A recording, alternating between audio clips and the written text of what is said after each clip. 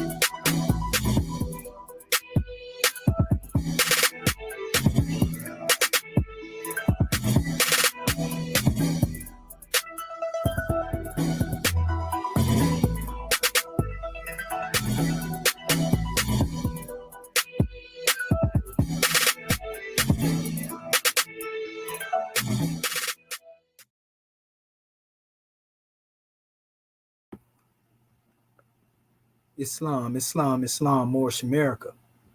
Want to rise upon the 7 and give all praises to the great God Allah, Father God Allah, and honors to His holy prophet, honors to our holy prophet, Noble Drew Ali, El Hajj Sharif Abdul Ali, that is.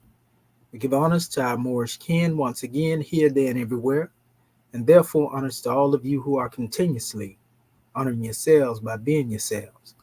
We give honors to our Grand National Seal. We give honors to our Grand National Emblem, National Flag, Divine Constitution and Bylaws, and honors to all of you who are indeed a living manifestation and personification of everything that our Holy Prophet brought to make us a nation. I want to welcome you to another late night library session. And I actually been trying to get this one on the manifest for some time now.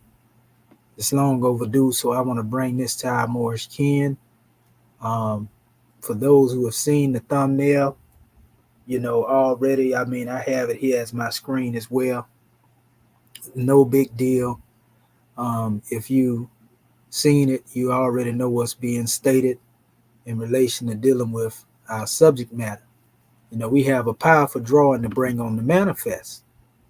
And most definitely, it will be fulfilling to those who are truly want to know the history of the Moors and know exactly who we are, where we come from, and how far back these teachings go. What are the teachings that actually represent us, and what is it that Prophet Noble Drew Ali actually brought back to the Moors? And this will be a grand drawing, family. We will also open up the way for our family, drop the link periodically, so to speak, for those who may want to come to the panel. This information that I'm bringing forth, some of you may be familiar with it. Some of you may not be familiar with it, but there's nothing wrong with learning. And this is, like I say, long overdue. And we've actually, on this channel, showed you the actual ancient origin of the Moors. We showed you the root of, the M&R throughout the periods of time that we had this channel open up. And also, when you go back to the first name that was used by the scientists, the Atlanthropus Mauritaniacus, we gave you a rundown on that, showing you how far back this name Moor goes. You're talking 300, 50,000 years to 700,000 years, actually, because the one that is referred to as Homo erectus now was actually referred to in the beginning as the Atlanthropus Mauritaniacus, which actually means Atlantis and Mauritaniacus. So that's just one point. And this is scientific terminology that was being used. Now, this ain't something that was just pseudo and made up. We got that. So if you want to go into that history is in my channel as well. Just look at the video that deals with the Atlanthropus Mauritaniacus. Coming up closer to where we are, and around about 20,000 years ago, there is the presence of the Ibero-Mauritanian, which is also another pretty ancient presence, in relation to dealing with that Mar term. It's at the root of Atlanthropus Mauritaniacus, and it's at the root of Ibero-Mauritanian. And then when we come out of that 20-year period up into the more modern time, we go into Kemet, and we have told you about the Demari and the Moorish gods, who actually are descendants of the Libu, or the Meswesh, as they call them. Also, we have to know that when we talk about the Libu and the Meswesh, during this particular time, you had what you called the Tamahu and the Tahinu. And this was the same dynamic that we deal with now. Those who were of a pale skin and those who were of a darker hue. And no matter what time period it is, in most cases, you're going to find out that the people of the darker hue were the parents or the indigenous ones. And most of the time you find when the pale skin come in, they end up mixing, or intermingling with our people after the fact. And a lot of times they get confused. So people will say, oh, the Libyan people, look like a pale-skinned European, but they have no idea about the Meswesh and the Libu or the Mareu that's referred to even in the Kemetic text, in this particular time. In fact, they had their own dynasty. These are the same who were known as the Puttites.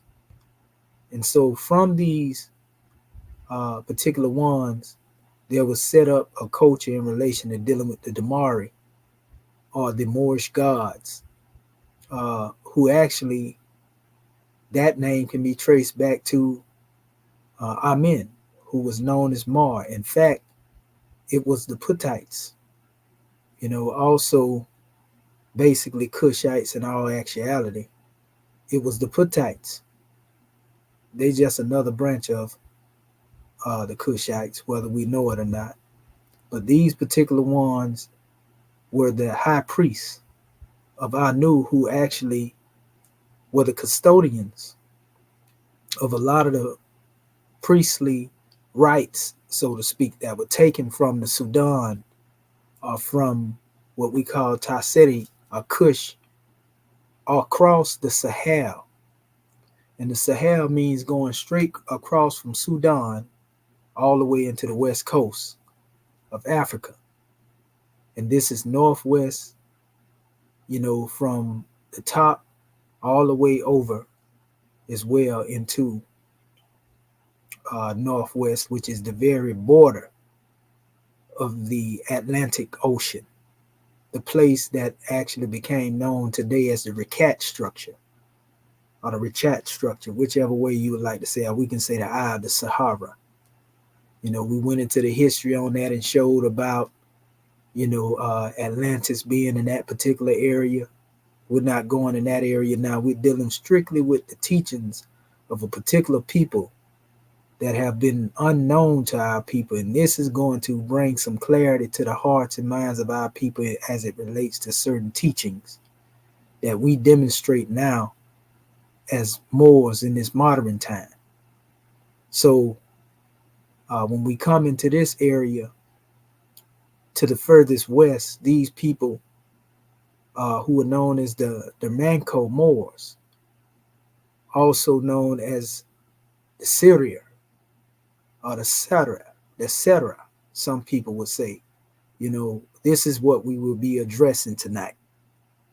The Setter people and their creed.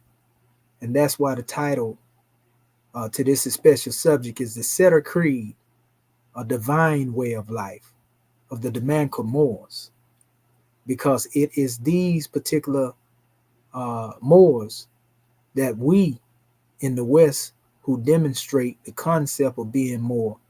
And we claim our Moorish ancestry. We actually literally descend from these particular Moors. These are the actual Moors that we descend from, and we're going to give that to you tonight.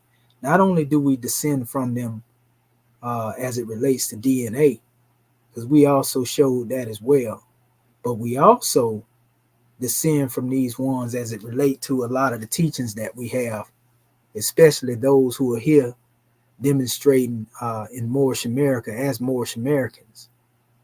We have the root and the origin of our teaching, so this is going to be fulfilling.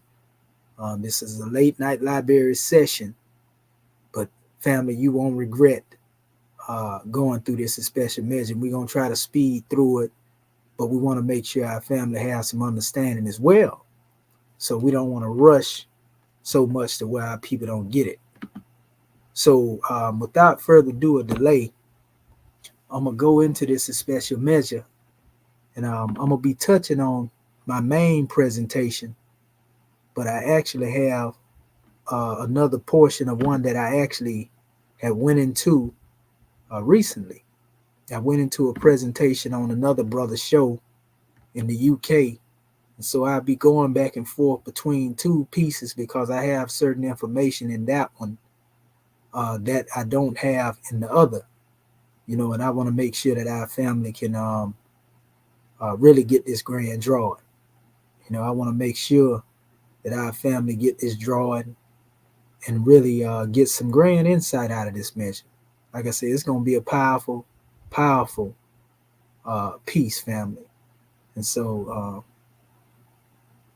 you can rest and assure that by the time we get done with this, you will have more clarity when it comes to dealing with who we are as Moors, how we become Moors, and what it means to be a Moor, and also why we should honor the teachings that we have been given as Moors, what we have received, from our beloved Prophet Noble Drew Ali, who did a grand job in what it is that he has taught us.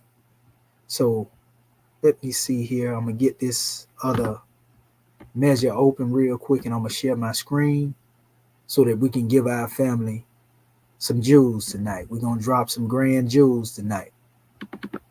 So family, just be ready. Okay, so here we go right here. I got that one open now. Okay, that's what we want. Like I say, I want to make sure we go through this and pay close attention, family, because I'm going to give you websites and links and everything. So let me go here. Okay, yeah. Here we go. Okay, now let me present this screen here and get into this demonstration. Okay, I just put entire screen so that hopefully I'm sharing everything every time I make a move. Got a lot of tabs open here. So what I'm going to do, I'm going to close a few of these out. That way we don't have no interference with our particular drawings that we are here to bring on the manifest. Okay, let's see here. Okay, here. Okay, let me make sure I got this one off, especially these here, because if I don't close the ones that have a lot of, okay, here we go. So this is the main one that we're going to be dealing with. And like I said, we'll tie the rest of it in there. And as you can see the fullness of it, this is the original thumbnail. And if you notice here, again, this is what we're going to be addressing here. We're going to be talking about the Darmanko Moors, the Sira Creed, a divine way of life, as a divine way of life, Mauritania, and how that relates to us, and also the Al Muridiya, Sufi order. We're going to go into those things and show you how they are actually indirectly intertwined, so to speak. So, starting off, I want to go into the name or the origin of the name Syria or Sidra is pronounced. And it states the meaning of the word Sidra is uncertain. It is possibly pre-Islamic and suggests 4 possible derivations. From the Sidra, Wolof, for those who know about the Wolof people. This is just one of the many tribes of Mauritania, or one of the many tribes of the Sidra. So the Sidra and the Wolof are the same people. When you hear Sidra or you hear Sidra or Wolof, you're talking about the same people. Established that. Also, even Fulani, being amongst that, or the Futa. All of these are different tribes in the same region. And we'll show you the map, of this special measure as well. Actually, a map that was created by, those who are of the birth. When you hear Senegal, Senegambia, and Mauritania, these are all people, so to speak, that has reference to dealing with the Sidra people, so forth and so on. So the Sidra exists within the expanse of Mauritania, and they are also known, as the Moors. And we established that before it's over. So from the Sidra, Wolof, the word Ria means misplaced. It states doubting the truth of Islam. This is one of the definitions that they say they give to this, right? And this is an Arab definition. In most cases, these definitions were actually placed upon them. Some of these definitions go back to the original people themselves. So some deal with people who were converts, and some of these definitions deal with the people themselves, the natives. This is more of the convert aspect, that they are saying that the Sidra doubts the truth of Islam. By the time we get done with this, you'll know better than that. They may doubt the truth of the Arab version of Islam, but they definitely know the difference between, Islam and Islam. So anyway, it says from the Sidra, a Wolof expressing Sidra, a real meaning to find something hidden or lost. So this is another definition, to find something hidden or lost, right? This is more of the tradition of the Sidra from themselves, as opposed to, the title that somebody else gave them, the Arabs gave them. So it says from the Arabic word Sidra, meaning sihir, a magician, or one who practices magic, an allusion to the traditional religion. So you already know that this is another definition, most likely, of the Arabs dealing with the word sahir and trying to equate that with Sidra, because the Sidra people actually honored, the constellation. They honored the stars. Even the Arabs, the prototypical Arab, or the Sabians, honored the stars, those whom actually led Prophet Muhammad. And there's a connection between the Sabian traditions and the Sahir traditions, Sabian Kushite traditions, and anything that has to do with revering or honoring cosmology. Most Orthodox Muslims or Arabs, begin to try to label as those who are practitioners of magic. In other words, all the African religions, let them tell it, are considered the ways of the magicians, are star worshippers and sun worshippers. And nothing can be further from the truth, because in the history of Islam, if you study it deeply, in a lot of the history of the prophets, when it run down different teachings of prophets and warners that had been sent to nations before Muhammad came, it will tell you that most of them were on the right path, and there was a deviation from it. So these were not just a bunch of pagan people before Muhammad came. Muhammad came to set the people back on the path. So, the Sabians are honored in the Quran, for example, even though they'll show you where it's two types of Sabians, those who worship the stars and those who are the real Sabians. And in all actuality, there's really no distinction between who the Sabian are. But the original Sabi'un Hunafa, are those who honored the Creator, honored his monotheism and everything, the oneness. The Quran gives honor to that. And it's the same when it comes to the people, who are the Sidr people. They had their particular way of life. You see? So we have to get out of the narrative of accepting that just because we had a way of life prior to the Arabs coming, that it was something that was haram, as they would say, or something that had to do with idolatry. So we'll see by the time we get done. So it says another author, Dennis C. Galvin of the University of Oregon, believes the derivation of the name reflects the origin of the Sidr in about the 11th century as a part of a culture living in the Futa Toro that refused Islam and split from the main group and migrated. He writes that the term Sidra is most probably a derivative of Pula, term Sidrabi, meaning to separate or to divorce. So, this actually can go back to why you would see the version up here where they were speaking of Sirah, Wolf, or Rear. They took the word rear out of Sidr and say, well, this means misplaced doubt in the truth of Islam. So you already know, like I say, where that's coming from. Ones doubted the truth and falsehood, strangely mixed, that came from the Arabs in the guise of Islam. Like our brother, Dr. John Henry Clark stated, the Arabs in their version of Islam pretty much stayed in the northwest and southwest region of Africa because a lot of the brothers, such as Yasir, in the institution that was set up by these brothers, and we're going to get further into this in a minute, they had a more spiritual version of Islam, and that's what pretty much dominates Africa. It was that portion, that we call in this era time Islamism. It was the more mystic, the spiritual teachings that reached our people. And that's what caused it to spread, not by the sword.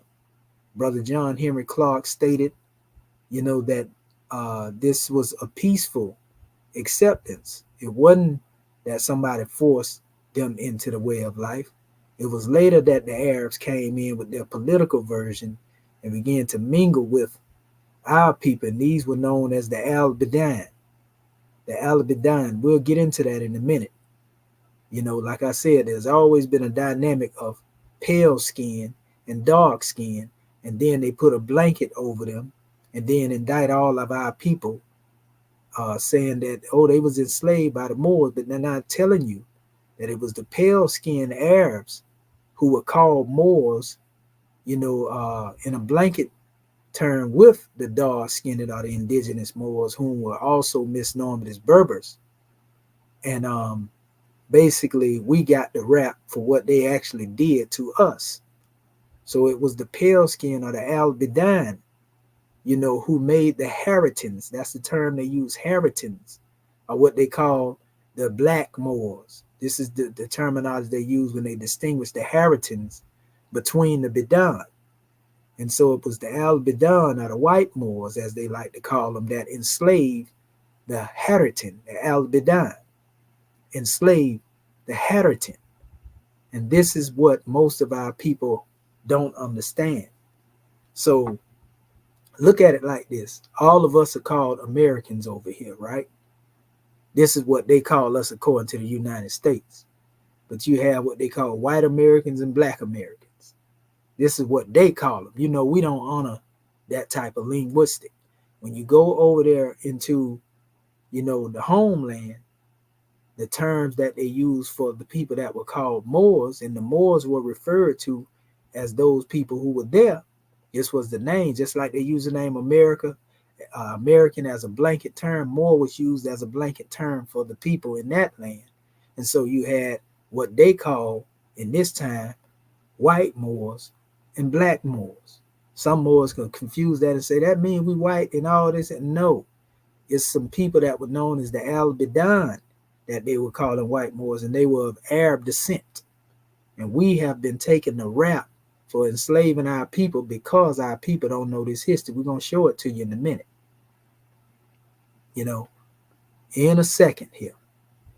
Matter of fact, I'm going to do it right now since I'm speaking on it. I might as well.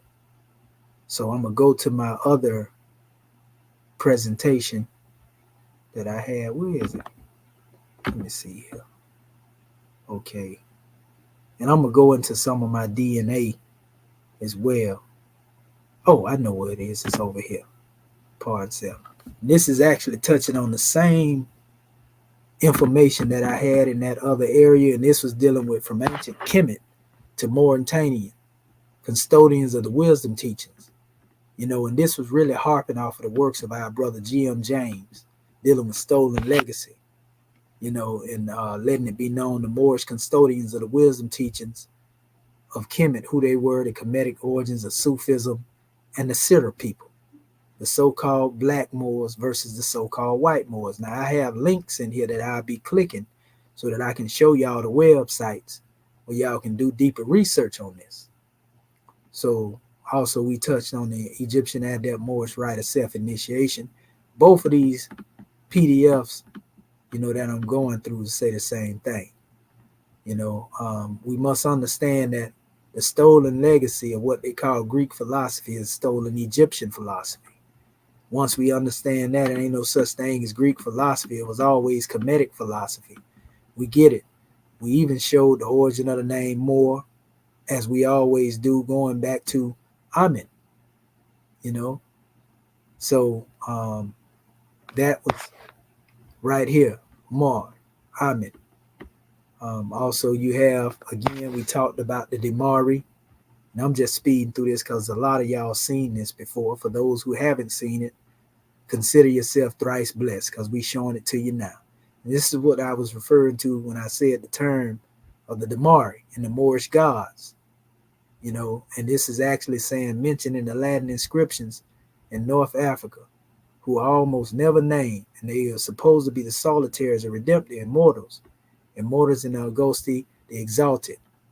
The Greeks actually mocked our people by calling on the name of the Moorish deities after they defeated, the Maori people of their time. They mocked our people with this. And if you look here, this is an ancient map, and it has the different places where you have Mauritania here, Mauritania, Mari. This is the same area that is now become known as, Senegal, and also the same area that is now become known as the place where the Sitter people were. I'm going to show you in the maps in a minute. The same region right here. See this here? This area right here. All of this really all the way up here. Because there are maps that actually connect them and they run all the way across here. But the Sahel comes straight through here from Sudan. And you can see, when you blow this up, the Sudanese, this is where your Sarah priesthood settled at. And we're going to get into that in a minute because the Sarah really come from the Sarah that came out of Kush and Kemet. Come all the way over here. So these teachings spread up through here. The Hosa have connection. That's why they'll tell you the Hosa have Kemetic blood in them. The Fubi. All these people are actually known as Moors. The Tuareg, your Dogon. There's a tradition dealing with the Sitter in relation to the dog star that is venerated by the Dogon. We'll get into that in a minute. The Mandinka and the Wolof and the Serer, all the way over here. This is where most of the people were taken into slavery. There's actually a slave post here. So a lot of the teachings of, Iwe, Yoruba, a lot of them have a Kemetic influence. That's why you find a lot of Kemetic loan words, in that particular language as well. You see, that's a whole nother story. But we have information that shows a lot of Kemetic loan words, and we'll touch on some of that in a little bit. So the teachings of Kemet, in Nubia, so to speak, have influenced a lot of the West. And this is what we talk about when we speak on the capital empire and the dominion. You see? So going down to our next slide here, like I said, I want to go through this. I don't even have to really, y'all already familiar with this. We just went over that a few minutes ago. But, this gives a time period. It actually shows you this is what we want to remember. The migration, of the DNA markers. This Neolithic area here is the same area, the Sudan, and so forth and so on. You also see that same line settling up here. And this is Y DNA all up here as well, EM, the E2. This is mostly E1, B1A and all that come up out of there, but you can see they end up in this same region here. Some of them went down, in this area, So they talk about the migration 270,000, 275,000 years ago. And a lot of this stuff I was actually dealing with prior to getting my DNA test. This corresponds with what Prophet Noble Drew Ali taught about old man Cush and his family being the first inhabitants of Africa who came from the land of Canaan. And then it says that his father Ham came second. But it talks about how the dominion of Cush is northeast and southeast Africa, which is this region over here. And then his father's portion is northwest and southwest, Africa, which is over here. So this is where old man Cush's father settled at, the Hamites and so forth and so on, according to the way we teach. So we even showed, again, this same region over here being the Richat structure, as I spoke of before. And now we go into the works of our brother G.M. James. He made this statement. He said, furthermore, the Greeks were unacquainted with the Egyptian language during the period of so-called Greek philosophy dating from the 6th century BC, and as a consequence transliterated Egyptian words into Greek without regard to their Coptic derivatives. The following Homeric stories verify the practice of the Greeks in the transliteration of Egyptian words and the plagiarism of their legends. According to Omer, Protus was a maritime divinity feeding on his Phocae on the coast of Egypt. He was endowed with the gift of prophecy, which was exercised only upon compulsion. Proteus, however, was an Egyptian pharaoh who succeeded to the throne on the death of Pharaoh, the son of Sesostris. Proteus was also worshipped at Memphis. The Greeks did not only translate the name of this Egyptian king, but plagiarized also on the legend. Herodotus, chapter 2, page 112. Then he went on. He spoke on the social reformation through the new philosophy of African redemption. You got to remember, the Greeks did a number on certain things. That's why we got to touch on this history so that our people get it right. It says, now that it has been shown that philosophy and the arts and sciences were bequeathed to civilization by the people of North Africa and not by the people of Greece, the pendulum of praise and honor is due to shift from the people of Greece to the people of the African continent, who are the rightful heirs of such praise and honor. So he's saying, as a result of the teaching that he had brought forth, our brother G.M. James, that this was going to cause a paradigm shift once our people wake up to this knowledge. And this is what we're giving you right now. He said this is going to mean a tremendous change in the world opinion and attitude for all people and races who accept the new philosophy of African redemption. It says the truth that Greeks were not the authors of Greek philosophy, but the people of North Africa would change their opinion from one of disrespect to one of respect for the black people throughout the world and treat them accordingly. Right? This was the brother's intent in bringing this information. Our brother went on to say, he said, in the drama of Greek philosophy, there are three actors who have played distinct parts, namely Alexander the Greek, by an act of aggression, invaded Egypt in 333 BC and ransacked and looted the royal library at Alexandria, and together with his companions carried off a booty of scientific, philosophic, and religious books. Egypt was then stolen and annexed as a portion of Alexander's empire. But the invasion plan included far more than mere territorial expansion, for it prepared the way and made it possible for the capture of the culture of the African continent. This brings us to the second actor, that is the school of Aristotle, whose students moved from Athens to Egypt and converted the royal library first into a research center, and secondly into a university, and thirdly compiled that vast body of scientific knowledge which they had gained from research, together with the oral instructions which Greek students had received from the Egyptian priests, into what they have called the history of Greek philosophy. In this way, the Greeks stole the legacy of the African continent and called it their own. And as has already been pointed out, the result of this dishonesty has been the creation of an erroneous world opinion that the African continent has made no contribution to civilization because her people are backward and low in intelligence and culture.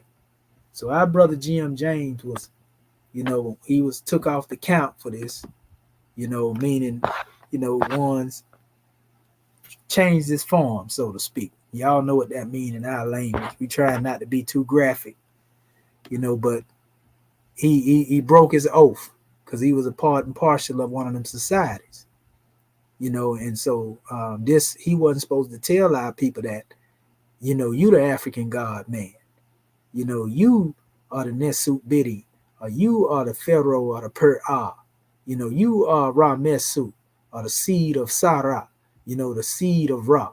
He wasn't supposed to tell the people that, so the brother definitely went out the way that they stayed in the oath, having his tongue tore out and his Bibles removed, all types of stuff. People try to lie about it, but go do the research and deep dive. They tried to cover it up. And long live the brother, for bringing this out, during that time where people would dare do so. So it says, because history tells us that the teachings of the Egyptian mystery system traveled from Egypt to the island of Samos, and that's up in the region of Greece, right? From Samos to Croton in Italy, and lastly from Italy to Athens in Greece throughout the medium of Pythagoras, or Pythagoras, some people say. And it says the eclectic and the late Ionic philosophers. Accordingly, Egypt was the true source of the mystery teachings, and therefore any claim to such origin by ancient Greeks is not only erroneous, but must have been based upon dishonest motives. History also represents the early life and education of Greek philosophers as a blank, and their chronology as a matter of speculation. Consequently, it has given the world the opinion that the Greek philosophers, with the exception of the three Athenians, might never have existed and might never have taught the doctrines alleged to them. In other words, history represents the pre-Socratic philosophers as questionable in the existence, and under those circumstances, they neither produce philosophy nor claim its authorship, except by questionable and dishonest methods. It says the compilation of Greek philosophy appears to have been the idea of Aristotle, but the work of the alumni of his school. It says the movement was unauthorized by the Greek government, which always hated and persecuted philosophy because it was Egyptian informed. The organization, control, and operation of the mysteries gave the Egyptians the right of ownership to philosophy, and therefore any claims by the Greeks to philosophy must be considered as illegal and dishonest. Because the period of Greek philosophy, Thales to Aristotle, was a period of internal wars among the city-states themselves and external wars with their common enemy, the Persians, the Greeks were victims of perpetual internal strife and perpetual fear of annihilation by their common enemy. They had no time which they could devote to the study of nature, for this required the riches and the wealth of the leisure classes. But they were too poor to engage in such a pursuit. This is one of the reasons why the Greek philosophers were so few and why the Greeks were unacquainted with philosophy. The Greeks did not possess the native ability essential to the development of philosophy. The death of Aristotle, who had inherited a vast quantity of books from the library of Alexandria through his friendship with Alexander the Great, it says, was also followed by the death of the Greek philosophy. It says, which soon degenerated into a system of borrowed ideas known as eclecticism. This system contained nothing new in spite of the great treasure of knowledge which they had obtained through Alexander's friendship with Aristotle and his conquests in Egypt. The Greeks rejected and persecuted philosophy, owing to the fact that it came from an outside and foreign source and contained strange ideas with which they were unacquainted. This prejudice led to the policy of persecution, and Anaxagoras, it says, was indicted and escaped from prison and fled to Ionia in exile. Socrates was executed. Plato fled to Megara and to the rescue of Euclid. And also Aristotle was indicted and escaped into exile. This policy of the Greeks would be meaningless if it did not indicate that philosophy was alien to Greek mentality. Argument 3. Greek philosophy was the offspring of the Egyptian mystery system. Because complete identity had been found to exist between the Egyptian mystery system and Greek philosophy, with the only exception of age in relation of parent to child, the Egyptian mystery system antedated that of Greece by many thousands of years. The following are circumstances and conditions of identity.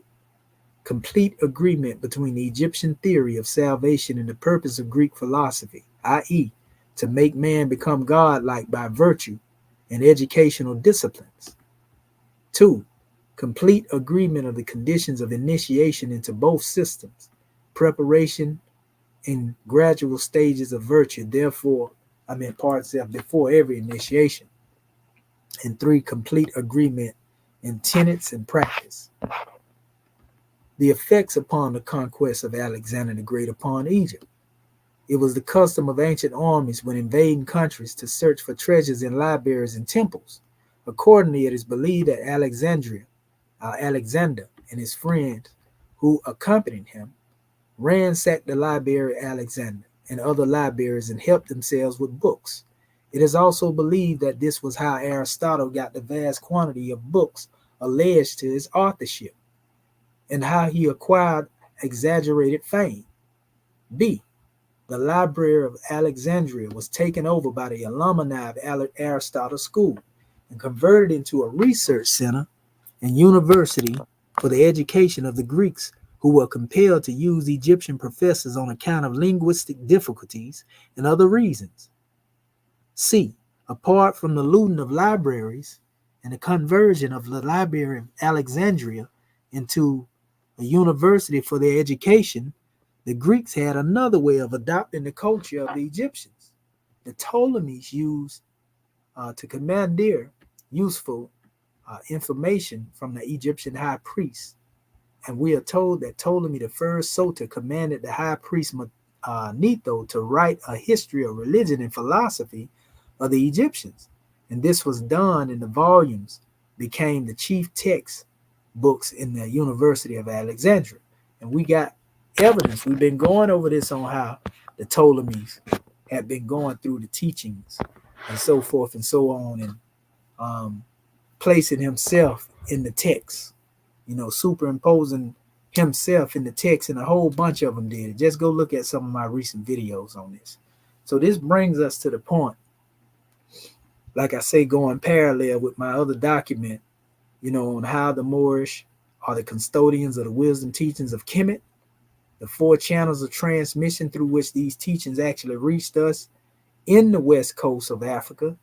1 channel through the Sabah Meroe, the Cushites of Nubia, and the priests of the temple of Amun, who are known as the high priests of Amun, through the Puttites and so forth and so on. We spoke of that earlier. Then we had the ancient Damari, who basically took these teachings further, in the priesthood of Amun-Ra, and Amun-Ope, also known as the high priest of Anu, that came through here. Then you had the Maoris, the Manco. And that's the French way of saying the Darmanko Moors that we're speaking of in this particular presentation. So by the way of the Sira priesthood, which actually received also a transmission of the knowledge through the Sara. And we're going to show that to you in a minute. And lastly, there was another source that came out of, the Kemetic mystery system through the teachings of Sufism. We know Sufism is traced back to Dhul Nun, an Egyptian-born mystic who was not a Muslim, but he is said to have received his teachings from Tehuti. And he's honored by Orthodox Muslims, even though he's not a Muslim, for being, basically the founder of Tasawwuf, or what they call the branch of knowledge or spiritual knowledge in Islam, Sufism. So the Muridiya, or the Murids, which you see me have that also in our thumbnail.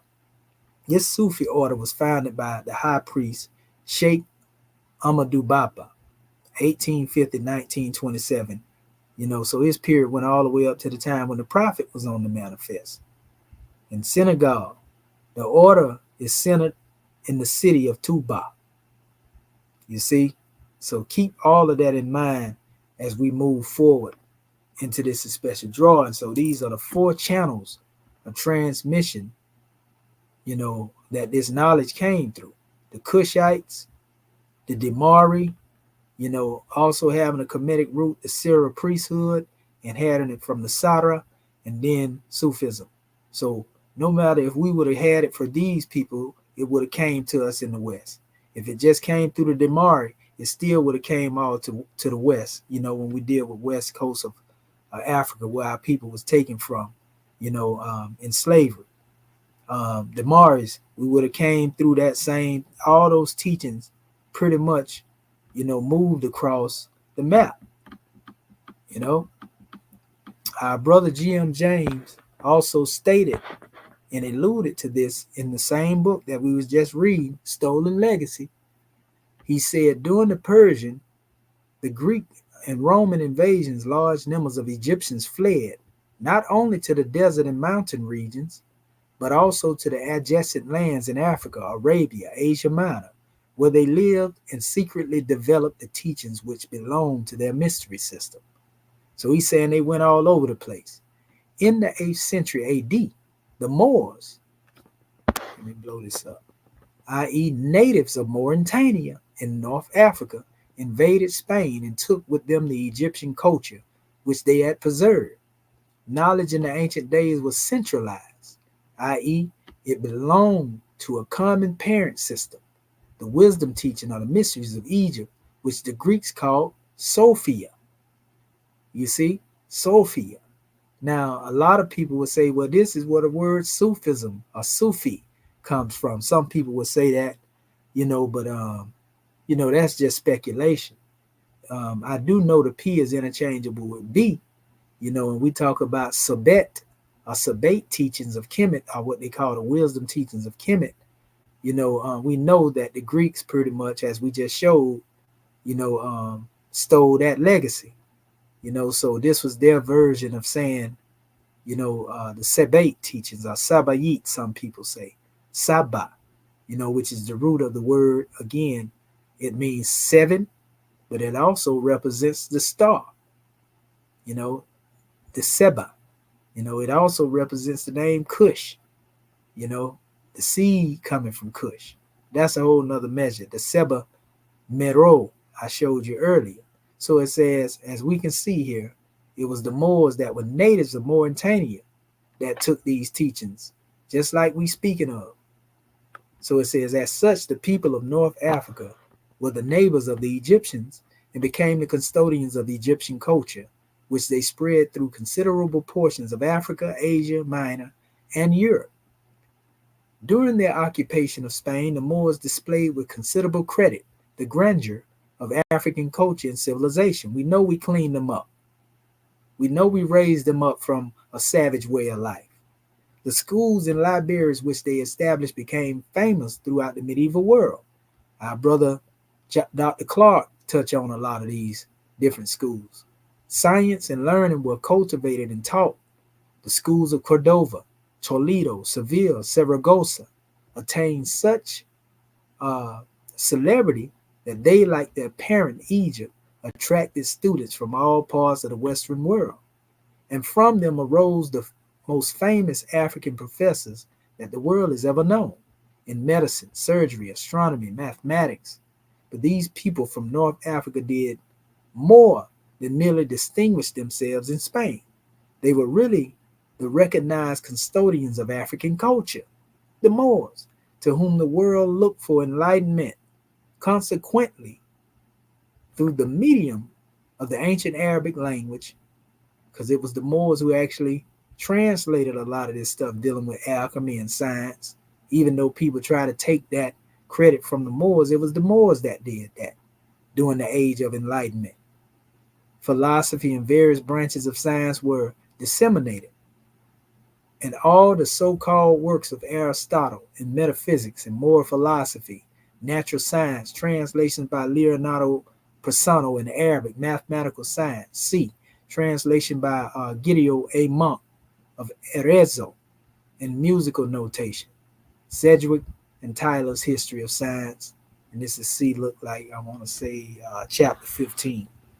So it says, in addition, the Moors kept up constant contact with Mother Egypt, for they had established caliphates not only in Baghdad and Cordova, but also at Cairo in Egypt. Europe in the Middle Ages, by Alt in 269, page 219, it says, just here, it would be well to mention that all the great leaders of great religions of antiquity were initiates of the Egyptian mystery system, from Moses, who was an Egyptian hieroglyph, down to Christ. And we actually have, the degrees, that Yehoshua was initiated through as a neophyte. We know in the Piscean records, it tells us Moses was learning all the ways of the Egyptians. If he was brought up there, then it all makes sense, So this is what I was referring to earlier. When I went into this special measure, I wasn't able to go over all this stuff in our brother's broadcast because he has a time limitation. Y'all know we get it in over here. Honors to that good brother, Titans TV, for allowing us to be a guest on his show. So here, what I did is I tried to put, the knowledge up here in the areas of where it would come from. This is actually representing this region of Kush. So you see Kemet, dealing with Mari. I just showed you Mari deal with the priesthood, and Sarah, the son of Ra, the sons of Ra, and if you look here closely, you can see coming out of Kush, the Sarah starts to break off here, the priesthood, going across the Sahel. And you see where they touch the whole Sahel, the Nok, the Ife, Songhai, all them teachings travel with them all the way over here, but they also spread it up toward the north, coming out of, the south east and the northeast area, spreading all the way up here and across this region. So this is why you found the Demari, after the Mari who were here, ancient Mauritania. And it is from here, that they seeded, taking the wisdom some up in this area, and you had the Mauritanian Sarir. So we know it's 4 ways of transmission that a lot of these teachings reached over here. We just showed you that, and we are showing you the derivatives of those teachings. And being that I didn't have a map of the United States and the Moors going into Spain and all that right there, I just put it right here at the bottom to let you know it was these ones who pretty much seeded us with the wisdom, because these were the ones who were the slaves that was taken from here, along with some of the people that was actually indigenous, in Mauritania. And so the Mari and the Moors, the Moorish and the Saracens, we're going to touch on some of them names in a minute. Not only did they take the knowledge here, the wisdom and understanding, but the concept of Amun Ra coming out of, Kemet and Kush, being taken by the Demari. We understand, and we had a history showing that they venerated Amun Ra. The Demari did. So that's why we have Amun Ra here in the tradition. There, the temples of Amun Ra. Also, the teachings of Amun Ra went all the way into India. Because when we speak of this, we call this the Meru Kushite civilization established along the Nile Valley. Then you had the Indus Kushite civilization, which was founded, in India, and they also venerated the teachings of Amun Ra. We showed this in some of our videos. So this same knowledge, the people of Mauritania, we got information on this showing, and we showed this in videos before. That's why we ain't going there now. But Amun Ra was also venerated. Homage was paid to him by the Moors in general. I have plenty of slides. Matter of fact, since I'm mentioning that, and I want to really make sure that our family get this, and I want to say peace and blessings to all of our family who are here. I want to give honors to you, family, that are watching. It's finna get good. Yakub Gamma Bay Keys, Charles Warrell, Facebook user, we know that's you, Muff T. Niambi, we give honors to you, Queen. It's an honor to see you here. And you're going to get a lot more knowledge, Queen, right here. Who taught the pale skins higher knowledge? We're going to get into this. Honors to the brother KOS Al Sufian community. Family, this finna be power. HOTC, powerful. I'm telling y'all, it's finna get deep in a minute. Butt naked truth, honors to your born dog, honors to your family.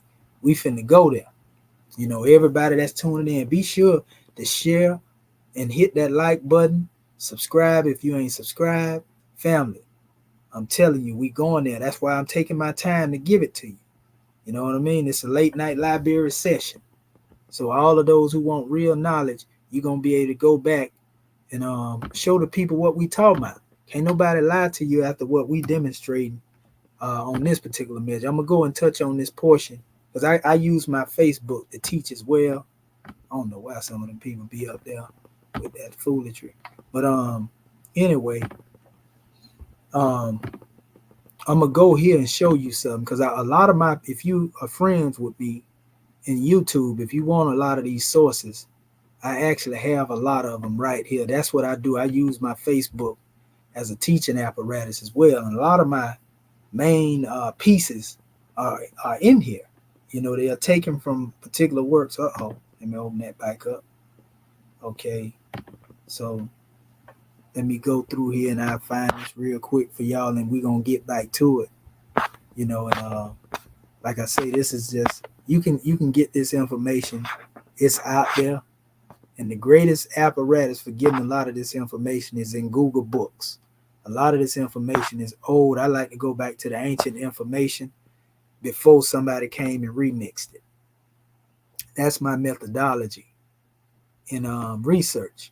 And then I come up into the modern time because most modern information is attached to a bibliography. A bibliography has to do with the information that we deal with right now. You see right here where it speaks on, this is dealing with a brief discussion on the map of Put. The Puttites remain in the region of Libya. Others pushed westward and dominated much of North Africa, West Africa. The Moors came out of Put. This is what I was saying. These are your Meshwesh, your Moreu. These are what you call the Lebu, dealing with our people. Even though, like we say, the pale skin people were known as the Tamahu, but it says in corresponding, people get them mixed up. It says the corresponding in Morocco and Mauritania and Mali and other places as well. So they come out of that particular region. This is actually a map here, that deal with Put. And you see it here, originally founded, moving and continue moving west from this area. See, it says the Moors and their nations came out of Put, Morocco, Mauritania, Mali, and beyond. So some of them came out of here. You see? Notice it's showing like they came out of Canaan, like Prophet Noble drew. At least it's just a random map. The Olmecs, they show that it goes all the way into the west. In fact, those who took the first people that came in 1453 from the same region, from the slave post here, the Senegalians, they actually were taken from this area and went into Mexico. So it ain't strange you see Olmecs here. And in Mexico, hence the term Amexum. There's a Amex here and a Amexum here. What we call Oxum. You have an Axumite civilization. You had an Oxumite. The Oxum over here, Axumite over here. So one dealing with the land of the Son, one dealing with the land of the Father. And this is like I really will literally overdose our people on all this information that I have here. I'm gonna show you another one here real quick before I move on, because all of it is pretty much saying the same thing that I have, just different pieces. Here's one right here. It speaks on them. They are the indigenous people of North Africa, west of the Nile Valley. They have been variously known as Libyans by the ancient Greeks, as Numidians, and Mari by the Romans, and as Moors by medieval and early modern Europeans. It's part itself. So right here, this is another measure here. This is an old piece, that's why it's kind of blurry. It speaks on Othello. Y'all seen the movie Othello? Lawrence Fishburne played in that movie. But it says, well, the Negro or Moor belonged to an African race. Othello. Shakespeare, was the one to write about this. Our brother Deuce Muhammad Ali also has some screenplay I wanted to say back in the day dealing with some of Shakespeare plays. And it says Shakespeare, of course, was not ignorant of the great distinction between two African races, Moors and Negroes. He must have been well aware of the Mari, or Moors, were the aborigines of North Africa, indigenous race, quite apart in color from features and mental characteristics from the native of Central Africa, the Negroes.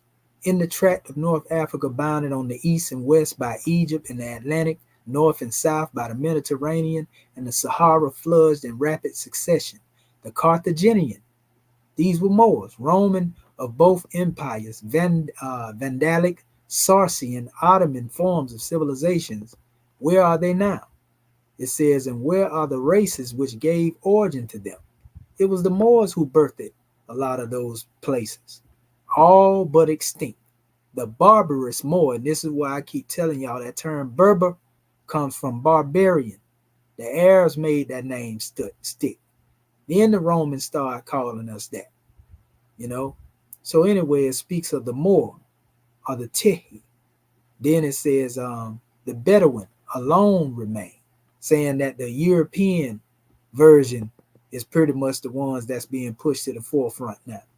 What original Moors? The indigenous one we talking about. You see what I'm saying? This is crazy. It says they were before the arrival of Queen Ditto, and they are there now, being the aboriginal race. They survive whilst all intrusive races have become extinct. Races of men. So they still there, even though people think that they ain't. So from Othello's words, I fetch my life and being from men, royal siege. Okay? So, dealing with the term Mauritania, and included in Morocco, West Algeria, known to be the source of slaves in late antiquity. It says the indigenous people of that area were at that period known as Mari, Moors. So I keep telling these people, this term was a native name. This wasn't given to them by the Romans. People that tell you that is lying. They taking the European narrative and running with that because they got something against the Moors. So they ain't going to tell you the truth. All you got to do is go and look this stuff up. It says Procopius, writing about the Byzantine Vandal wars, not long afterward used the Greek adjective, melanocry, black skin. It says the same word used to describe Nephiros, to describe the Moors. a Marusoi.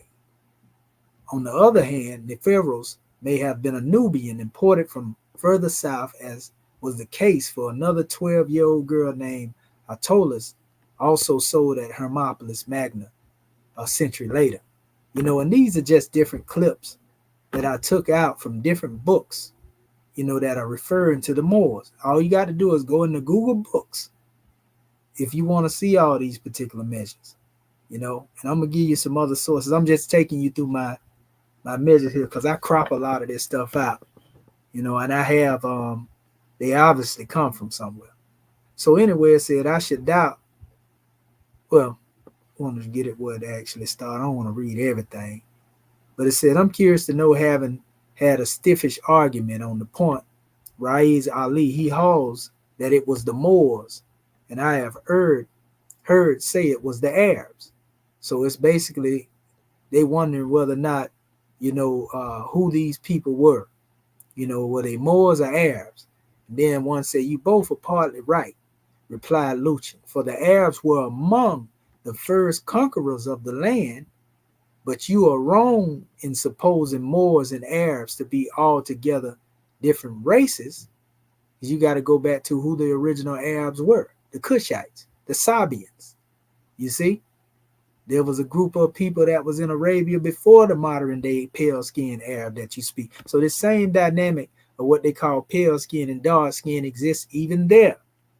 Our people hear Arab and they think modern people. They don't know about the Sabians. It says, when the Arabs came into the land, some of them took the plains inland and continued their wild, wandering, idle style of life, half predatory, half pastoral, and others took up their abode on the coast and became more mingled with the people of other seafaring tribes, built towns, and came at last to be known as Mari or Moors, from which the part of the land they dwell in was known of old by the name of Mauritania. But the Aborigines, contended Lucien. Aber what? Sir asked Flagon, removing his pipe. Aborigines, the original inhabitants of the land. Ah, I see, sir, returned Ted. Them as were very beginning, just Atom and Eve like, exactly so, far away they talk funny back in the days. And so, they basically speaking of the original inhabitants and so forth and so on, and the Aboriginal people who was there. And so here's another work, coming from that time, speaking of the Maori, going all the way over into Hawaii and so forth and so on. That's one aspect. Trying to get to this other one here so I can get back to my slide in a second. This here is most definitely. Here's another, speaking of Put being the founder of Libya, and there's a river in the country of the Moors, badness name, whence it is that greatest part of Grecian historiographicus, pardon self. It says in the river in the adjoining country, the appellation of Put. This is still talking about the Putites, basically being the ancestors, the Meshwesh, as they like to call them. Here's another one here from Muhammadan accounts. It would appear that Shem is the father of Eastern nation. They're using biblical language. It says Hebrews, Persians, Arabians, also other Greeks and Romans. Ham, from the Muhammadan annals, was a common founder of the southern nations, the Moors, Africans, and Indians. You see, that's the biblical terminology they use. Like everywhere we go, these people are saying the same thing, basically. Here's a particular work here. This actually comes from ancient and modern Britons, and it speaks on Bocart, derives the name Mari or Moors from Mahur, the West, by an Ellison of the H, a common custom of Oriental language. Also, Mars was called Mavurs or Moros. That's another aspect, because U is interchangeable with V, and that's where your Marus come from. And then the Romans came and gave a name for the people of certain nations as I or A. Hence, they called these Mari. Then you had the tribe of the columns of Hercules called Marusis. That's the pillars of Hercules. It If you ever known the history, go look that up. That's right there in Northwest Africa. So, this term Moor took on many different changes in Persian, Sanskrit, Old Persian, Latin. All of them had their certain way, but they kept true to that M and R. All they did is remove the vowel or maybe added a letter H to that thing. And where it is, I was just getting up on that one. This is the one, too. Here's another one dealing with those who know of the biblical narrative. Ham, remaining the son of Noah, had 4 sons: Cush, the father of Nimrod, and the progenitor of Babylonians, Mizraim, who peopled Egypt and the northern parts of Africa; Put, who was the ancestor of the Moors; Canaan, of the Phoenicians and Canaanites. So, no matter what source you look at from a biblical standpoint or just dealing with those drawings, you see the Moors here. Here's from one of the oldest Bibles, the Geneva Bible. They actually, this is before the King James Version. They called Micah the Morishite, a prophet of the Moors, prophesied in the days of Hezekiah of Judah, and spake to all the people of Judah, which are the Moors, saying, Thus saith the Lord of hosts, Zion shall be plowed like a field, and Jerusalem shall become heaps. So here it is, Morishite, what they call Mosereth, was built by the Moors in the desert of Paran. When they say God came from Teman and the Holy One from Mount Paran, it says in the land of Amalek, for those Bible thumpers and those who like to read that text, it was the ancient encampment of Israel in the days of Moses. In the Moorish War, Adel in Africa, some of the books of Moses were burnt. So, this is a whole measure here talking about, the Moors right here in the Geneva Bible. This is an excerpt from that. You know what I mean? So Moor was used in literature back then is what I'm showing you. Then they replaced it with the terms such as black, and Negro and, all this other stuff that they came later with. You see? So once you understand these things, it makes it easier for you to comprehend what I'm getting at. This is really like overkill for me to go into all of this, but it's always good to revisit this information and give our family this insight. This is what I was really trying to get to.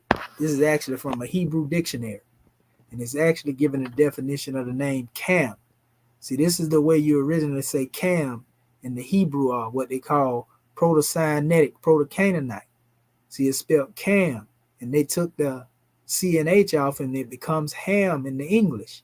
It means it's hot or warm, applicable to the north of Africa, where the Numidians and the dark and swarthy Mauritanians or Moors worship Amun-Ra. Amun, the sun, otherwise Jupiter. Amun represented by Cam.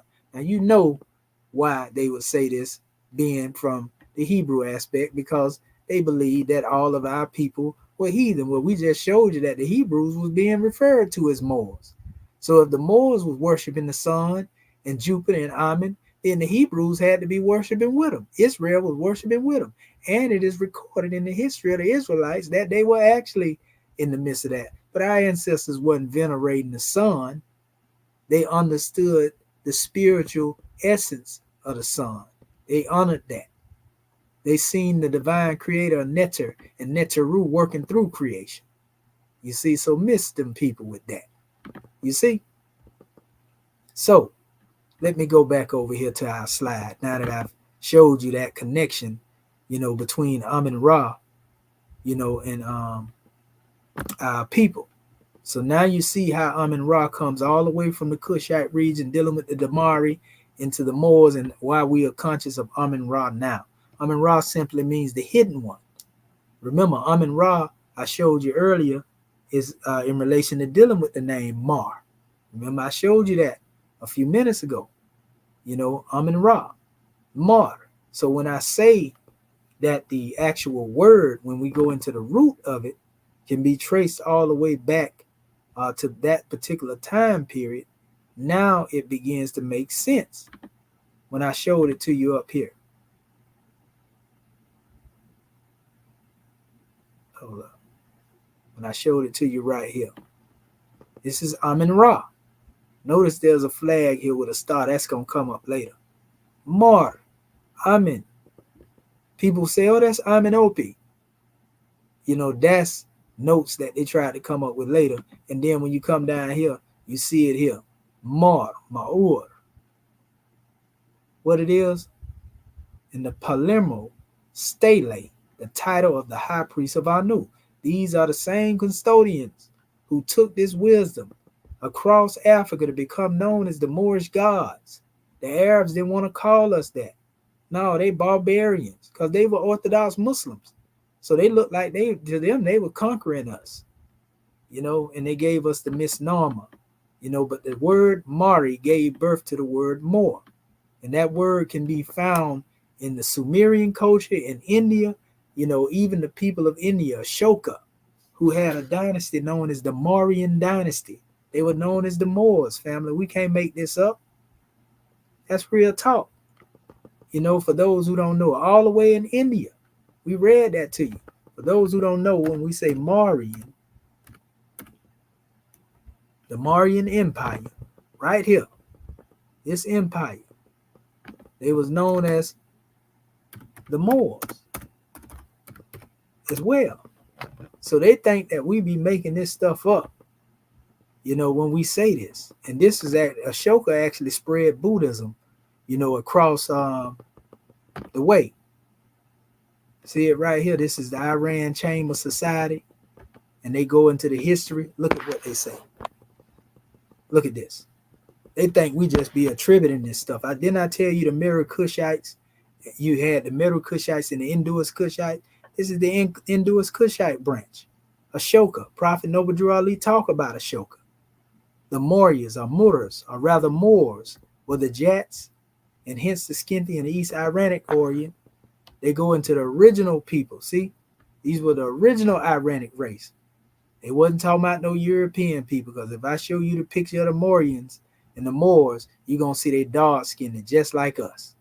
The Mauryan or the Moors were close kin of Amorites in Babylonia and Egypt. Huh? Like, all you got to do is go and look this stuff up. All you got to do is look this stuff up, family. It's out there. It's out there, family. The Mauryan dynasty. We can't make this stuff up. So Ashoka had basically gave up all his wealth to become a Buddhist. You know, but when you look at the pictures of the original Mauryans, I got the pictures up here, family. In my pictures, I got them up here.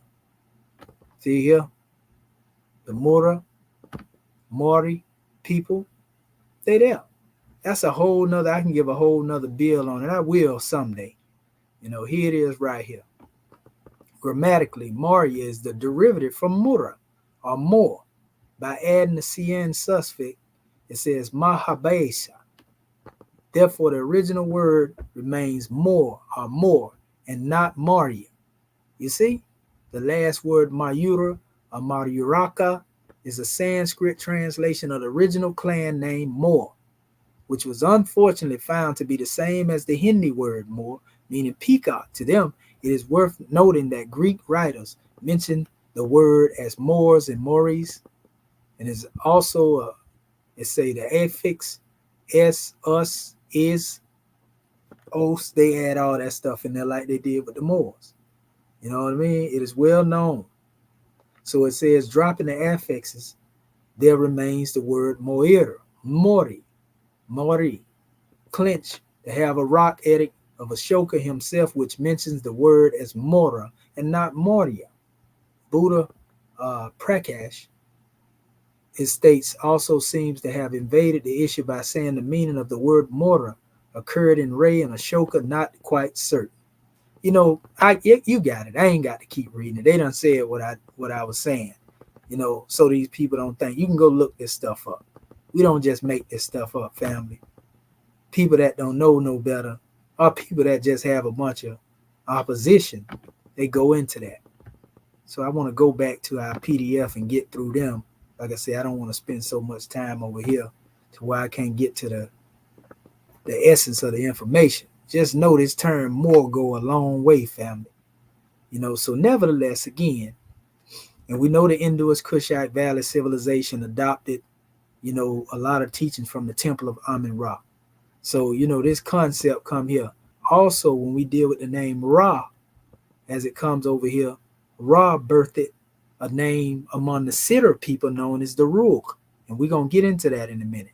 Ruh, people don't know the letter H and sound shifting meaning the letter H and G has a cognitive relationship to each other when you deal with linguistics. And so sometimes you may even see like a G and a H, Ruh, right? Ruh. This is the name of the deity of the Siddur people. So there's a connection between that name, but the word Ruh is also connected to the name Ra. Ruh and Ra and Ruch, even in the Hebrew, there's a connection that deals with the spirit, and so also you see Rahman, Rahim, these names in the Arabic, all languages can be traced back to Kemet in certain ways where they borrow a loan word where they create their expression of it. Even words like noon and nunet, nun, you will find these things, nun being a symbol of the celestial now or the cosmology universe, and nun in the Arabic becomes fish. But that's actually the nickname of Dul Nun. Dul Nun, the Egyptian, was known as the fish. You see, so it ain't strange when we talk about that Sufi wisdom coming out of there and coming all the way over here.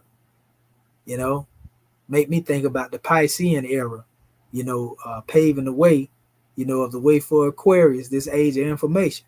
So we come into where we get the word from. Mari gave birth to Moors.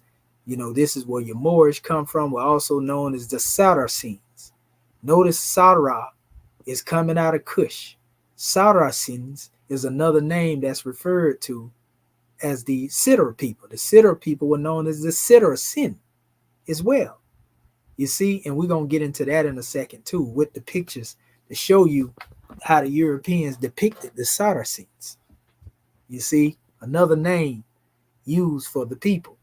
So that's the connection, direct connection, Sara. And also the word Ka and Ku and Kuket. This represents, cosmology in ancient Kemet. But these same words, Kuk and Kuks and Ku, also has a grand drawing because they represent cosmology too. And they have a relevance to dealing with the soul as well when we talk about Ka, And so that reached us all the way over here. And obviously we can see the Ra, the Ruach. I'm showing you the actual etymological pattern. And then, like your noon, we spoke on that. And then your Ka. So there are a lot of cognates. And I have more information on different cognates. Since I'm showing you these cognate words, I'm going to show you some. I didn't put them in the slide, but I did crop these out because I got plans on bringing another measure on these here. And I'm going to show them to you real quick. I think it was this one here. Let me see. I think that's it. Let me make sure. There we go. Yeah, here it is right here. This is actually a particular work that had these different words that come straight up out of Kemet. And this is dealing with the Dogon people, for example, showing you how many people took from different words. And these are words dealing with different nations, not just the Dogon alone, but different nations. The Magi, who were also over in the area of Nubia. These are some of the Afar tribe from Beja and Sudan, for the people that think the Egyptians look like the Arabs. I don't want to get too caught up in this where I go on, but here's a measure here dealing with the Dogon. Now, Puru equals Osiris or Osar. You see, Napir. The Egyptian word for deity, but also pharaoh and Neter, is found in modern BA languages. People like Bantu and all these measures as well. It says as thus Coptic, Noti or Nut, Gurma, Unteru, God, right? Gumanchi, which is Untenu, God, Fulani, there's one of the Moorish groups, Intore, God. Masai, Neteru, God. Coesio, nature, inter, sacred. Mumbutu, Noro, God. And this will actually be a cognate of the word Nur. But so it ain't strange that all these different nations, have expression, just different expression on whatever language they have. And like, same thing with Sigi. This is very important because we're going to get into the priesthood and the Sarah people that had his name. Egypt, Sa, there's P is interchangeable with B. I was talking about that earlier. Like P, B, B, there are cognates there. So there are certain words in Egypt and other African languages, family, that most definitely carry over. Even whole phrases. Like here's one say, a good place is become an evil place, Egyptian, which is Bu Neferet Su Imbuban. Then Wolof says Bu Refet Mel Nibuban. This is Wolof. So we can see the Wolof, the same people we were talking about, the Sidra people, their language is relevant to the Egyptian language. So when you have people talking about you can use this language, you can use many languages, that actually have Egyptian words and connect them. Mir F, he love. Wolof, Mar on F, he loved passionately. Also, M is interchangeable with the letter N too. A lot of people don't know that. Mir on S, she loved. Wolof, Mar on S, she loved passionately. The only difference is the word passionately. Mir on Sin, they love. In the Wolof, Mar on Sin, they love passionately. So this is whole phrases that, and we can do this with also Somalian language, the Magi. We can do this also with Igbo. We can also do this with certain Bantu languages. This proves that there are cognates between the languages of Kemet and so forth and so on. We ain't talking about no pictures. We talking about hieratic, is where that stuff come from. So don't get it twisted, family. Sin and sin meaning brother, in the doggone and the other language, sent and san, sister, set and set, woman, shop and sapi, transform, sit and siti, to prove, soak and suka, to pound, grain, soak. I mean, this is overkill. So this is showing you that language itself traveled from the Sudan, Kemet, Nubia, Egypt, and went all the way over into the West, family. Not in just among one people, but a whole bunch of them. And I just got, it's just over and over and over. We got it right here. This is the Wolof. Am, Si, Tate. Look at it. Aku, foreigners. Look at this. Anu, Atef, Ati, crown, Osiris, soul, Ba, Bay, ram god, goat, Bay, priestly title, father, Ben, overflow, flood. I mean, come on, bro. This is the Wolof people. Pay attention, because the Sira people are also known as San from the nobility of Sudan. In the expression of Sankore, our brother Dr. John Clark, he speak on this measure right here. Sankore, the area where the nobility and intellectuals lived in Timbuktu. These were the same people. Look, clearly the Sira represents an African people with an extensive religious history and fascinating regard for human community as expressed in their language. From their famous burial mounds, which they call pyramids, or the tumuli, a pyramid, so they were utilizing pyramid burials also among the Sidra people. Now we're getting down to it. These Moors of Mauritania, because the Sidra people are the Moors. Their intense philosophical reflections on the nature of space and time, human relations, and the meaning of life, Sidra, are in tradition of Africans who have confronted their environment with numerous questions and answers. So it goes on, talking about the oral tradition, and what deals with it. It's a lot of information, going all the way back to Ghana, because there was a Ghana empire that's older than the one that most people know to be Ghana. And this is where a lot of this come from. Egyptian connections to other African tribes. That's the source of that particular book right there, family. And it goes on. This is dealing strictly with most of the language. It also is touching on the Sabians here in this particular area, who they were. And it's showing you some in the West, in Uganda and Tanzania, on how they even go back to being connected to the Sabians or the Sabai, the Cushites, same people, family, just different names, a sub-tribe of the ancient Egyptians. These are the Sabians that's spoken of in the Quran. That's why I tell you, this is the teaching we draw from. And we can go on and on and on with this, family. Just looking at this here. Here go more words, basically showing more. This gets further into dealing with the Settler people, who also have the name, and words in their language. For example, among these people here who are also among the Sirah, they use the names that were brought from Egypt, known as Ilet, the god of justice. They actually speak of this. The brother spoke of this, Al-Sa Imhotep, in his recent presentation on Sarnetta. I spoke on this a couple of times. Amani, another word dealing with the deity, Amen, Apis, Apeso, also the name Ma'at. All of these things are used by the Sirah people. The tribe of Wolof. Wolof, Jollof is another way of saying Wolof, by the way. It says they had the same type of building styles in Kenya and Ethiopia, and the wide style huts. In their oral tradition, they migrated from the east and headed north toward Egypt, then took the northern Sahara route, landing in Mauritania, and even landing further south in West Africa.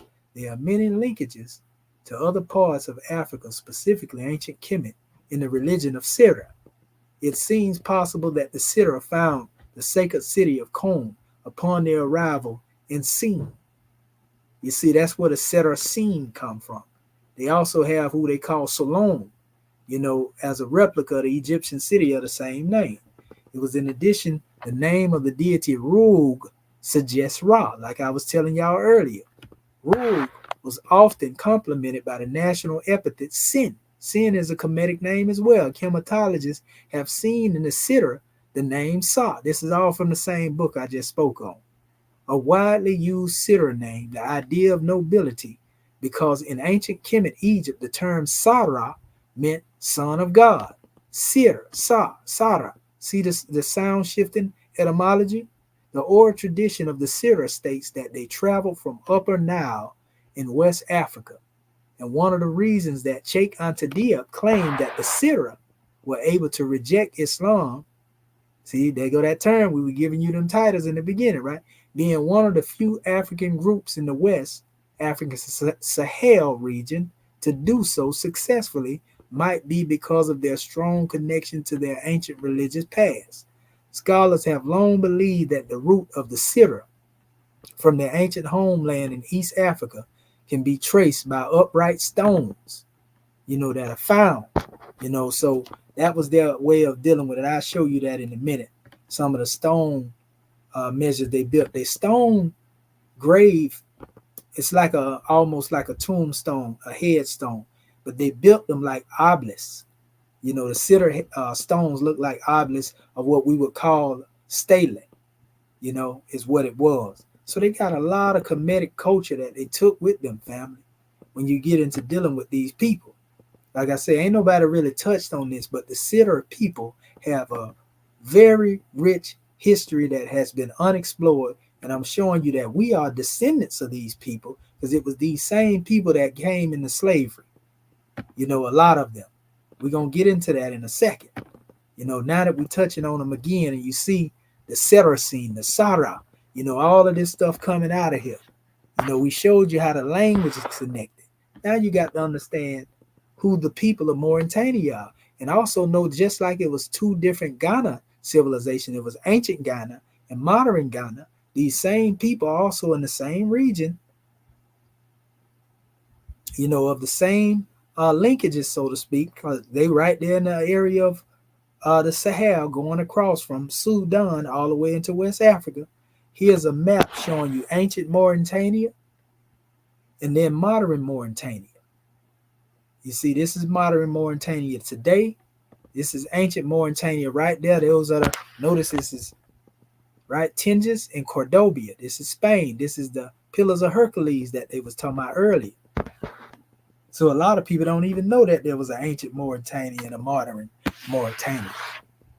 So it says the original inhabitants of Mauritania were the Bafour, presumably a Mande ethnic group connecting to the contemporary Arabized minor social group of the Algonquian, or the fishermen on the Atlantic coast. The territory of Mauritania was on the fringe geographical knowledge of Libya. See, this is why they say they come from the Puttites. In classical antiquity, they go that word Berber. That's a misnomer, but we know who they talking about. It says the Berber immigration took place from about the 3rd century. Mauritania takes its name from the ancient Berber kingdom and the later Roman province of Mauritania, and thus ultimately from the Mari people, that means the indigenous people. It says, even though the respective territories do not overlap, historical Mauritania being considerably further north than modern Mauritania.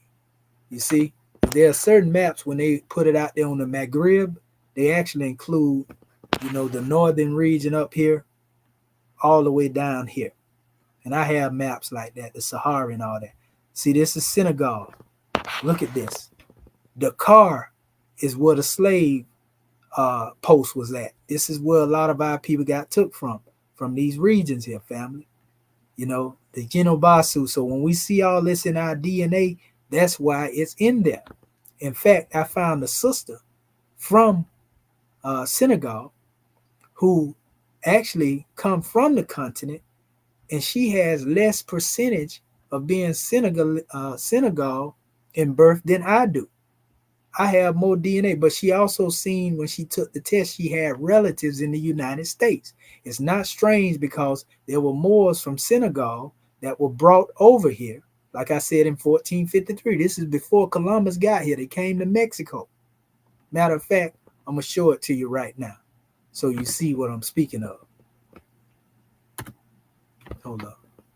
I want to make sure I like to go through this particular drawing here because, hold up, right here. Let me go here because they give it to you uncut. Let me see.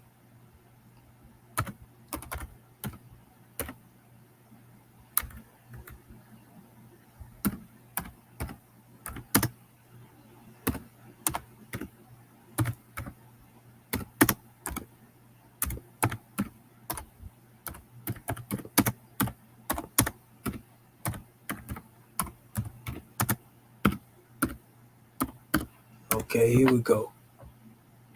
A lot of this stuff right here too, I want to show you because it actually show you the markers. I'm trying to find it right here. That's one aspect right there. I'm going to take you here. Okay. Since it didn't give it to me that way, I'll go here.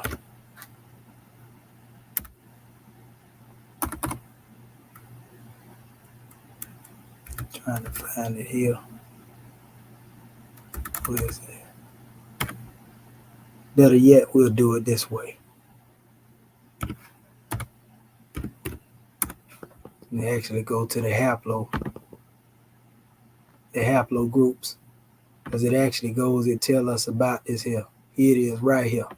Pay attention. I ain't gonna read all this stuff here, but I'm gonna go to it to show you exactly what's going on. This E1B1A, this one that connect to your boy Ramesses, migrated across the Green Sahara from the east to the west 19,000 years ago, right?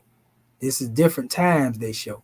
E1B1A, M2 may have subsequently, these markers that I had in my DNA, originated in West Africa over here. They got certain measures may have originated Central Africa. Then they got other measures with the sickle cell mutation and so forth and so on. This is what I'm getting at here, though. Look, It says it indicates ancient Egyptian mummies of Ramesses III, an unknown man, possibly Pentaweri, carried the haplogroup E1B1A. At Cabeco, or Morena, it says in Portugal. Remember, we got people that dealing with the Spain, right? Enslaved West African man who may have been from Senegambia and coastal region of Gambia, Mauritania, and Senegal carried haplogroups E1B1A, L3, that's what I have, L3B1A, was buried among shell men between the 16th and the century and the 18th century CE, you know? And it goes on talking about EV 3A's frequency and diversity in the highest of West African within Africa. EV3A displays west to east as well as south to north. Clinical distribution, in other words, the frequency of haplogroup decreases on the moves from western to southern Africa toward the eastern and northern parts, right? And it goes on, you know.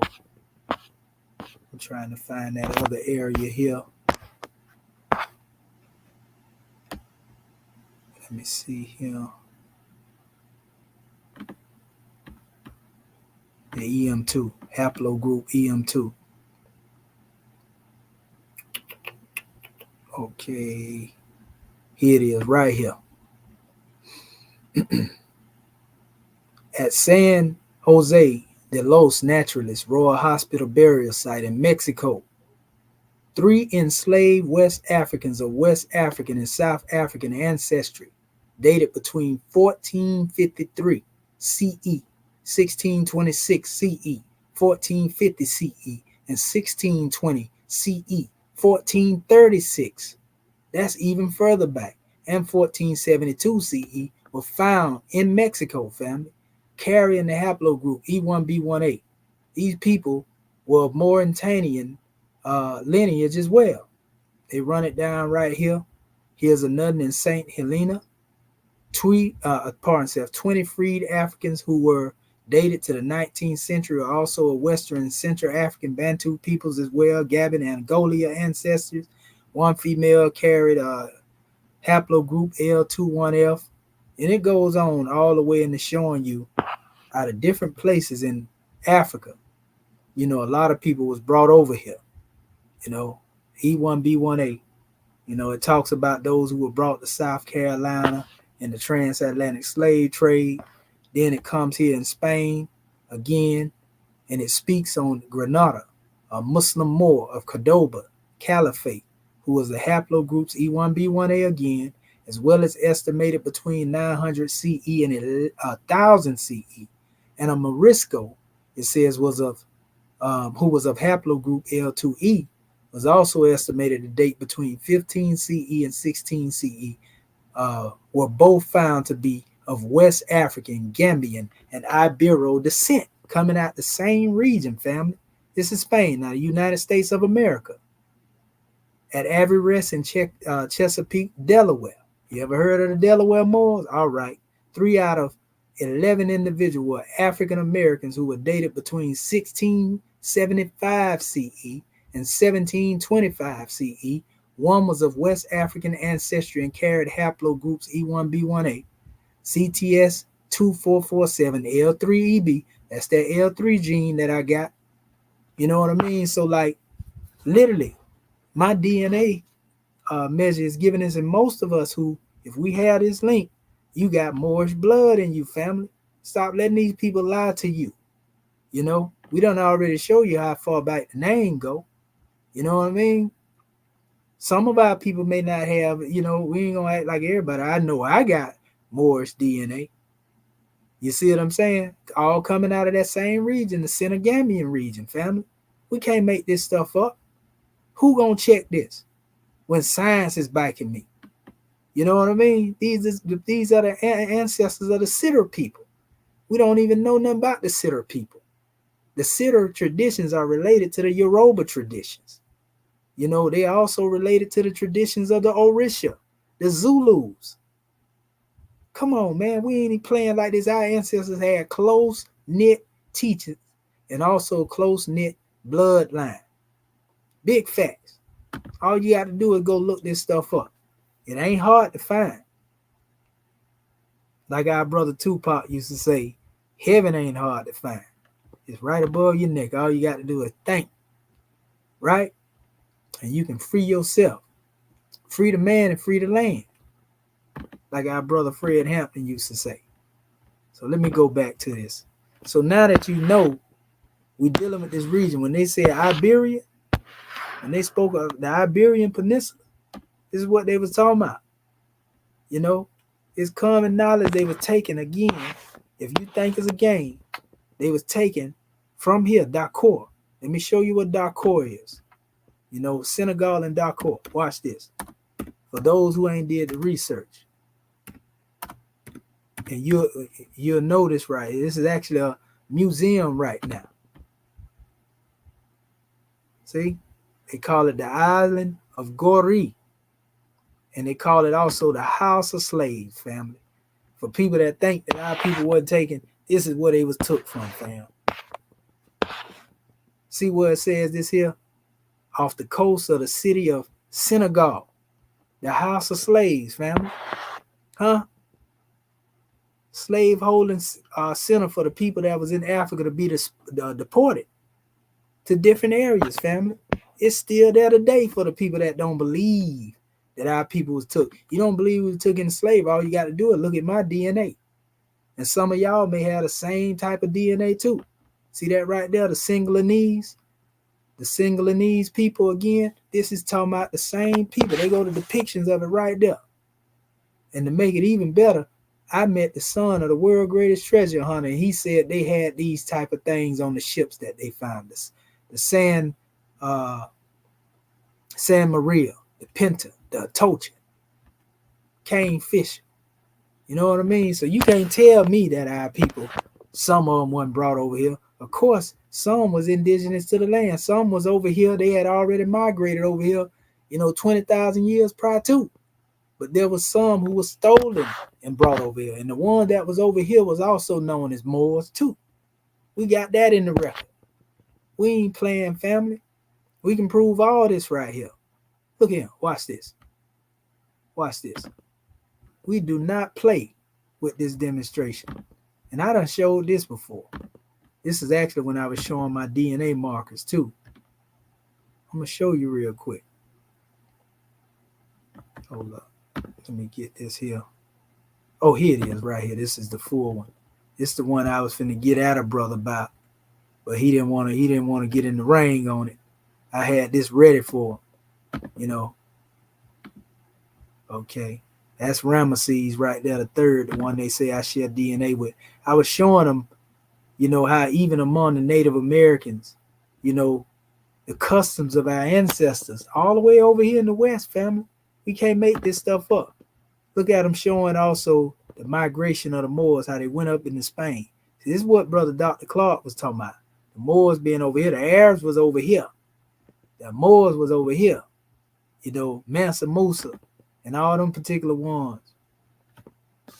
Okay, let me go over here. This was also what I was showing y'all too, talking about India. How India had actually barred this. This is the temple of Amun-Ra. That's a Piedmont, the serpent with the lion head. Yeah, all that come up out of there. That's a shoka right there. That's a symbol of that many-headed lion. This is also from the temple of Amun-Ra. Y'all see them heads? The lion head. This is in Kemet, the Nubia. This is Nubia. This is Meroe. They go a shoka right there. No, good and well, that ain't no European up there among them people in India, bro. That's just in here because it actually connect to the people. Here go your Indus Kushites, descendants of the Medo Kushites. See, they got the feds like this. And look at the way this particular one is standing here, and look at what they have on their waist. Straight out of India, but they got an Egyptian shinty on. The older you go back and looking for the relics, because I looked at that because that also they said I had a percentage of that blood in me of the Khmer people. You see Khmer here? I got a small percentage of them. These are actually some of the people that are indigenous. They say that the Indians, the Native Americans are connected to these ones. When they be talking about, Southeast Asia and all that, and dealing with that's them. And I took some looks at some of the phenotypes. I said, well, look at this here. Now I see where I get that round like jawline right there from. I can see some similarities in between my brows. The little crooked, I got the same little thing. But, I can see this right here, family. You know what I mean? Yeah. Them, I got that in me, so I researched it. I also showed my mother, right here. All this is going into this woman had phenotype just like my mother. This is a Moorish woman. They call her Berber Moorish woman. That's where they get the Statue of Liberty from. I showed this a few times. You can see the connection right there, right? This is just doing, and I had a lot of this stuff before, my DNA test. I just put it all together because I had already did the research. It's the Mauryan Empire. This right here tells you, about this is a Native American here. And the key is that headdress tell it all. They had that turban and them fezzes. They was referred to, the Indians referred to as Moors right here. Hold up. And we can go on and on. Like I told y'all, this is an Arab right here, but look at that Arab right there. Look how dark he is. They had something like that during the 1800s, and even now, and I showed our people the headdress the brother had on. This is Moorish bust, and this was common. Look at them headdresses right there, family. And you're going to see how they evolve into the modern day headdress of the Indians. Most of y'all probably seen me show this before, the Indian Mauryan. This is all dealing with the United States. A lot of this information here is coming out of a book dealing with the ancient Americans. Look at the brother right here standing up here, got the European holding him up. Look at that headdress he got up there with the feathers on. It's in the European records they got this stuff. That Montezuma right there. Same type of headdress right there. You see? And the same waist guard. Here's one with the fez on and the feathers up. It's all it did. See what that say? America right there? Right? Watch this. These are the American books. Books in America. History books. See how the Moors are here? That say America right there as well. See the headdress? Turban with the feathers in it. So as time went on, here's also American Venetian American Indian who they refer to as a blackamoor. See the headdress right here? Headdress right here begins to evolve, and it looks more like what we normally see with the Native American. Same thing here. This is from a lot of people like to go against this guy here and say he was pseudo David McRitchie. No, that man wrote, fantasy things, but he also wrote real history. Don't get it twisted. In his book, he says 1676, the native races of New England. Remember, I was just showing you, the markers, E1B1A, around the same time, and even before it, the native races of New England were spoken of indifferently as Indians and Moors, and our British Indians are also remembered as Moors. So the term Indian later replaced the name Moor. You see what I'm saying? Look at the headdress. Same thing, family. We can't make this stuff up. Look at this. The term Moor was applied to dark-skinned and brown-skinned, reddish-brown-skinned people who were not only indigenous to Europe, but to the West and North Africans. Huh? Let's stop it. Let's stop it. I don't even really have to keep going on. This is really overkill. That's a Moorish picture right there in England. Same thing.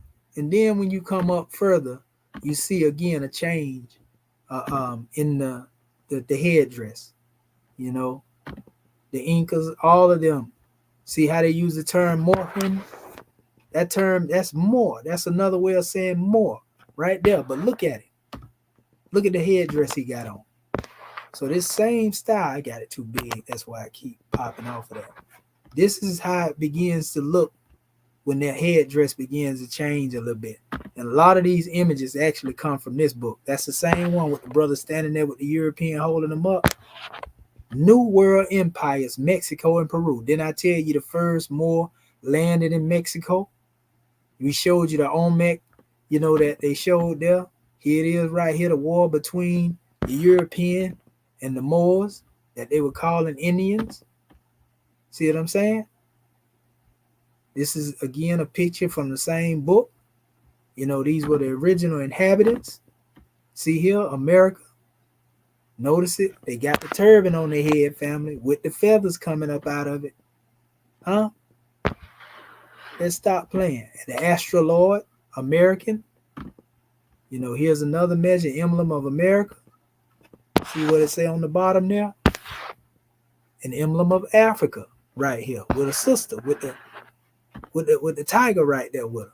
Same type of drawing, family. There it is again. Emblem of Africa. See that right there? See that Moorish queen with that turban on her head and them feathers coming up out of that family? And this is the one in America. All this coming out of that same book that we just showed you now, dealing with America. A lot of this history is right there in it. There you go, Africa over here, and they got a line between it. And America here. European done got over here trying to wear the headdress. Goodness gracious. That's the queen of Africa right there. Look over here.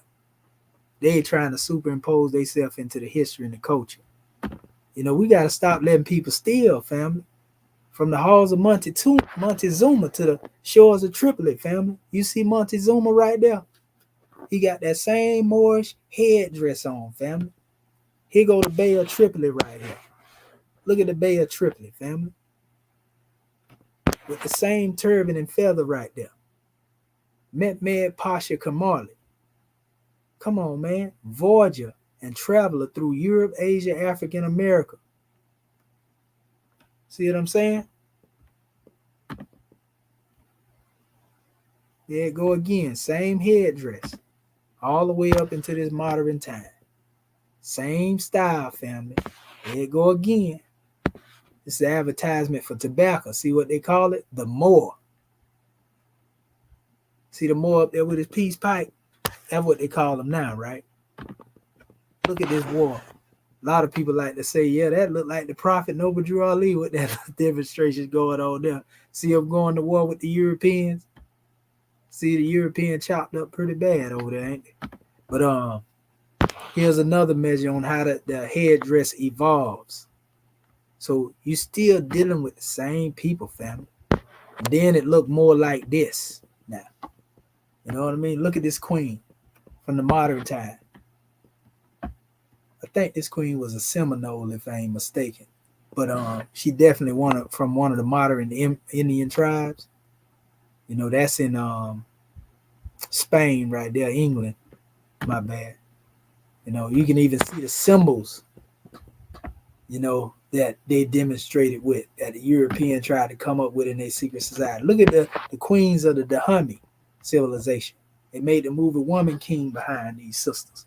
See the headdress they got on? Even Shaka Zulu, in the way he dressed the same way. We can see even the concept of what we demonstrate with our Islamism chart. See, the Native Americans was demonstrating the same thing in their chart. The only difference is we got the schools of thought, and they dealing with their way of life and how they was living. This ain't nothing new. Ain't nothing new under the sun, family. And so this is report from my Native American ancestry here. And it basically says over a past few decades, researchers compared the DNA of indigenous Americans to populations around the world, confirming a genetic link between the native peoples of North, East Asia, and the Americas. That's like the Khmer people I was talking about. Over 30,000 years ago, distant ancestors of present-day indigenous Americans began to form a distinct genetic population in Siberia. Many generations later, their descendants mixed with another population of East Asian ancestry and eventually reached the Beringia, what they call the Bering Straits, a land bridge that once connected Siberia to Alaska. They likely remained isolated in Beringia until the massive ice sheets covering North America began to recede towards the end of the last ice age. And it goes into allowing the passage in the Americas. And these people, this is where they say I get some of this was my father's line. So my mother's line, out of that, went into West Africa from the Sudan. My father's line went into this area. You know what I mean? So the further east you go, you end up in the West too. And so that's where the native side come from my father. My Moorish side, which has the most of my DNA, 85% sub-Saharan West African, Senegambia, Mauritanian, that come from my mother. You see what I'm saying? So, it just goes on and on. I went like overkill. I even showed your boy here, Estevencio the Moor, who came to Mexico. It ain't strange because he come from, Azamor. This is who the Arabs will say is the father of our people, Mustafa Zamori. That was his name. You see, he got the feather in his head as well. So, this is like overkill, family. Just showing you who the natives are, and they saying I have a Marinid root. So I come from the natives that came here 20,000 years ago as far as dealing with my father's side. My mother's side go back like 270,000 years, 280,000 years, as far as dealing with the maternal mother, going all the way back that far. Here's some modern pictures of what they call black Seminoles. I actually had a link here so I can click on this to show y'all, but these were actually, Moors as well. They ain't let me go into it. Not in this particular one. OneDrive is blocking it. That's all right. But anyway, if you look and pull that up, it'll pull that up anyway. So let me go back. Here you go here. So yeah, this is the Lenape, the Moors from Delaware. Remember I was talking about the Senegambians, some of them and that's why they call the Lenape Moors, Delaware Moors. Let me see if it will let this one open up, or is it gonna take me to OneDrive too? Yeah, OneDrive is blocking my stuff. That's crazy. Normally I'm able to click on it, it go directly to the website. Let me see what happens when I do this then, since they want to play that way. Because, it's just showing you where I got these pictures from and doing my research. I'm going to see what happens if I copy this in the browser. It'll probably let me get in there if I do it that way. Let's see.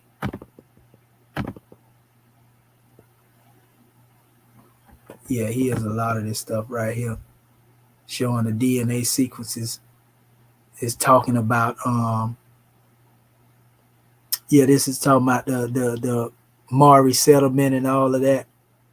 So this is like information that's running down, some of the people from those areas, basically, like the Polynesian people. I'm trying to find that other one. Let me see. I'm gonna put the Udnoff in here that I had, since it let me put that one in there.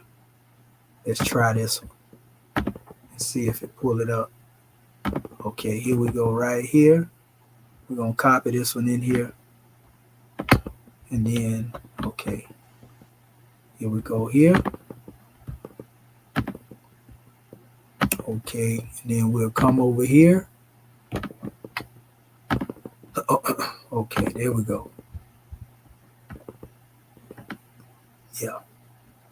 So yeah, there you go right there. See, this is the page of the so-called Black Seminoles, right? They even got it up here. Washita were descendants of the Olmecs, mixed with the Moors. They talk about that in here, different tribes. Right there, same picture. I got it from this particular page, and this is actually Lost Feather is the name of this page. So that's one aspect of it. I just went overkill and showed you everything dealing with the DNA and all of that. I also have a percentage of my DNA coming through the Filipinos that connect to that same wave of my father. This is my father right here. I just put him up against some of the people out of that area.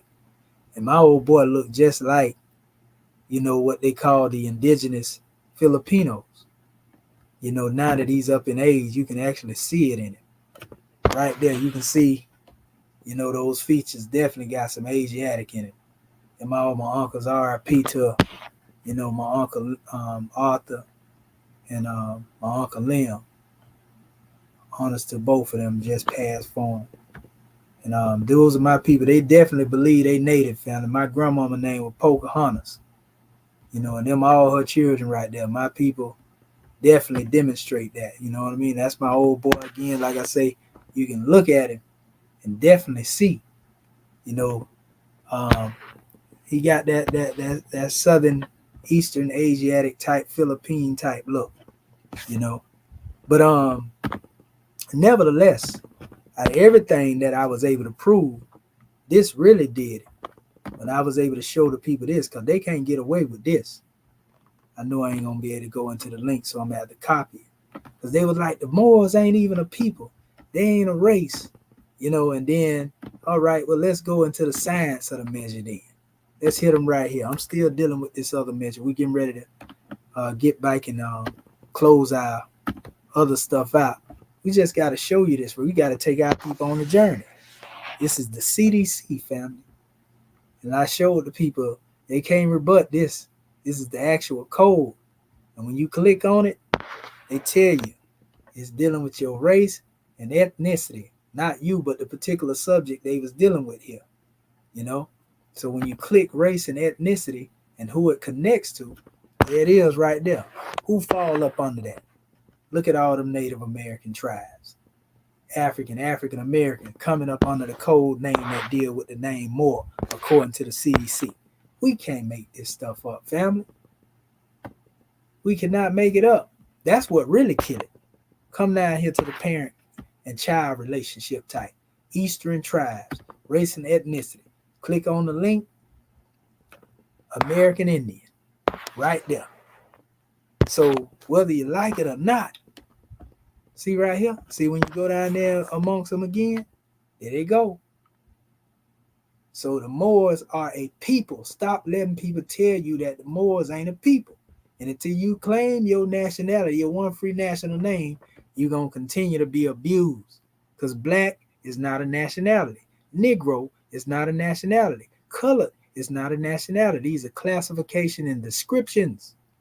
This name attaches you to the land, family. And that's why they've been trying to go so hard against it. And they got their own people going against themselves and don't even know they're fighting against their own salvation. This name make you indigenous to this land, not Native American, not Indian. It's the name Moor. And this includes all of our people, not somebody talking about a one-drop rule. We talking about government. We ain't talking about being acknowledged by the United States. As far as Indian tribe, we talking about being a real nation. That's the difference between what the Moors demonstrate and what the Abos demonstrate. We ain't going at them and taking no shots at them. We just telling you different. They try to trace themselves back to prove that they have some link to the land under federal law. We go beyond that. We dealing with international law. That's the difference between the Moors and the Abos, family. That's also the difference between where we at in MAG and also the MST of A, because they too believe that they have some link through the European law in America. They don't, a lot of family in the temple, they ain't going into the international area where we dealing with now. They want to be a religious corporation because that's what the prophet brought, but he didn't intend for us to stay that way. See, that's the difference between the MST of A and the Moorish American government. Nothing against the MST of A, but we doing what Prophet Noble Drew Ali said. He said he's going to lead a European here long enough to teach the Moors how to run a government. And that's what we doing. Ain't nothing against the temple. We just picking up the work that brothers don't want to do. You know, they think they good. They fancy and safe on the United States government. We ain't got nothing against them for that. We taking it to another level and building a real nation, family. Ain't got nothing to do with beefing with nobody or none of that. A lot of them assert themselves up and try to make it look like somebody building against the temple. We ain't even thinking about the temple. We thinking about self-determination, building a real nation. And that ain't no shot at the MST of A. We just stating the premise of what we represent. And our people don't comprehend it. They think we just some old religious corporation or a new Moorish. Or no, bro, we already been acknowledged by the UN. Our flag, seal, emblem, you know, divine constitution, bylaws, declaration of status of jurisdiction, proclamation, all of that. That's what we trying to invite our family to, and we ain't into religion like that. We more into self-mastery. So you ain't gonna hear us up here preaching, like somebody preaching from the God say. That ain't how we teach. We here to teach our people their nationality and their divine creed. Prophet Noble Ali established a Moorish, divine, and national movement. And the divinity has to do with self-mastery. You studying yourself, you mastering yourself. And we deal with all the sacred school of thoughts. You've seen it in the chart I showed you. So we honor all books. As far as if they good for you, any book that's good for uplifting of humanity and man, we honor that. We ain't finna beef with you about what you study. We honor Buddha. We honor Confucius. We honor all of that. And because all that really in our circle 7. Buddhism is a part of the circle 7. Hinduism is a part of the circle 7. Confucianism is in the circle 7. Islam is in the circle 7. Judaism is in the circle 7. Family, the Nazarite teachings is in the circle 7. That's why I honor it, because it's universal. I ain't got to hate nobody for what they believe or what they stand on. That's why when you hear me building, I can build from those aspects, because even before I came into the Moorish paradigm, my research was universal. So that's why they be like, he's a Nuwabi in Hebrew. No, I'm a Moor. And I honor the way of our ancestors. What is that? Our teachings go all the way back to Kemet. It was the teachings of Kemet that gave birth to all of these other teachings. You see? You can't get mad at the baby when they all came from the same mother and father. That's why we say honor your mother and father, that your days may be long upon earth. People think that means their immediate mother and father. And we're talking about our ancient mothers and fathers. If you don't honor your ancestry and your history and your bloodline, you destined for ruins. You feel me? So this is straight fire, family. Let me get back to my PDF though. I'm telling you, like, they cannot debunk this. That's why a lot of them running. When I give presentations on this stuff right here, they don't even have no say so. And we almost done, family, as well. Because I want to get into the essence of this, but we have to cover a lot of that ground so our people don't get it twisted. So again, you see the Kushite, that's a Sarah. And this is the Sahel here. This is actually an African map.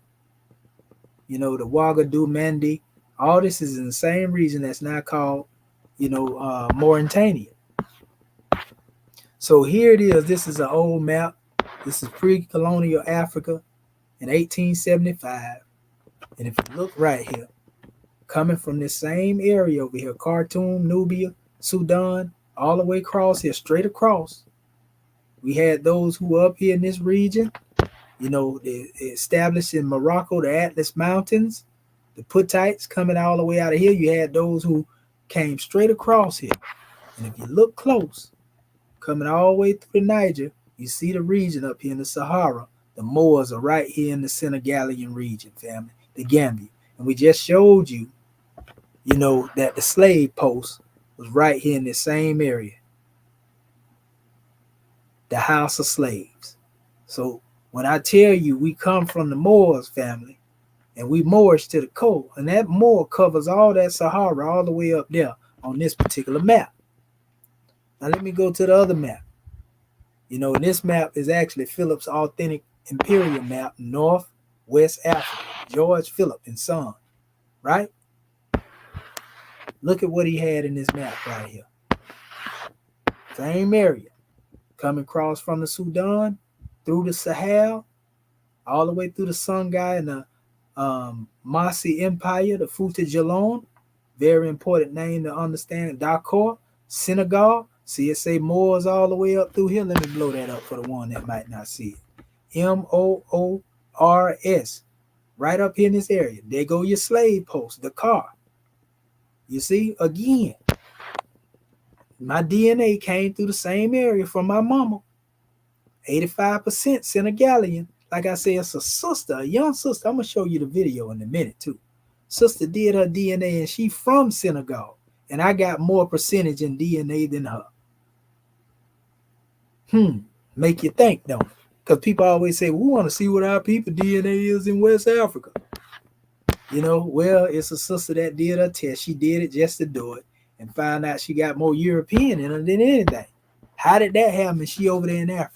So she ain't even pure over there, if you wanted to know.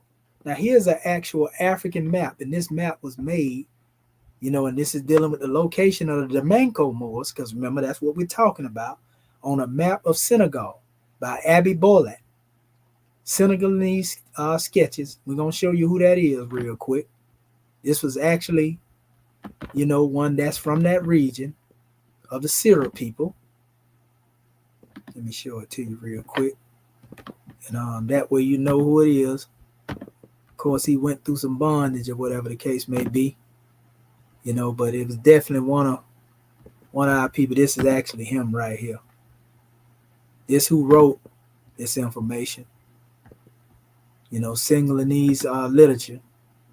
He got a lot of works that he wrote on, and he made that map. That's him right there, family. He even got his hand on his heart like Prophet Noble Drew Ali. See it right here?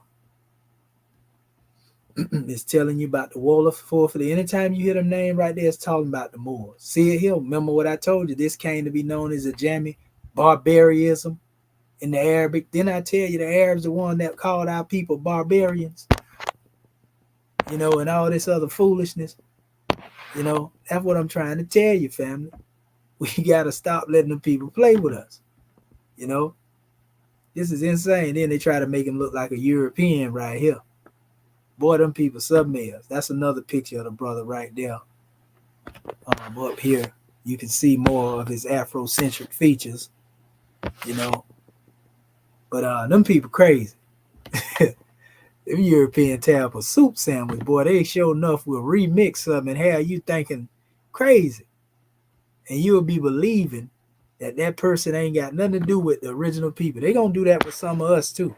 Watch. And let's see, Sahara of Grand Desert. Notice it says people Mare. Mare is another name for Moors. Mares, it says Brahanas, Mares, Duakis, right? Then you have Mares, the Marcours, Mares, Tarzas. The Marcours, these are the Moors. Remember I showed you on another map a few minutes ago? They go Senegal right there. Well, this is the same slave post area here. It's not there written by this brother. But this is the same area, family. These are the Moors in this whole area right here. See what it says? People Wolof. Coming on down here. Same area. People of the Siri. These are the Siri people. All of that, family. We come on, man. So, remember they were talking about D Salome? That's D Salome right there they were speaking of among the Siri people. So, if you don't think that this is the real deal, when we show you this, here it is right here. Let me go over here. Let me go ahead and give it to you. These are the Mars DeMarco. It's the same map that I was just showing you. See Mars DeMarco's up here? Mars Brancas, Brachnas, right? This is the same thing here, family. Now watch this. See what it says? People City, right here. Wolof. All of these are the Moors. Now watch this. If you think I'm playing, if you think it's a game, watch this. We got to translate this one right here, family. So bear with me. And this is in France, the language of France. I'm going to just take this portion because we ain't going to go through the whole thing, but just know what I just showed you, and you can go back and do the research later. Know this stuff ain't being made up. If I made all this stuff right here up like they claim to be, boy, I had to be reincarnating so many times, but they be saying I be making this stuff up. No, I'm doing the research, showing you this stuff. Nobody making this stuff up. It's right here. Look. The Darmanko Moors, sometimes called Darmancours, in French, old French stories, are part of the large community of Moors who are today distributed between Morocco, Western Sahara, Algeria, Mauritania, Senegal, Mali, and Niger. It is in Mauritania, Senegal, and Mali that we find the greatest number of Moors. So when they say them Moors ain't no, yes, they is, family. The Moors are although in all them areas. The Darmanko are the particular numerous in Senegal where they are called Nar. Remember I told y'all N was interchangeable with the letter M? Nar Kajur, which means Moors of Kajur. Nar means Arabs or Moors in Wolof. And the only reason they put the Arabs in here is because the Arabs was grouped together by the European as also being Moors as well. So you have the pale skin Arab that was called Moors by the European. The Europeans the one did that. And then you had the indigenous Moors. And I'm finna show you the difference between them right now. For the people that think, oh no, he said Arab. I'm finna show you the difference between, those people and the original Moors. In a second right here. Indigenous Moors. Hold up. Let me go back over here. And that's actually a website. It probably would have took me to the website from there. This is a more moderate map showing the car here, the Sidr people, Senegambia, Gambia, and Mauritania. So when you see Sidr people, that's who they're talking about. And this actually goes further into start getting into the way of life. But before I go there, you know what? I'm going to end up going there in this document anyway. So what I do, is go right here real quick. I'm going to go to my other. Well, I do it this way. It's better to do it like this. That way I can get at to y'all and get it out the way real quick. Okay. I want to show y'all. I'm going to just go down further into this right here.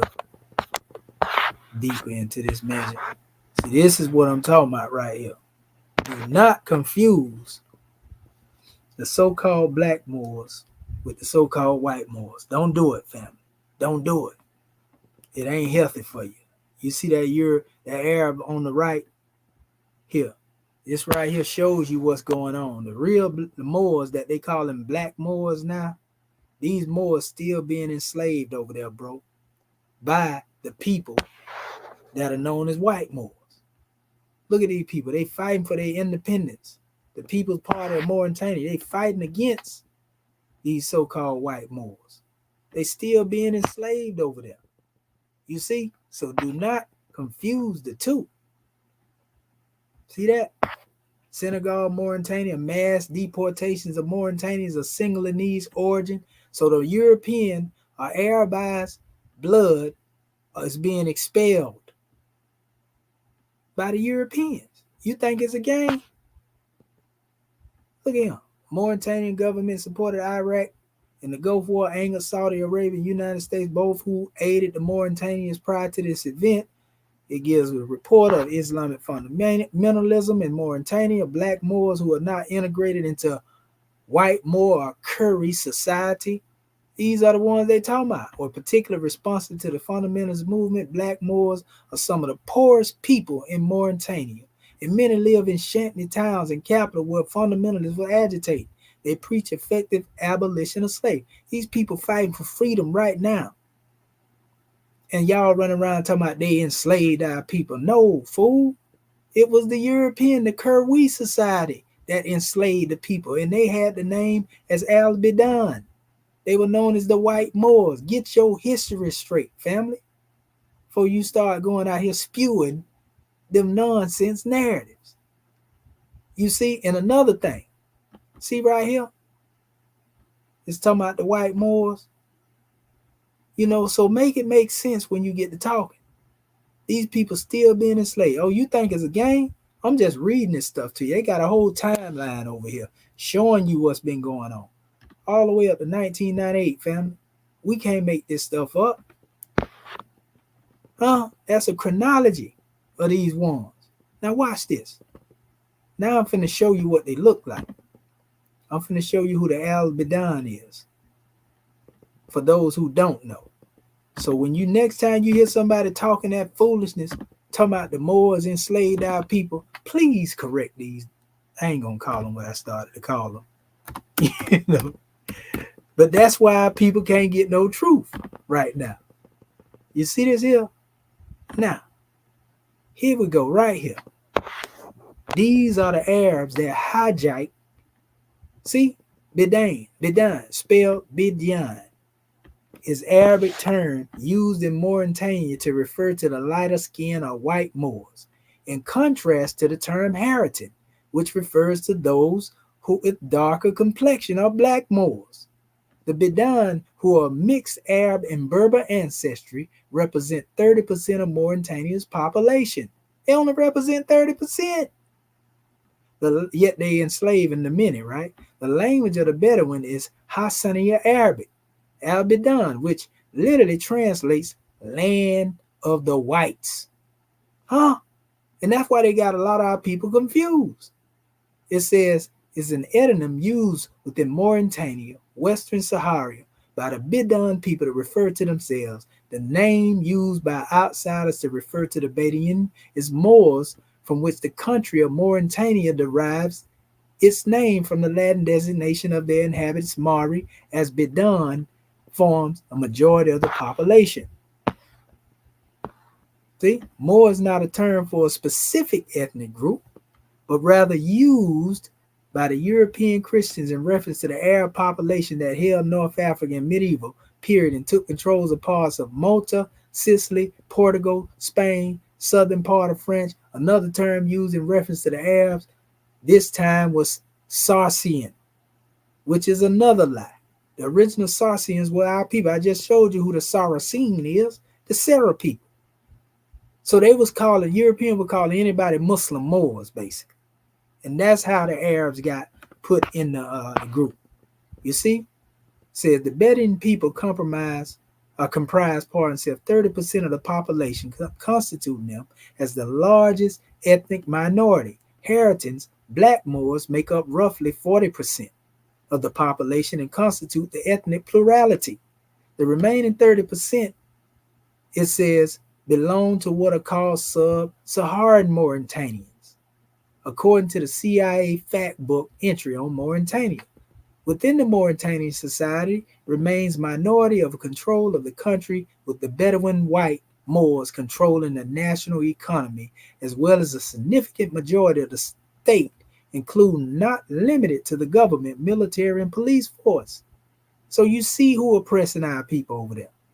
Since there is no ethnicity data on the Mauritanian census, the government has reported that the majority of population of 70% of Bedouin and Haritan people as Mari, which means speaker of Hassane. See, they gave a whole nother definition.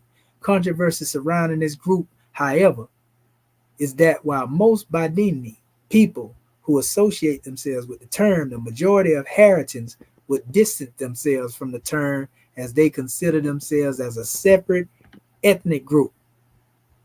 You see? So it says, during the French and colonial occupation of Mauritania, it was declared that France would help put an end to the continued use of slavery in 1905. The colonial power, however, neglected to enforce such a decree. It was officially outlawed in 1981, making it the last nation in the world to make such a law. However, the nation has a long extensive history of enslavement, with the Bedouin, white Moor people, historically ruling over the black Moor population. Huh? So, like, that's what I'm trying to tell you. You know, but they are not the indigenous people. We are the indigenous people. You know, so the indigenous people over there being enslaved right now. Watch this.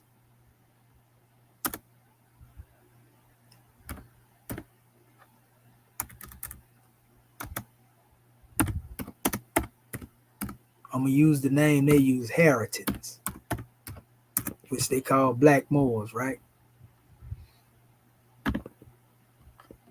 This is what's going on over here, family. This is what's looking like. You see them? This is our people over here, what they looking like. Still in slavery, family. If you think them ain't our people, you done lost your mind. You done lost your mind. And this is best kept secret going on right now. You know what I mean? So when they be talking about We ain't enslaved nobody. Our people they slaves over there right now. With the exception of a few people that may study Islam that honor it, that ain't with it. You know what I mean? Like, this is all Mauritania right here, family. Like, please stop the madness. Our people still being enslaved over there by these ones here. These pale-skinned Arabs right here. Maybe with the exception of a few that's probably studying the teachings. But you best they got some Arab privilege over there. They got some Bedouin privilege over there. The Bedouins is who they are. That's the original ones right there, family. Stop playing. They talking about where they at today. They still over there. They being enslaved. You just ain't heard nobody tell you this. So next time they tell you the Moors enslaved our people, correct the dummies. And I don't mean to say that and be mean, but correct these people so that they can get their narrative right. They still being enslaved over here now. Look at that. This ain't nothing hid from the people. It's out there. It's out there. This is why you have been confused over who the Moors are. There ain't no Moors taught that teaching like we doing it right now, like I'm doing it. They ain't went this far. That's why they can't, when somebody asks them the difference between the term Moor, they can't tell you. They can't show you, family. They only going off what somebody told them. But you got to be what you know and not what somebody told you. I researched this stuff. If I didn't research this, I couldn't show you this stuff.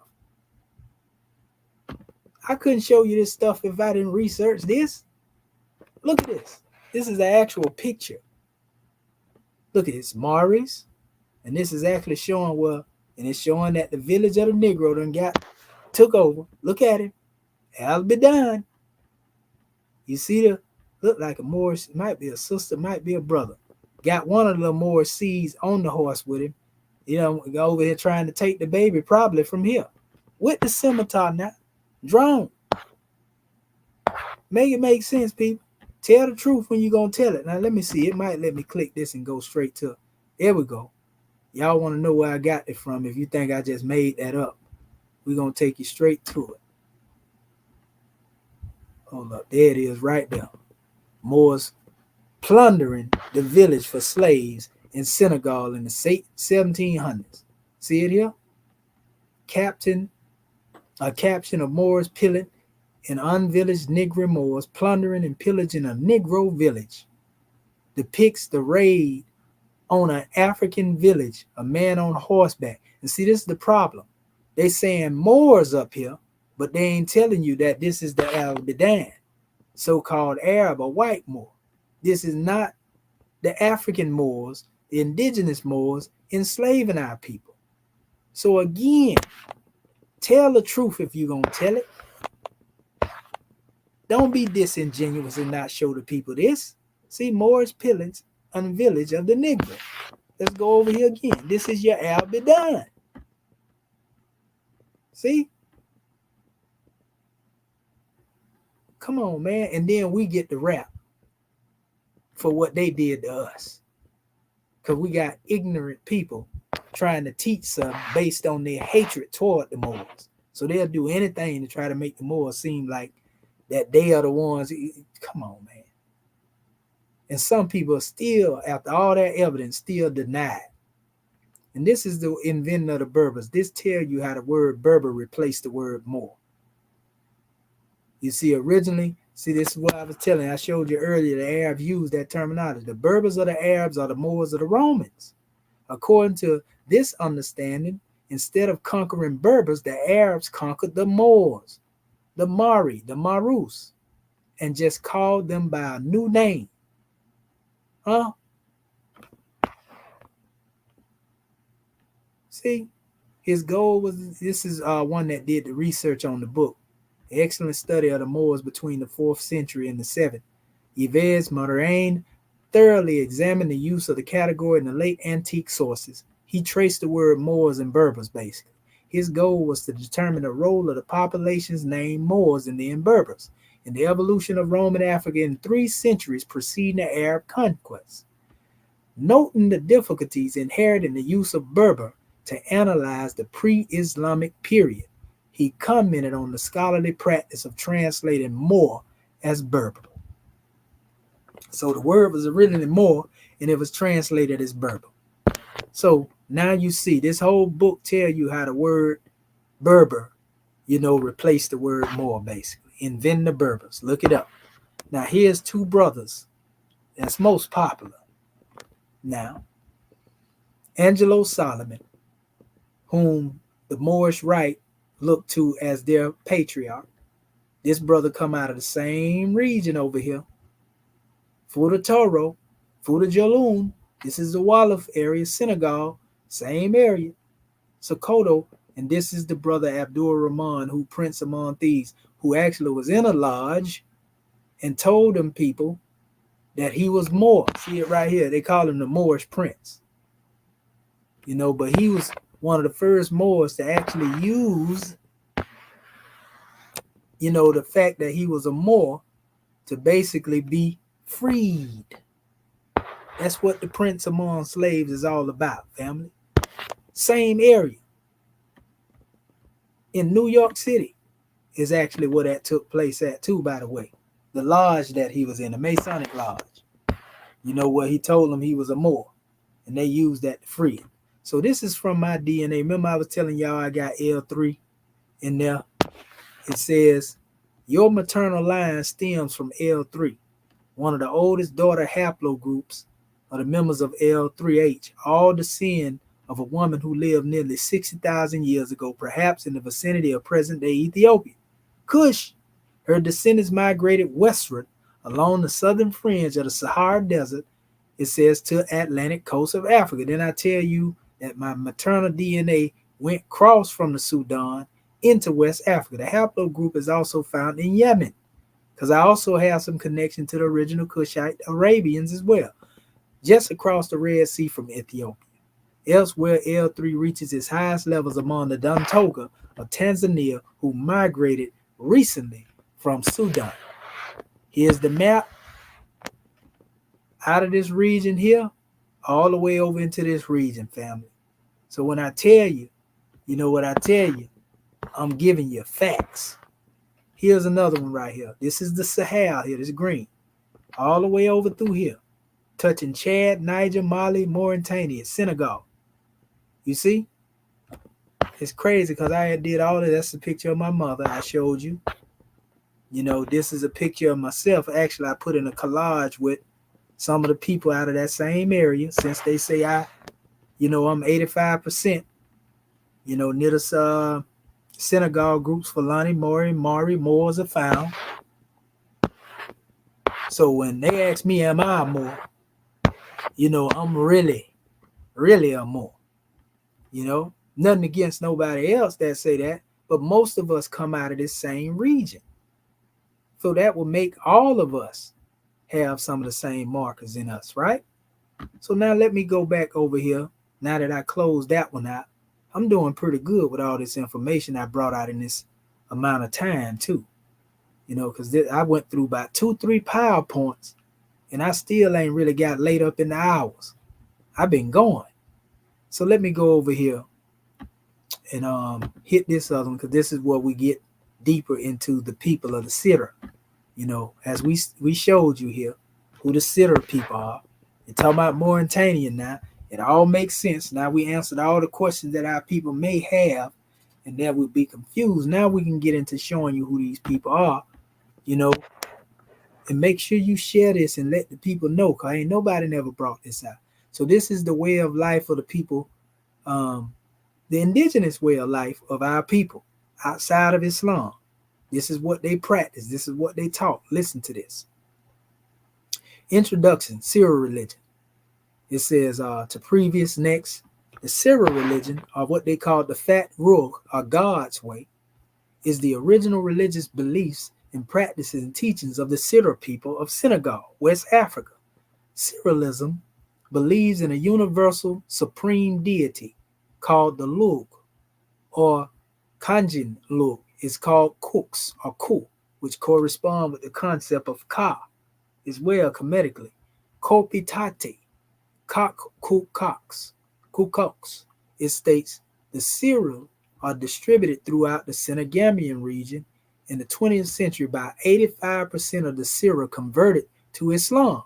Sufism, not Orthodox Islam. Like 91% or 94% of the people of Mauritania practice Sufism, not Al-Islam, family. It says, although some adhere to Christian and traditional religions, traditional Syro religious practices include ancient chants, poems, worship, offerings to gods and spirits, and pangur, initiation ceremonies, folk medicine, and the history of the Syrian. So how did we not know about all of this? This is literally, the actual doctrine of those who are really our ancestors, what they taught. Now watch this. The Sidr people in Sidr Rug are Sinne. Sidr Sine. This is what a Sidr seen.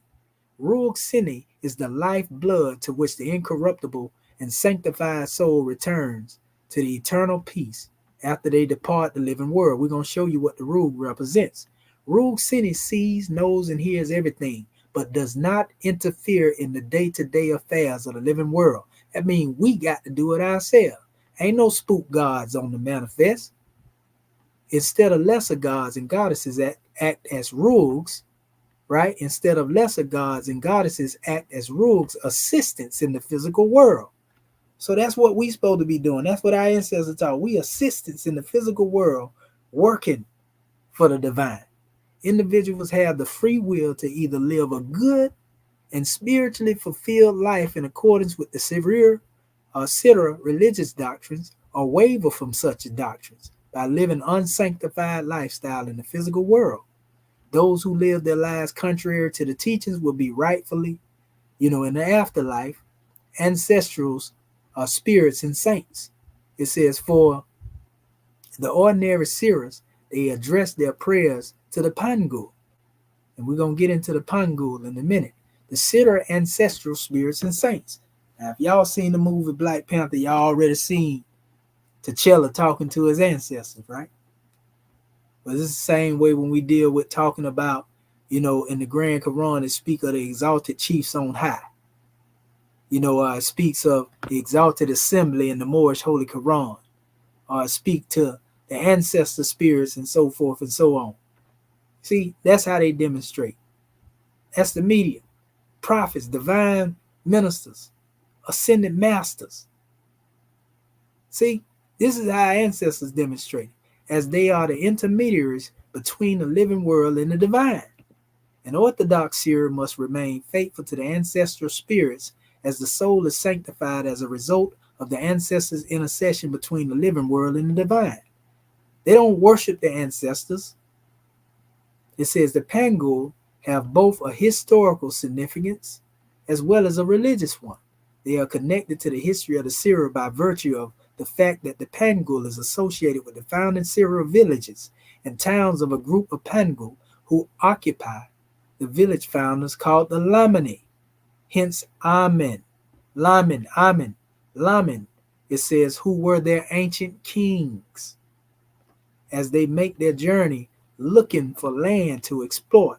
Without them, the Lamani exploits, it says, would not have been possible. In the religious sense, these ancient Lamanis created shrines to these Pangul, and thereby becoming the priests and custodians of the shrine. As such, they became intermediaries among the land and the people in the Pangul. So in other words, those who were the highest in spirituality, created shrines, and it has to do with the same way in Kemet. When a particular one went into the Duat or the Amduat, they had a shrine created, like the shrine of Al-Sa, the shrine of Al-Set, the shrine of Ta, all this type of stuff here. It's done like that in West Africa among the Sidr people, where whenever any member of the Lamanic lineage dies, the whole Syro community celebrates in honor of an exemplary lives they have lived on the earth in accordance with the teachings of the Syro religion. Sidr prayers are addressed to the Pangul, who act as intercessors between the living world and the divine, and addressing their prayers to the Pangul. The Syrians chant ancient songs and offer sacrifices as bull, sheep, goat, chicken, and harvest crops, right? It goes on, it says here, this is where we get real deep here. This is when it get good, good. So it says the religion of the Syrians, or the Syrian people, right? From Egypt, according to research of Cheikh Anta Diop, the Syria digitally represent the third most important people in Senegal. This is Sheikh Anta Diop. They are like the Wolof and the Fulani and the Talkalas party in the Nile Valley to populate this country. Sidr is an ancient Egyptian word meaning the one that determines the limits of the temple. Now you have the true definition of the word Sidr by our brother Sheikh Anta Diop. All this leads to believe that the Syrians come from a caste of Egyptian priests, explaining why they were so reluctant to adopt the so-called religions revealed. We invite you to discover this people through his spirituality, which has been extensively studied. God unique. It stands for Sirius, there is one God, primordial ancestor. His name is Ruh. Ruh, Ruh, the spirit, Ra. Ruh is synonymous with Ra. This joins the Yoruba or Zulu, who Ulrun and Ukunklu Kulu, it says, and represents their primordial ancestor. Ruh has a male body and a female entity.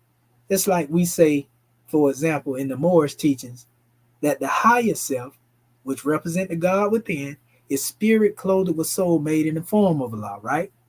That's the masculine expression. But then we also say the higher self is the mother of virtues and the harmonies of life. So if this represents the supreme reality of God, but yet we give homage from the mother of life as well as dealing with the father, so we see a unity because there's really no gender in spirit. The God has the ability to work through a goddess just as well as he worked through a God man. This is what the Ruh people taught. See? He worked through the masculine or the feminine. It is the creator of all things, the Ruh. These characteristics are similar to those of ancient Egyptians who applied their primordial ancestor was also male and female, postulate shared by the Malagasy, the Akan, Ivory Coast, and Guyana. In fact, if the creator could create it, must have been both sexes, which allowed him to create beings. And we talk about this in the Quran. It said from a single person came two. And it says Ruh for series is everywhere and distant at once. That's another thing. You know, that Ruh, the supreme creator, is everywhere and distant at once. In other words, he's omnipotent, omnipresent, and omniscient. Black people see God as the energy behind the creation of the world. Energy that animates all living things, hence the fact that they know it all, say the Bamileke of the Cameroon.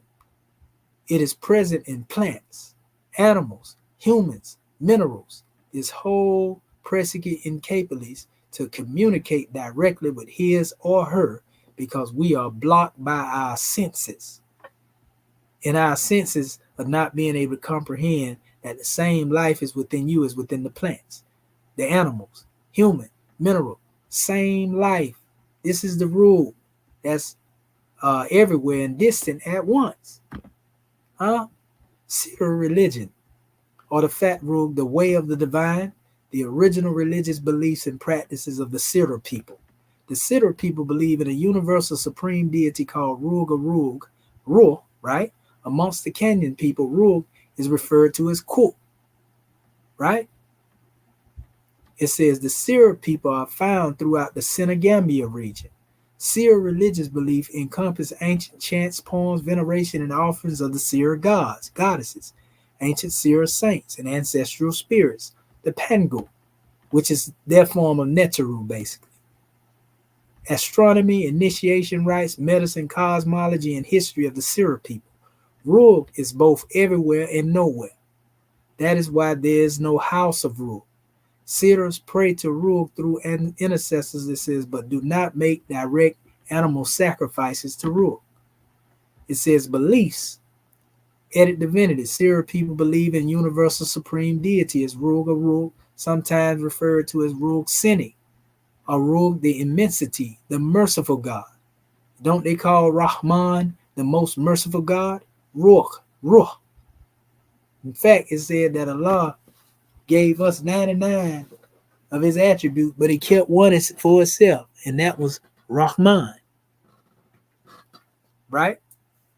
It says Syria tradition deals with various dimensions of life, death, space, time, and ancestral spiritual communication and cosmology. There are also other lesser gods and goddesses and supernatural spirits or genie, such as spirit Mendes or Mendes, it says, as a female protected or Fatik, a region of Senegal, and the arm of the sea that bears her name, Thirak, Thularak, or the god of wealth, the god of Takor, god of justice and vengeance. This would make me think about the word Tahaka a little bit. But it says Rogue City is the creator deity and is neither the devil nor a genie, but the Lord of the creature. You see? So, in other words, just like it talked about the jinn not being good nor evil, that's their particular version of that expression. Religious belief, the Syrian religious beliefs encompass ancient chants, poems, venerations, offers to deities as well as spirits, the Pangu, astronomy, initiation rites, medicine, cosmology, the history of the Syria people. The Syria people have a religion or fat rule, the way of the divine. The Syria religion Monday is their day of rest, cultural activities of Najim or lamb or singular knees wrestling, weddings, etc. are also prohibited on Thursday. Syria people believe the supreme deity called Rug, and sometimes referred to as Ruk Sini. It says Rug immensity, a merciful God. The Syria tradition deals with various dimensions of life, death, space, time, and ancestral spiritual communications and cosmology. There are also lesser gods and goddesses, supernatural spirits, genie, Pangul, or Nugus, such as the Fangul or the Mendes and the female protector, as we just went over a few minutes ago. So this is just like Neter and Neteru and so forth and so on. So this basically says the same thing. Like I say, we're trying to close this demonstration out now. And this gives you the points on what the belief system of the Syria are. The creation of the universe is based on several parts. The structure which sets the basis of the narrative of the significance of the mythical world cited by the supreme being, see above. Number 2, the creation process based on Syria numbers. In other words, this is their creation being brought forth according to gematria, which deal with Syria numbers. In fact, the number 3 is a representation for the female. The number 4 is a representation for the male. And basically those two numbers come into 7, and they represent basically the offspring. And this is powerful because we have the 7 as a representation of our Moorish nation. It ain't strange. So they dealt with the 7 as a sacred number as well. But it says also 3 dealing with the genesis of the universe, 4 the prologue of the primordial myths based on 3 elements: water, air, and earth. Remember, in ancient Kemet, they tell you about Nu and Tefnut, Seb and Geb, all of that same type of teaching. The primordial ocean and the formation of planet Earth, like they talk about in Genesis, the rotational motion around the axis of the world, the creation of trees and plant life. The axis mundi is what that's called in certain teachings. The 7 deals with the creation of animals, the creation of humans, and the first male and female couple whose children and descendants went on to populate the world. There are mythos dealing with the concept just like Adam and Eve, the crisis that befell planet Earth and the separation of man and animal, and why the dog became man's best friend. That deals actually with the Dogon star, the star Sirius, the dog star. The intervention of Rug and the process of divine intervention in the various stages of creation and after the initial disorder. It also deals with serial representation of the universe. 3 worlds: the invisible world from the above, and the diurnal terrestrial world, and the nocturnal world. These are 3 different levels: heaven, earth, and what they call the underworld. And it's actually a depiction of that in here that's coming up in a second after this slide, actually. So the Siddur people, again, believe in a supreme deity called Ru, sometimes referred to as Ru Sini or Ru. Again, I gave this to you already, the merciful. Siddur tradition deals with various dimensions of life and death, space and time, ancestral, spirit, communication, cosmology. Again, and so here is the actual depiction of the three levels. This is Rug up here, and this is dealing with the universe. This is the cosmology. Notice it's shaped in the form of a pyramid. These are those burial stones that I was telling y'all about. This is actually a depiction of the earth. And it ain't strange because sometimes they use the term Pangu, Pangu, and it makes me think about Pangea. Because there is also a Panku among the Japanese, and they said that Panku was the deity that separated the heavens from the earth. So there's a similar teaching even there, but this is a pyramidal structure which represents the cosmology. This represents, again, the universe. This is the earth, and this, represents the underworld, so to speak. And it also represents, on another level, spiritual, mental, and the physical aspect. Ancestry down here. So the further you get into the plane of things made manifest, you see the divide between as it is above, so it is below. So it says this image represents the cosmology of the Seer people found in Senegal, Gambia, and Mauritania. It depicts their representation of the universe rooted in the Seer religion and cosmology, adapted from Henry Gravin, L.A. Civilization Sitter, Pangul Volume 2. And so this is basically, it depicts the three worlds: invisible world, terrestrial world, and the nocturnal world. So that's it. Y'all already seen this map. I don't have to go into that again. What we will go to here is another measure here dealing with the origins of who the Seer people are. The Seer, West Africa, and ancient Egyptians. It says, were or are they related? Are they related, right? Seer is the name of the second largest ethnic group located in Senegal and the Gambia in West Africa. The word Seer in ancient Egyptian means he who traces the temples. Thus, although Seer are mainly found today in Senegal, they have a long history across Africa. There are many linkages to other parts of Africa, specifically ancient Kemet, in the religion of the Seer. It seems possible that the Seer found the sacred city of Kaum upon their arrival in Sydney. Salome, notice they got a word seem like the word peace, Salome. It says, as a replica of the Egyptian city of the same name. In addition, the name of the deity Rug suggests Ra. Indeed, Rug was often complemented by the national epithet Sin. We went over this earlier. Chematologists have seen in the Seer name Sa, widely used Seer name, the idea of nobility, because in ancient Kemet the term Sadra meant son of God, a linguistic variant of this San from the nobility of Sudan, as in the expression of Sankore, the area where the nobility and intellectuals lived in Timbuktu. So this is them coming from the Sudan, again, evidence all the way into West Africa. Same migration of my DNA, right? Same people. Senegambia, Mauritania, Gambia, right? Senegal.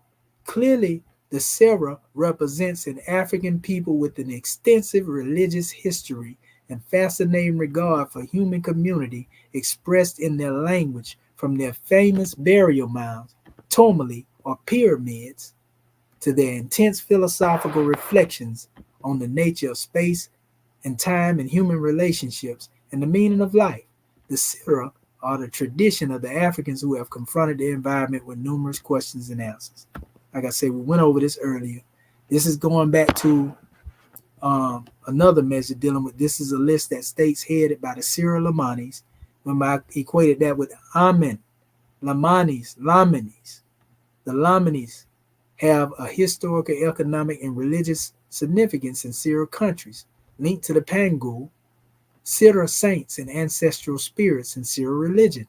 Henry Gravett believes that their existence can be approximately placed at the time of the Neolithic era, about 10,000 years ago, when he believes the people he describes as the Proto-Syras of Senegambian region, Mauritania, and Western Sahara depicted a rupestral engravings of the Pangul and the Tassili and the Angir. He sees this era as marking the development of the Syr religion and culture. And it ain't strange, because Prophet Noble Drew Ali, when you ask him, how old is our flag? He says over 10,000 years old. And it has to do with the principles of the five-pointed star. But he also said, in the 102s, it was over 50,000 years old. That was the original questionnaire before the 101s that say 10,000 years old. Now watch this. Here's a depiction. You had your griot, your musician part himself, and then you had your Amadjouf, Boxo Carb. This is one that dealt with, researching and, the animals and so forth and so on. They go to standing stones that look like the stele. These are the shrines. This is the Seer people. The symbol of the Seer people is the star. And now when we say our flag is over 10,000 years old, this thing get deep. This is the sacred star, the Seer Kotra. Now, this distinguishes our star from the flag of Morocco. Flag of Morocco, basically, it was established, maybe around about 1956, so to speak, during their independence. It was before that right there, but when they was able to fly it again, let's put it that way. So if you see it right here, this is right here in that area. Same place where the teaching come out of Kemet. This is a symbol that come out of Kemet too, which is like the Ankh, but it's actually the Tanis, the goddess symbol right here, all the way over here. So what this represents to the Seer people is Sirius, the dog star. You see? So it says, this is the star of Unir, or Sidra, or Sidr. Remember I was telling you about the term Sidr? That's where it comes from. In Safi, it is more commonly known as the star Sirius. It forms part of the Syrian cosmology. It also symbolizes the Sidr people of Sin. Sidr, right? So it goes on. It says the Serir in the Sidr and creation myth of the Sidr people and what is now Senegal, and in their cosmology, Sirius is called the star of Unir. Unir's symbol is a five-pointed star. The top point represents Ru, the supreme god of the Seer religion. The other 4 points stand for the cardinal points of the universe. This is the same teachings that we'll find in the Book of Fire, when it comes to dealing with my chairman. Exhuming of a nation, family, talking about this star, Koi, or the Sira. New year coincides with Sirius Helaxial rising, which announces the beginning of the flooding and the start of the planting season. In fact, since I mentioned it, I'm gonna open this up right now. I'm gonna go in here so our family can see this. Hold up, let me see. I should be able to find it in the quick access. Do I have it up here? If not, I can type it in. And I'm going to give y'all a quick drawing to show you. Like literally, I'm telling you, we inherited these teachings, family, indirectly. Hold up.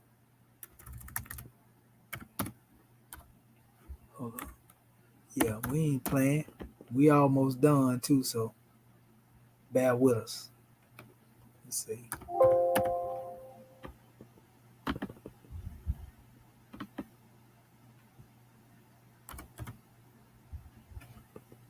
There, go right there.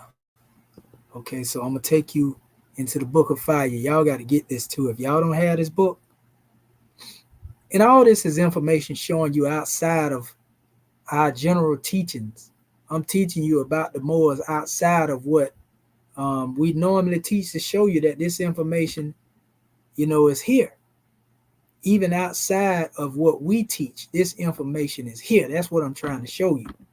This ain't just stuff that Prophet Noble Drew Ali was teaching. He brought it back to us. We just didn't accept it as it is. You know what I mean? That's all I'm showing you. Ain't nothing new under the sun, family. Give me 1 second right here. Because the chairman gave a grand breakdown. This book right here is one of the best books of manumission to ever be written on this side of the planet mud. You better get your copy, family. Give me a second here. Okay. So many, but it's 700 pages right here, family. That's why when I go in here, I really have to dig. Okay, that's the Declaration Proclamation. Want to get to our flag and symbols and show y'all the star. Honest to those who may be tuning in and looking at us right now. Like I said, I'm almost about to close this out. I just want to make sure that our people have clarity. You know, every time I get up here, that's what it really be about. It ain't about being long-winded. It's about making sure that our people have clarity, family. That way, I answer all your questions, you know, and you have some clarity. You ain't got to believe it or accept it. This is just so when somebody go to running their beak and they trying to tell you something, you done seen all the evidence. So they can't tell you nothing because you done seen it. That's where we at with it. You dig? Okay, I think I done went a little bit too far there. Give me 1 second. Okay, let's see. Okay, yeah, we getting close to it now.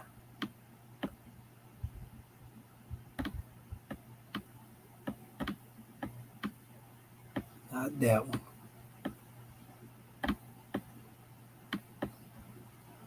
Trying to give y'all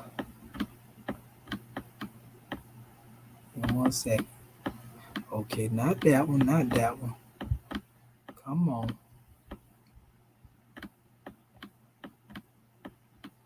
I don't want to pass it. You know, I don't think I did though. Wait a minute, I might be able to do this. Let me see something.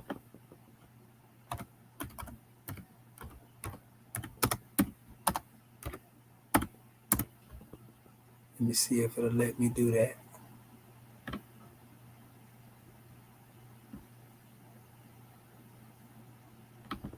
Not that one. Come on. Where you at?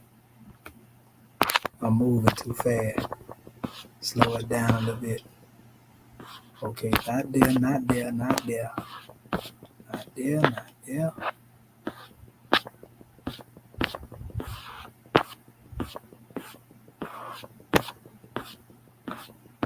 Okay.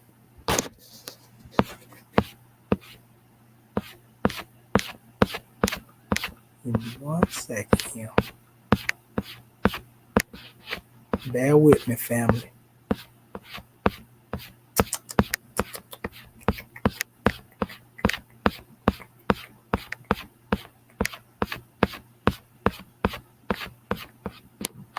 Okay, that's the one.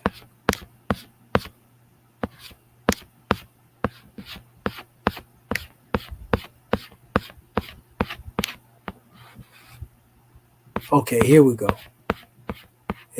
This is what I was looking for right here. This area right here. This is actually dealing with our flag.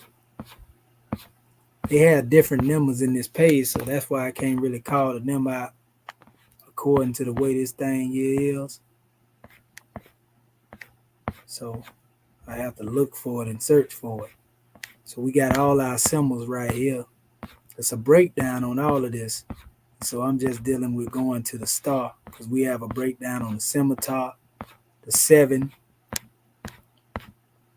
and everything, the 4 quadrants, what they represent.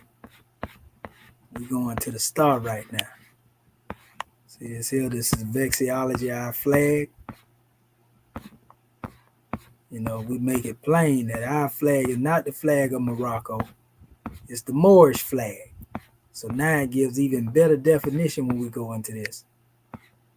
This is the whole history on it. Look at right there. Remember what I was saying right here? Our flag is distinguished by the Holy Prophet, is the ancient flag of our forefathers, well over 10,000 years old. See what I'm saying? And that's how old they saying the Sierra way of life is, right? Moroccan flag ain't that old, family. And what we really referring to is the principles of the flag. See what I'm saying? The flag of the Kingdom of Morocco in the modern history. The flag of the Kingdom of Morocco is a red flag with a 5-pointed green star in the center. Still, the flag of Morocco is not our 10,000-year-old flag, which Noble Drew Ali referred to in his questionnaire. See what I'm saying? He stated our flag is over 50,000 and 100,000 years old. You know what I mean? So there's a difference between our flag and the Moroccan flag, family. Here it is, right here. The origin of the Moorish pentagram. Now, Noble Drew Ali said these Moors were driven out of the land of Canaan by Joshua and received permission from the pharaohs of Egypt to settle in the portion of Egypt. When the ancient Moabites originally inhabited the land called Morocco, they were guided by the brightest morning star called Venus. It says that Venus rotates from east to west. Venus is the most brilliant of planets in the solar system because it's closer to the sun, yet nearly the same size as the Earth. Venus is seen in the eastern stars immediately before and sometimes during sunrise. It is not a fixed star due to its orbital rotation around the sun. Still, the Moors traveling from east to west kept this eastern star at their backs until they reached the western extremities. It was not uncommon for Moors to travel by the stars. That includes Sirius as well. They were the world's first astronomers, navigators. Moor means navigator. Nevertheless, this is how the symbol of the pentagram received its beginning by the ancient Moors. See, when it's talking about the ancient Moors, it's talking about the Mari, the Moorish gods. It's talking about, the Sirah. It was not just a diagram, but also indeed a national tool of science for the torchbearers of civilization. Sheikh Sharif Abdul Ali said, our flag, what kind of flag is the Moorish? It's a red flag with a 5-pointed green star in the center. When the ancient Moabites first established their banner, it was a replica of the journey of peace and plight of civilization with new life. Therefore, the original flag was white as purity of God. And the open green pentagram in the center represented man as the most favored of God's creations, the all-seeing eye of Allah. The white background represented purity. Purity meant God, or means God. God means the ruler of the land. The green of the star represents new life, everlasting. The openness of the star, the spirit of freedom, infinite powers to create and govern elves and babes. The singleness of the star represents its independence, oneness of humanity, which precludes the idea of one great God. The uprightness of the star represents its fearless balance and perpendicular stand of deific life, God-man. The points of the star are called pentagrams. They always represent love, truth, peace, freedom, and justice, as long as the star is in its perfect upright position. Pentagrams are expressions of the science that breathes from the higher self of every Moor's mind. These points encompass 72 degrees times 5 highest principles known to man, and this star describes man every face in life in a single expression. The singleness of the star represents its freedom, independence, and obedience, harmony to the great God. The North Star, the Moorish American flag, is also a sign of their constancy and polarity to the human family, fixed stability of the seraphim. Still, all of these great things of divinity evolved 360 degrees around the executive principle of love. The first point is always love. The Moors first used this banner after they circumnavigated the continent of Africa, when it included Havilah, Arabia, over 10,000 years, 8,000 BC. But with the aforementioned invasions, the whiteness of the original banner was turned red in defense of its principles. Moorish blood began to pour like rain from the Islamic infiltration of Arab conquest and began in the 7th century. See, this is that conflict that they was talking about among the Syria people being infiltrated by the Arabs, right? The Moors, known as the Imagzin, men of noble origin, it says, were the true true indigenous people of Morocco, not the Aberdeen, not the Arabized more. They had no objection to the religion of Islam as perfected by Muhammad, as a completed favor to his people. Surah 5:3.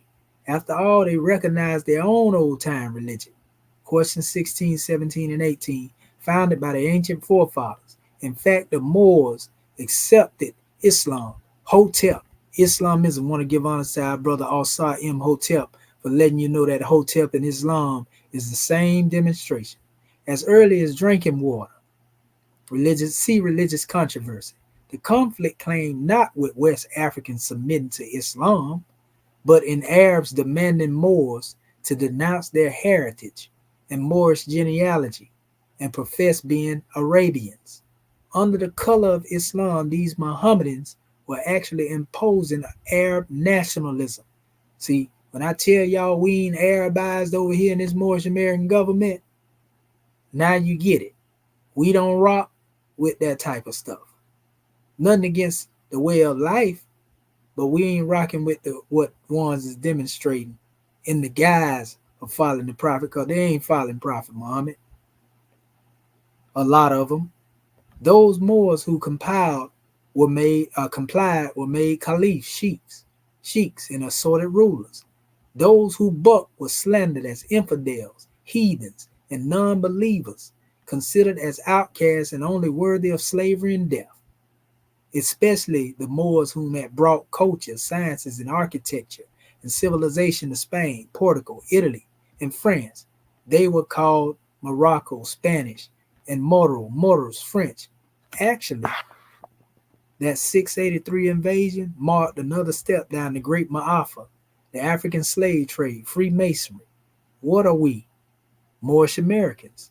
Now, the flag of the Moorish, a red flag with a 5-pointed star in the center, like the great Moroccan kingdom itself, would be destined for shrinking alterations. These changes of its boundaries and histories and powers would be exchanged from the Arabs to the European New World Orders. As the U.S. Marines seen from the halls of Montezuma to the shores of Tripoli. We showed that to you in the Indian pictures, right? The Moors. After the Sultan of Morocco financed 13 colonies to win their Revolutionary War to become the United States, he signed the first treaty with General President George Washington, although this treaty, still in effect, was written to protect the Moorish nationals enslaved here. Old slave owner George Washington put the Moorish flag away in a Philadelphia vault. To this day, the red and green flag is noted as George Washington chopping down the proverbial cherry tree. Needful to say, being Freemason, old George Washington could not tell a lie. Yeah, right. Naturally, the world-famous forked tongue of the European nation deceived the Moorish Arab Sultan, as they had for thousands of years. So after the United States of Jubellum came to power, it was Portugal and France, Jubella, her large brothers, who would conquer Morocco. See Freemasonry. Under this quest, which last passed and is regained in 32 and 56, independence into the 1990s control of Morocco's Western Sahara by the Polisario front.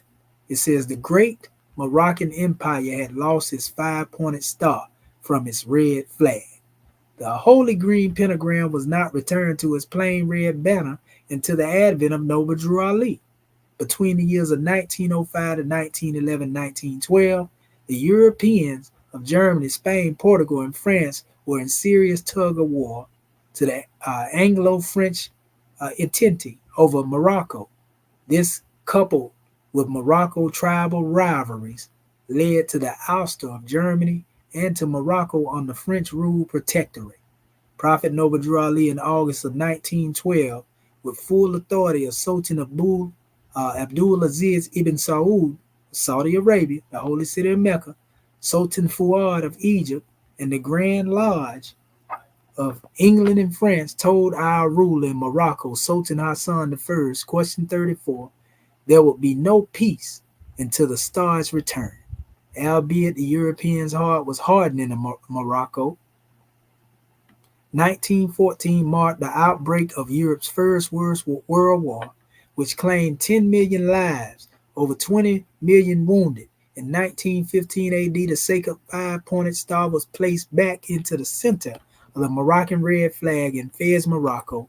The Prophet had retrieved the original Moorish flag from the Congressional Vault, it says, of the presidency of Woodrow Wilson in 1913. It was a great wonder that Noble Drew Ali actually displayed the Moroccan flag here in the United States 2 years before it was returned to the soil of Morocco. He displayed it upside down because a backward turned United States flag as a sign they both were in adversity of their principles. There's a picture of Noble Drew Ali with the secretary of Christina Price Bay. Speaking of the U.S. flag term Old Glory, it says was the first applied to the Moorish flag because of its heavenly brightness by Venus and the ancient history of being the mother of all flags. Old Glory could never intelligently be applied to a flag that's only been around for a historical minute and changed numerous times between 1780 and 1960.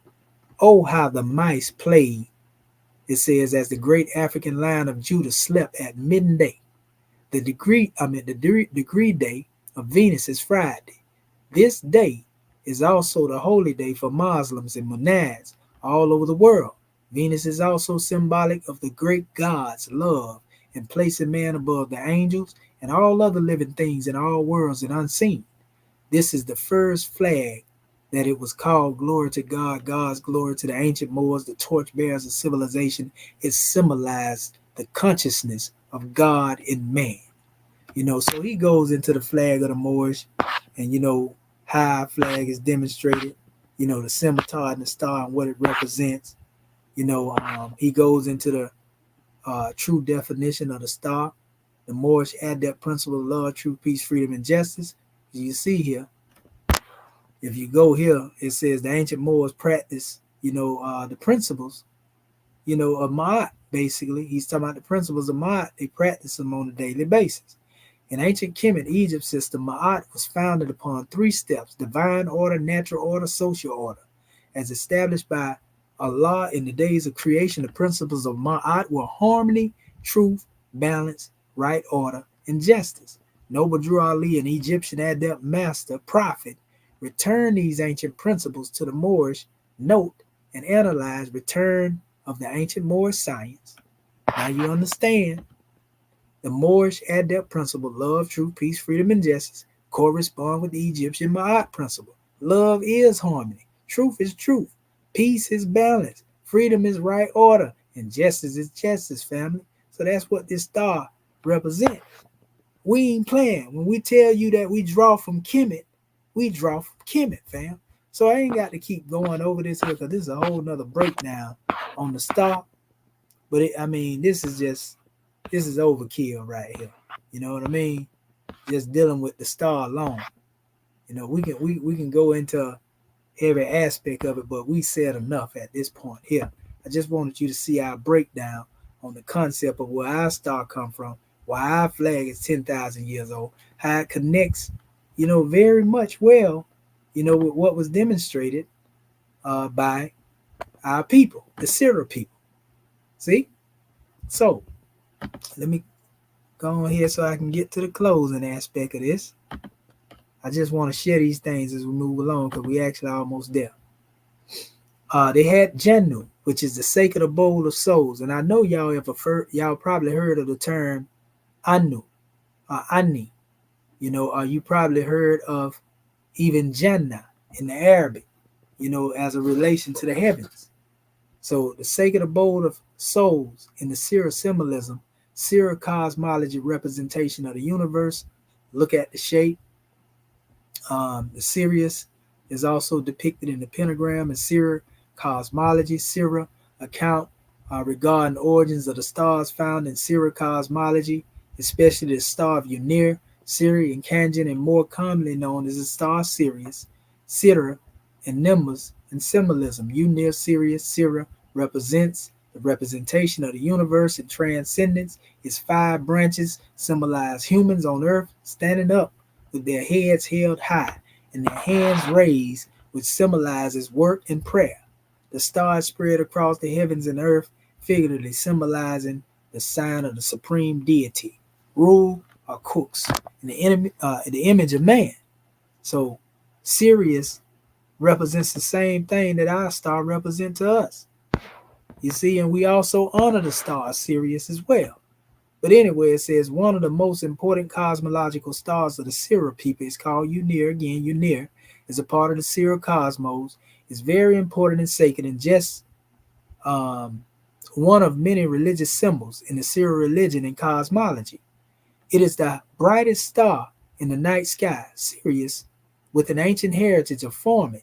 Unir is very important and sacred in Sirius religion, etc., because it announces the beginning of flooding and enables Sirius farmers to start planting seeds. The Dogon people of Mali call it Sugi. It states Sigui.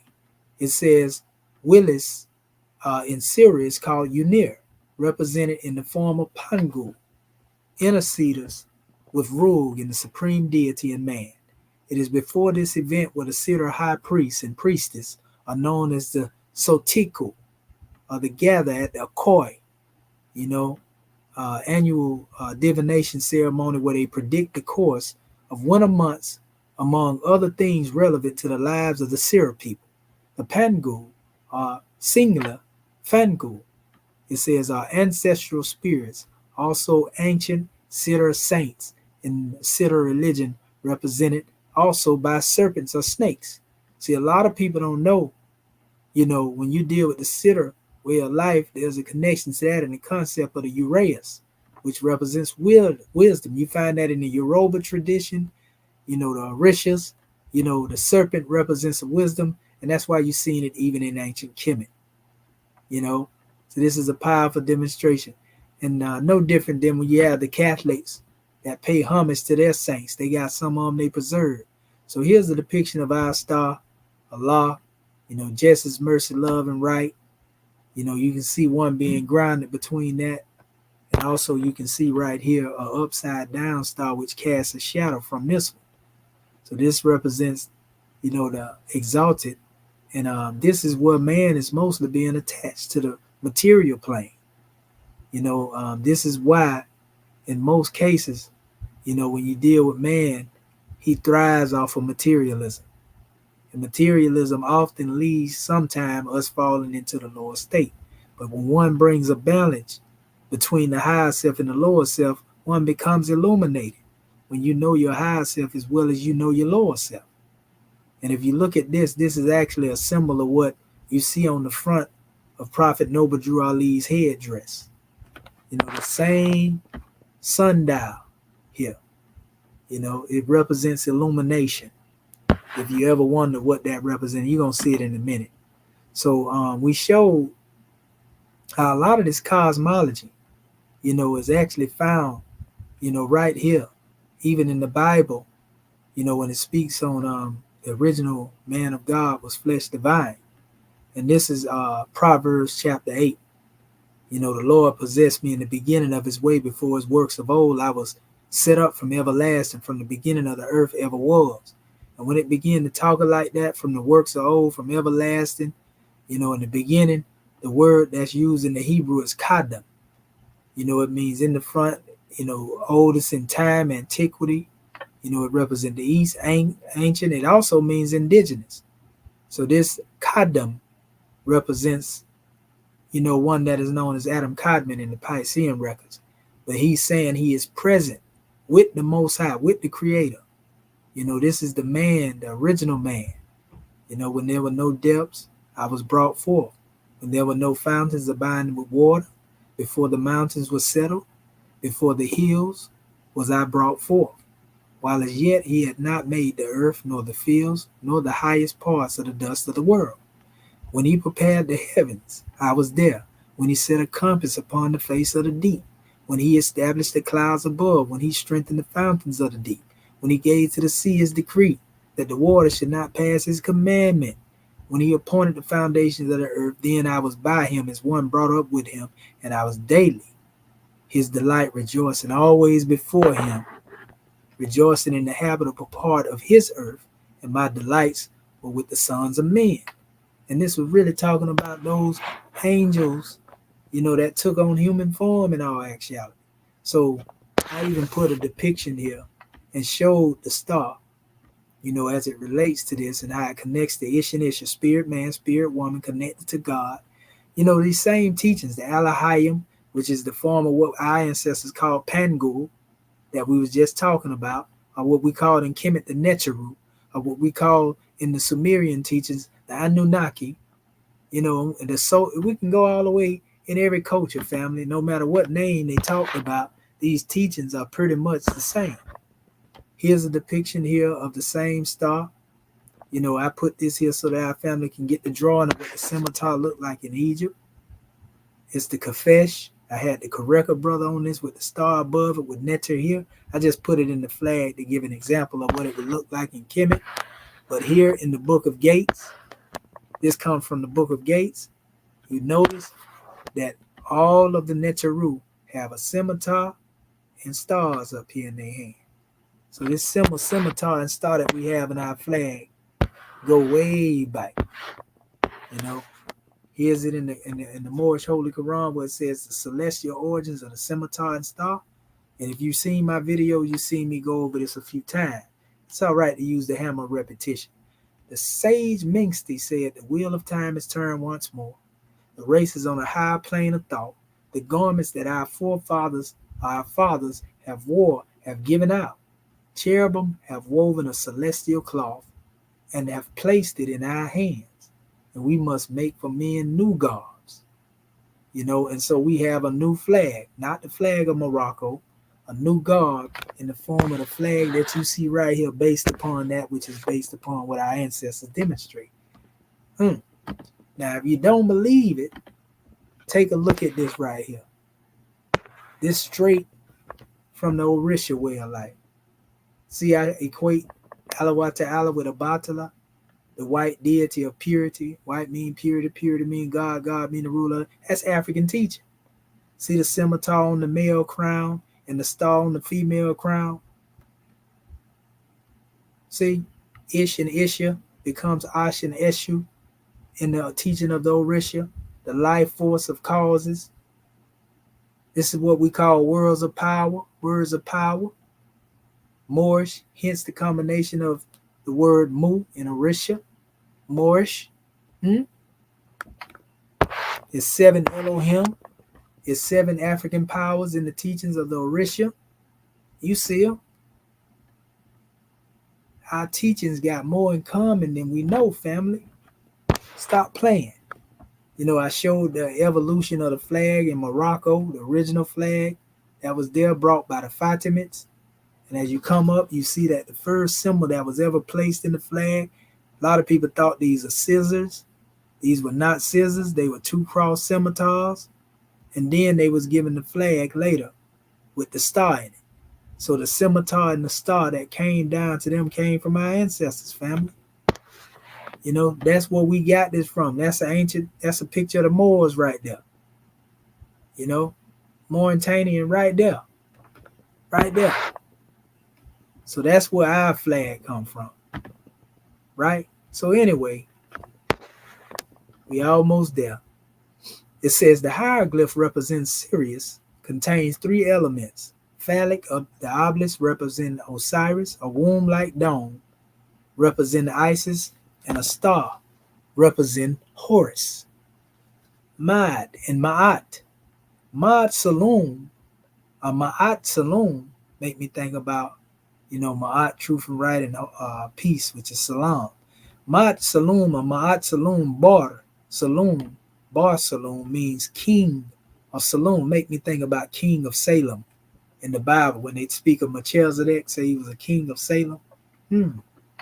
Was it saying that he was of the Syria people? He was a Sarah? Might need to do some research in that area. In the Setter language, the ancient kingdom of Saloum, now part of the present-day Senegal, was a pre-colonial Syria kingdom. Their kings bore the title Mad, also Ma'at, though rarely used. So they referred to their kings, with the title Ma'at. Come on, man. We can't look all this stuff coming up out of Kemet dealing with the Sira people. This is come on. The royal title was sometimes used interchangeably with that of the ancient kings and landed gentry and limenes, right? So anyway, so I went to Kemet and took you to Sapta. It states, in ancient Egyptian mythology, Sapta was deification of Sothis, a star considered by almost all Egyptologists to be Sirius. The name Sapta means she who is sharp in Egyptian, and a reference to the brightness of Sirius, which is the brightest star in the night sky. In art, she is depicted as a woman with a 5-pointed star upon her head. See what I'm saying? So, like, family, this is like, it don't get no plainer than this. Okay, social organization. The Sira kings, landowners, Ma'at, and the Sing, Ma'at, Salom, Lamini, or even Bor, or border, as used by some mainly non-Seers, who referring to the Sira kings. It says, were at top of the social strata. The terms Bor Sin or Bor Salom, it says king of Sin and king of Salom, respectively, are Wolof terms when referring to the Sira kings. Bur or Bur are not Sira terms, but Wolof terms. When the Sitters refer to their kings, they say Ma'at, or Mat, or Ma'at. Sira kings divided their capacity as follows, not in order of importance. The king of Sin and Ma'at and Sin, or Ma'at Salum, appointed the chiefs of provinces named Lamini, or Sira of Guliwa. The origin pre-1335. Laminis were not mere provincials, of chiefs, but kings. Also, the Guliwars became the Sitters and had Sitter surnames. So, like, it goes on talking about the old kingdom of Ad is merged with the will of the king, who assumes the service of men. It says it is not the career, since it is spontaneous and bound to ambition. Career in the service of the sovereign and Ma'at are therefore distinctly separated, but from an indispensable complement. Number 2, the first intermediary period after the fall of monarchy and old kingdom, there is no longer career in the king's service. A virtuous life, compliant to Ma'at, can alone lead to immortality. However, the very word Ma'at, which remains identified by Egyptians with the king, it says, and with the state, disappears from the inscriptions in the Middle Kingdom, thanks to literature known as propaganda, an unsettable term, but close enough. The monarchy reintroduces the traditional notion, Ma'at service to the king, as a necessary survival. The Sira brought it back. It is added to the necessities of virtues in the tomb, and the tomb of Ma'at become inseparable. You know what I mean? This is basically going into Gulakar. You know, is a psalm devoted to the sun god and the ancestors of the Sera people, used to worship the sun. It says many still do. Gulakar, and I think it's more dealing with veneration. But this is, the source going into the aspect of it, saying, hey, worship the sun. The European and different scholars always do that. They don't understand the difference between veneration and worship.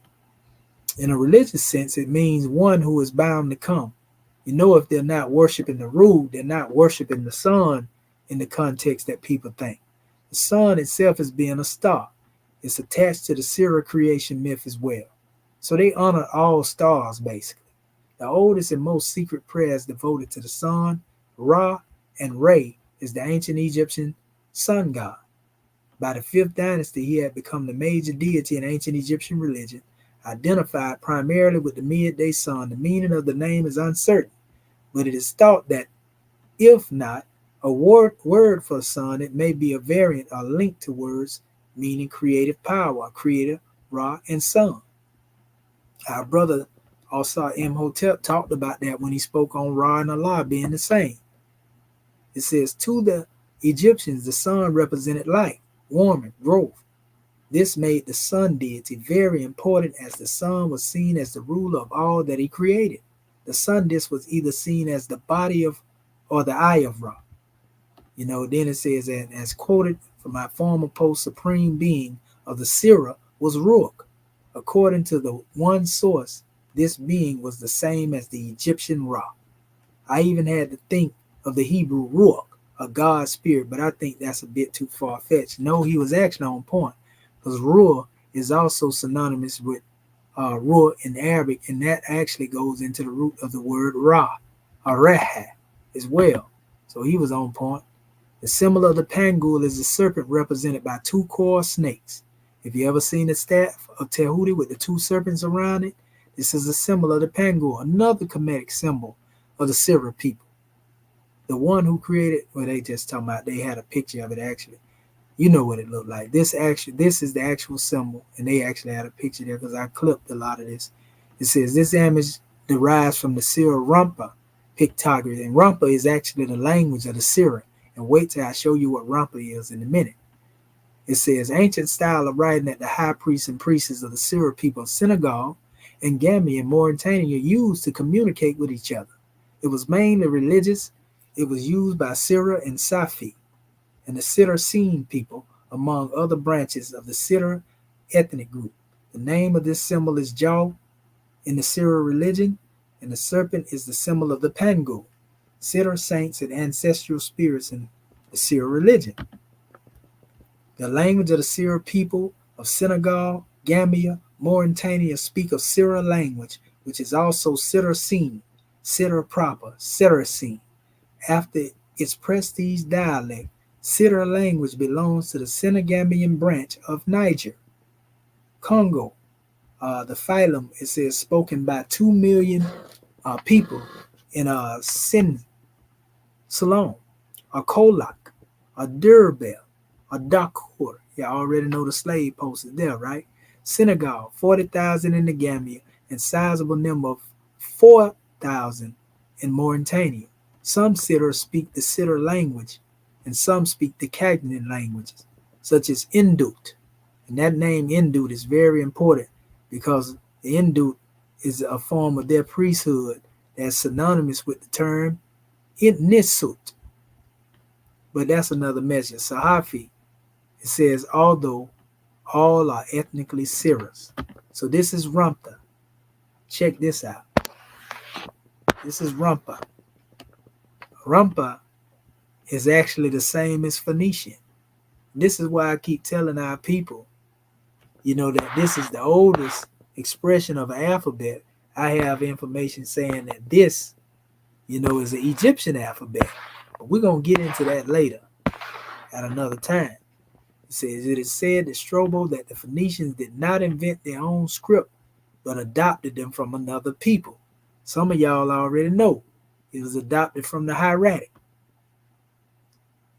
It says, could they have been the Sidr, or could they have also been another way around, of course? And then it shows a table with the left on the Phoenician and the right Rampa. So this is actually, again, one of their depictions of the language. And they have a grand drawing. So you go and do that research on the Sira, you're going to find that too. All right. Getting on down. Sidr kingdoms. Main articles: Kingdom of Sydney, or the Kingdom of Saloon, and the Kingdom of Bowls of Siri.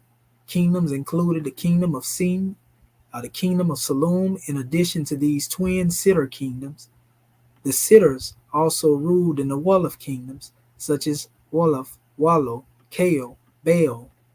Kingdom of Baal was also originally an old Sidr kingdom by the Sidr paternal dynasties such as the Ju family and the Najib family, etc.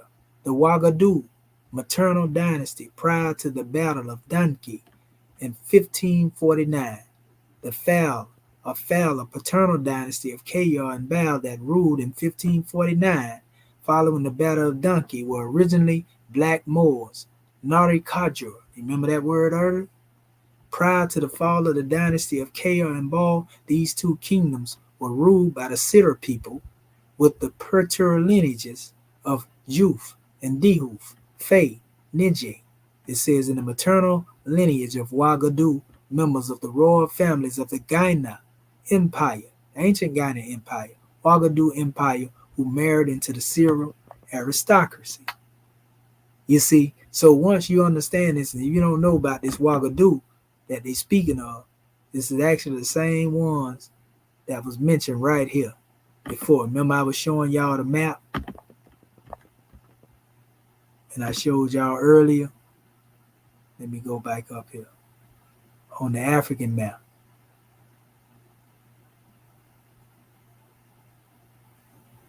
Coming up in a second. There you go, right there.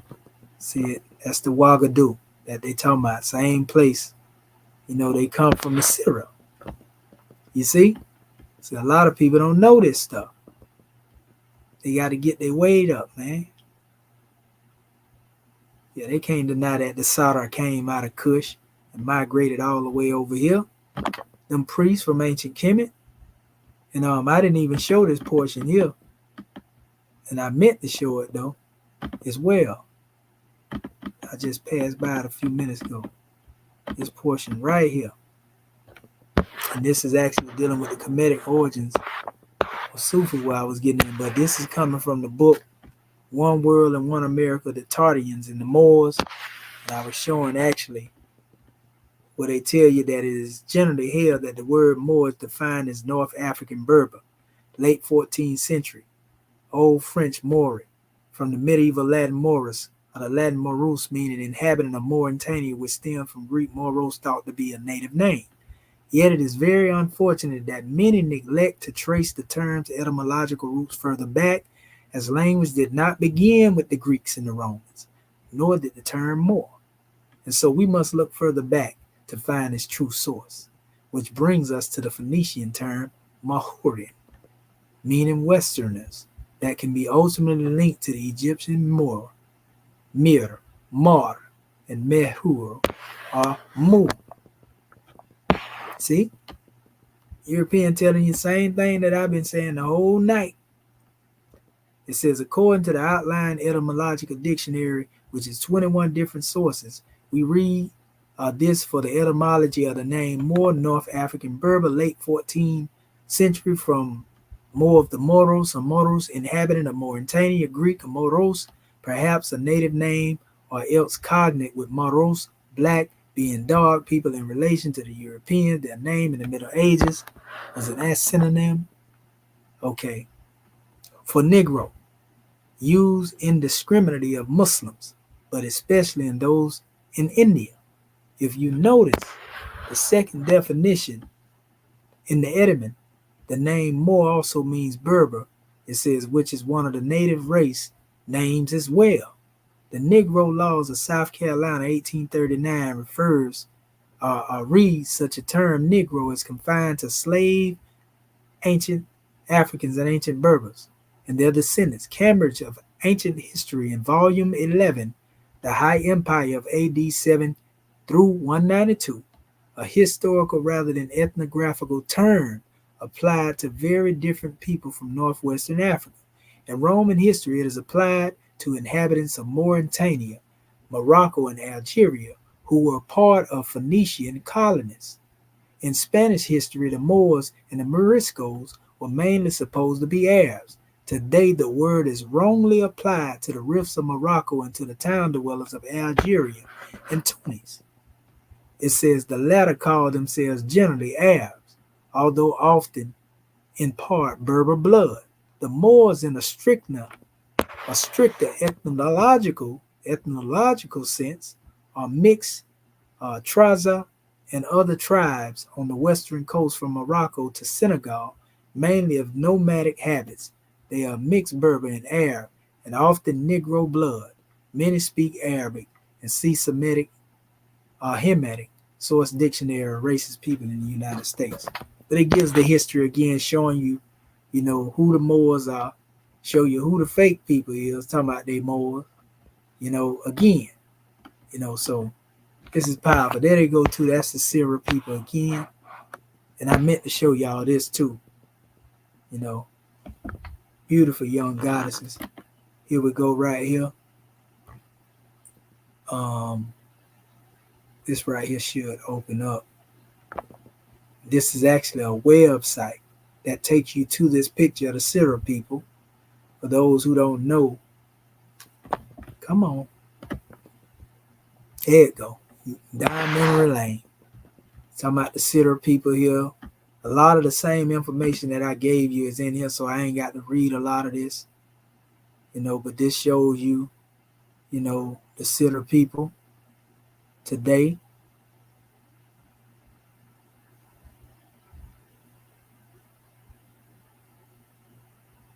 Yeah, it's a lot of history. I have this actually in my measure here. This is one of the last Ma'at kings. They also have a totem system where every tribe has its own animal. Like, for example, in our Moorish teaching, we have our family, we call them the tribe of endurance. You know what I mean? Everything that I basically told you is all up in here.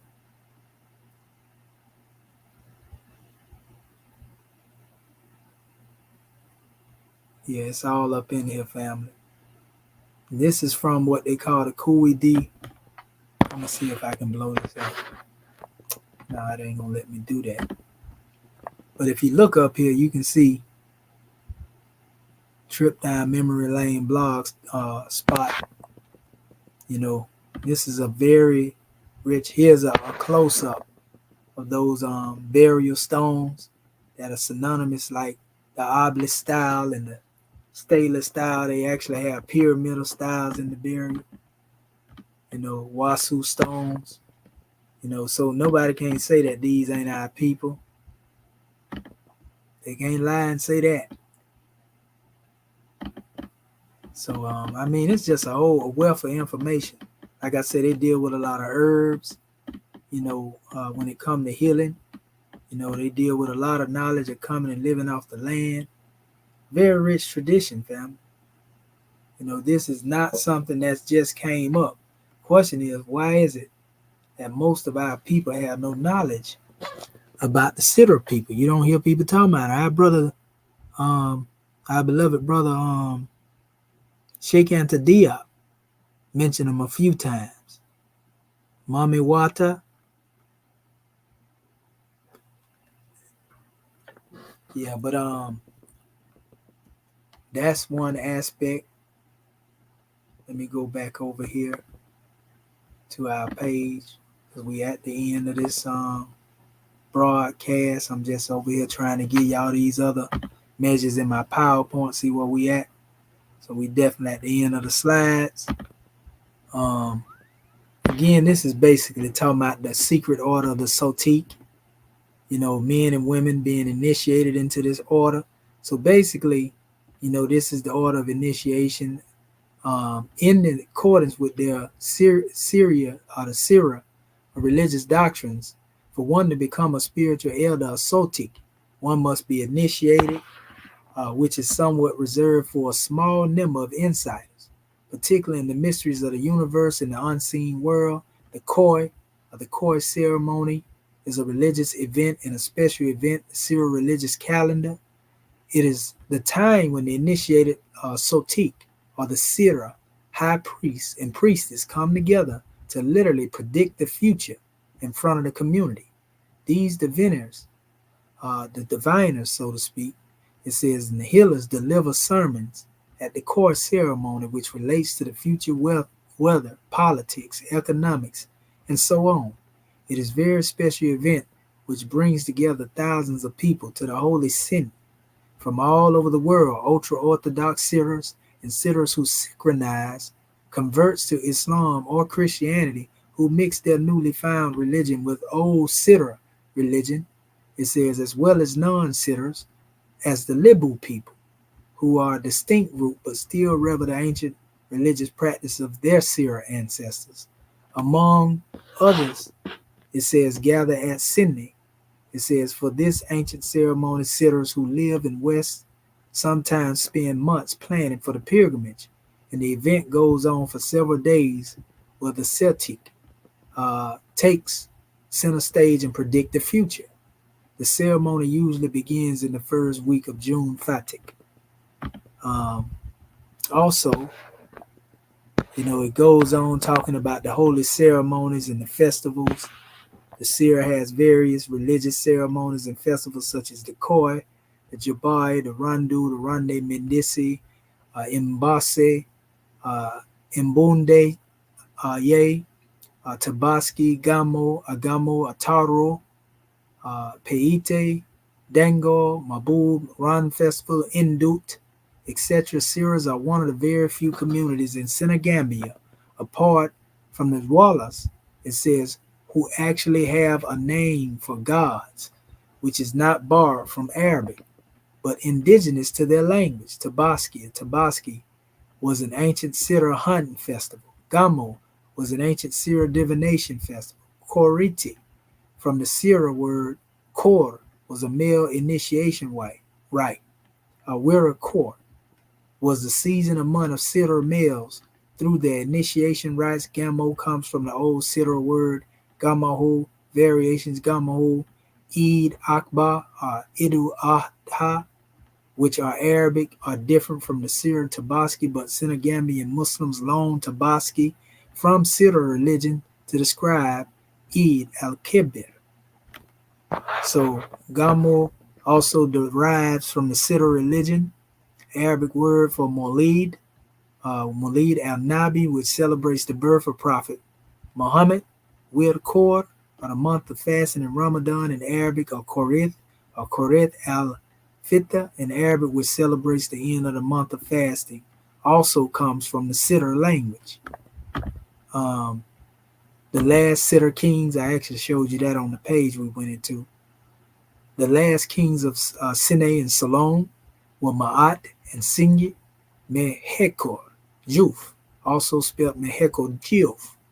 Ma'at Salom Fodi Unguye Juf, also spelled Fodi Nguye Juf, Fodi Nguye Juf, respectively. They both died in 1969. After their deaths, the Sierra kingdoms of Sinai and Saloum were incorporated into the independence Senegal, which gained its independence from France in 1960. The Sidr kingdoms of Sinai and Saloum are two of a few pre-colonial African kingdoms whose royal dynasty survived up to the 20th century. Right?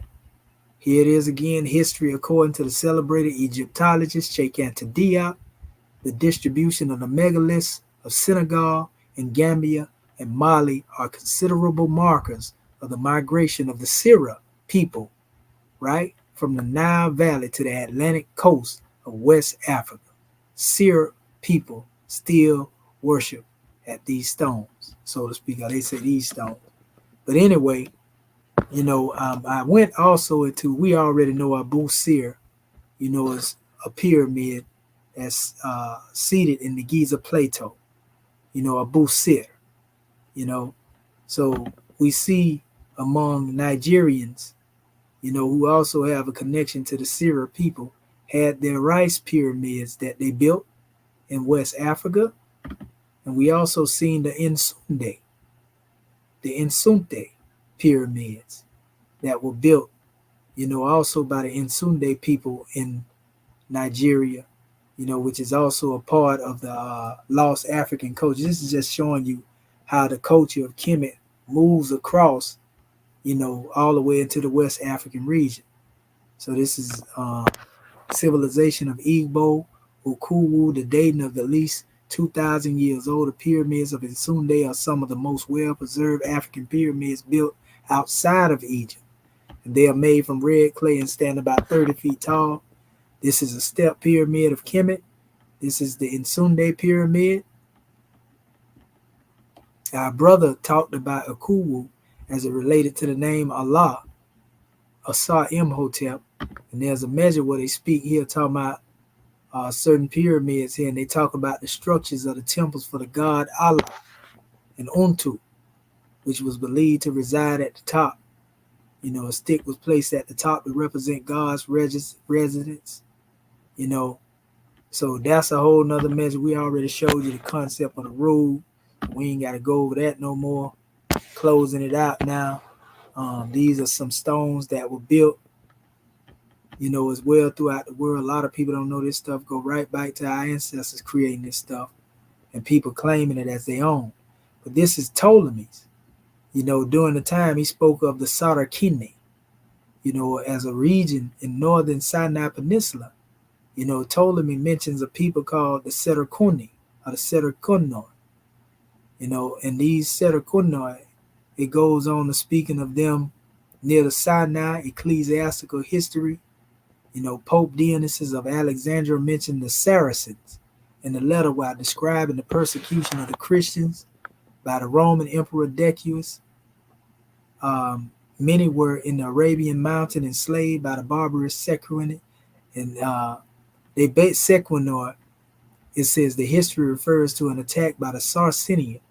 It says of Cineas, Niger's army in Egypt, 193, but provides little information as to identify them. So as we go on, we was talking about the Saracens. In the Wiltshire dialect, the meaning of Saracen would eventually extend to reference or referring to anything regarding as non-Christian, whether Muslim or pagan. It says, from that derived the still current term of Saracen, a shortening Saracen stone, denoting a kind of stone used by the builders of Stonehead long predating Islam.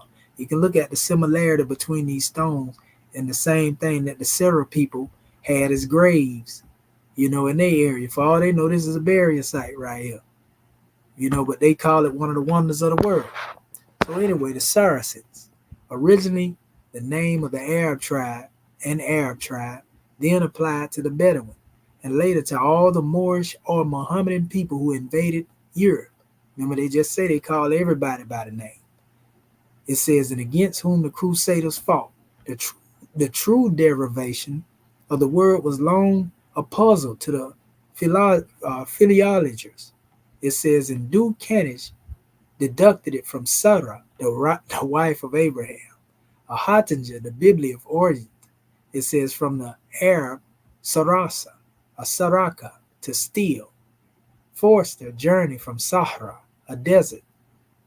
Others from the Hebrew Sarak, poor. The opinion most generally prevalent is that the word was originally Sharkin. Eastern people corrupted by the Greeks, into what they called, and they derived their word Saraceni. See Crusades, see Moors, and see SP. So it says here, as we go on, why were the Muslims called Saracen? Saracen, Wikipedia, by the 12th century, medieval Europeans used the term Saracen as both an ethnic and religious marker. In some medieval literature, Saracens, or some people say Saracens, it says were equated with Muslims in general and described as dark-skinned, while Christians lighter skinned. Oh, now we getting at something now. What does the term Saracen mean? Saracen in Middle Ages, any person, Arab, Turk, or other. It's the same thing they did with the term Moors. It says, who professed the religion of Islam early in the Roman world. There had been reference to Saracens in Greek, or Seterkini. So when you go back to the term Sankori and all of that right there, Saraceni, by late classical authors in the first, third, or 3 centuries AD, the term being then applied to an Arab tribe living in the Sinai Peninsula. Those would have been the Cushites in all actuality. So it says the gianties, blackness, and bestiality are typical medieval attributes of the Saracens. It's actually coming from a book. The Saracens are often portrayed in epics and later romances. We are told by Leicester as tall, hideous hues, often mishappen, frequently as black Moors or Negroes, and usually with eyes as red as glowing coals, associated with ferocity. The Syria people were known as tall, the men, they were tall brothers, muscular tall brothers. Nizar, F. Hermes, King Arthur in the lands of the Saracens. That's the book source that they spoke of this in. It is perhaps not so generally known that a tribe of Bedouins called the Dawasir Arabs found in the land of Umar are also black. See, those are them dark Arabs we was talking about, right? Their gigantic forms and sable features distinguish them from their Shemite neighbors and point them out as most likely the Sabians, men of stature. So you know the Sabians are the original people that was in Arabia before the Arabs got there. This is one of their depiction, of the Saracens. They're on the horse. You see the European trying to shoot them with an arrow. See, it's a king right here amongst them. This is in Aguilat, the Sultan of Sicily, and his Moors attack a castle in Grandes. And this is dealing with look like chronologies of France, and most of its illustration was thought to have been made for King Charles in the 5th and 14th century. So anyway, they give another war between the Saracens. Notice they got this guy real tall up here. And you see the European fighting him. He done slayed a couple of them back there. By himself. You see them all trying to come against him, but they say these Saracens were very tall. These Moors, as they call them, dark. Here's another measure where they talked about, what they call the Yesore. They call them the Black Saracen giant, as seen in the Golden Age of the Moors edition of the Journal of African Civilization. That's a depiction of the Saracen. Y'all know the Moor heads that you see in Spain. Here's an example of one. These are the Moors and the Saracens. This is my favorite one right here. Good brother, Jamil Alameen H. Rap Brown. If that don't look like that brother up there, the Saracen right here. Come on, man. Stop playing. You know what I mean?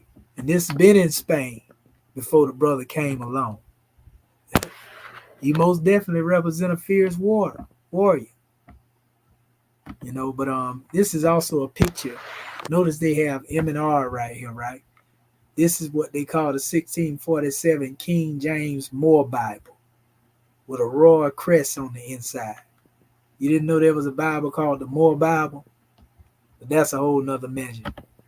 All right. Now we getting into some of the pictures dealing with some of the people, some of our brothers and sisters, who definitely was in West Africa, coming from the Sudan and so forth and so on.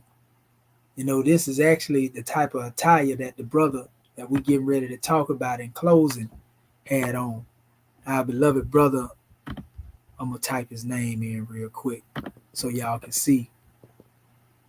This is the end of the presentation. Let me see. Let's see.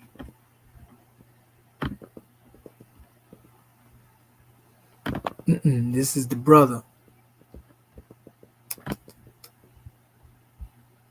Hold up. They didn't give this right.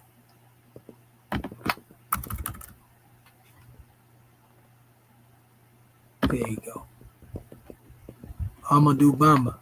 This is the actual founder of the Murid order of Sufism, from the same area in, the Senegalese region. He is the one that is Sheikh Bamba, is the one that basically is the reason why Sufism is there. This brother took this teaching over there, and he got a lot of teaching. He got a lot of books he wrote, and a lot of it is reminiscent of the Sirah way of life. That's him again. They say that he was actually here in America.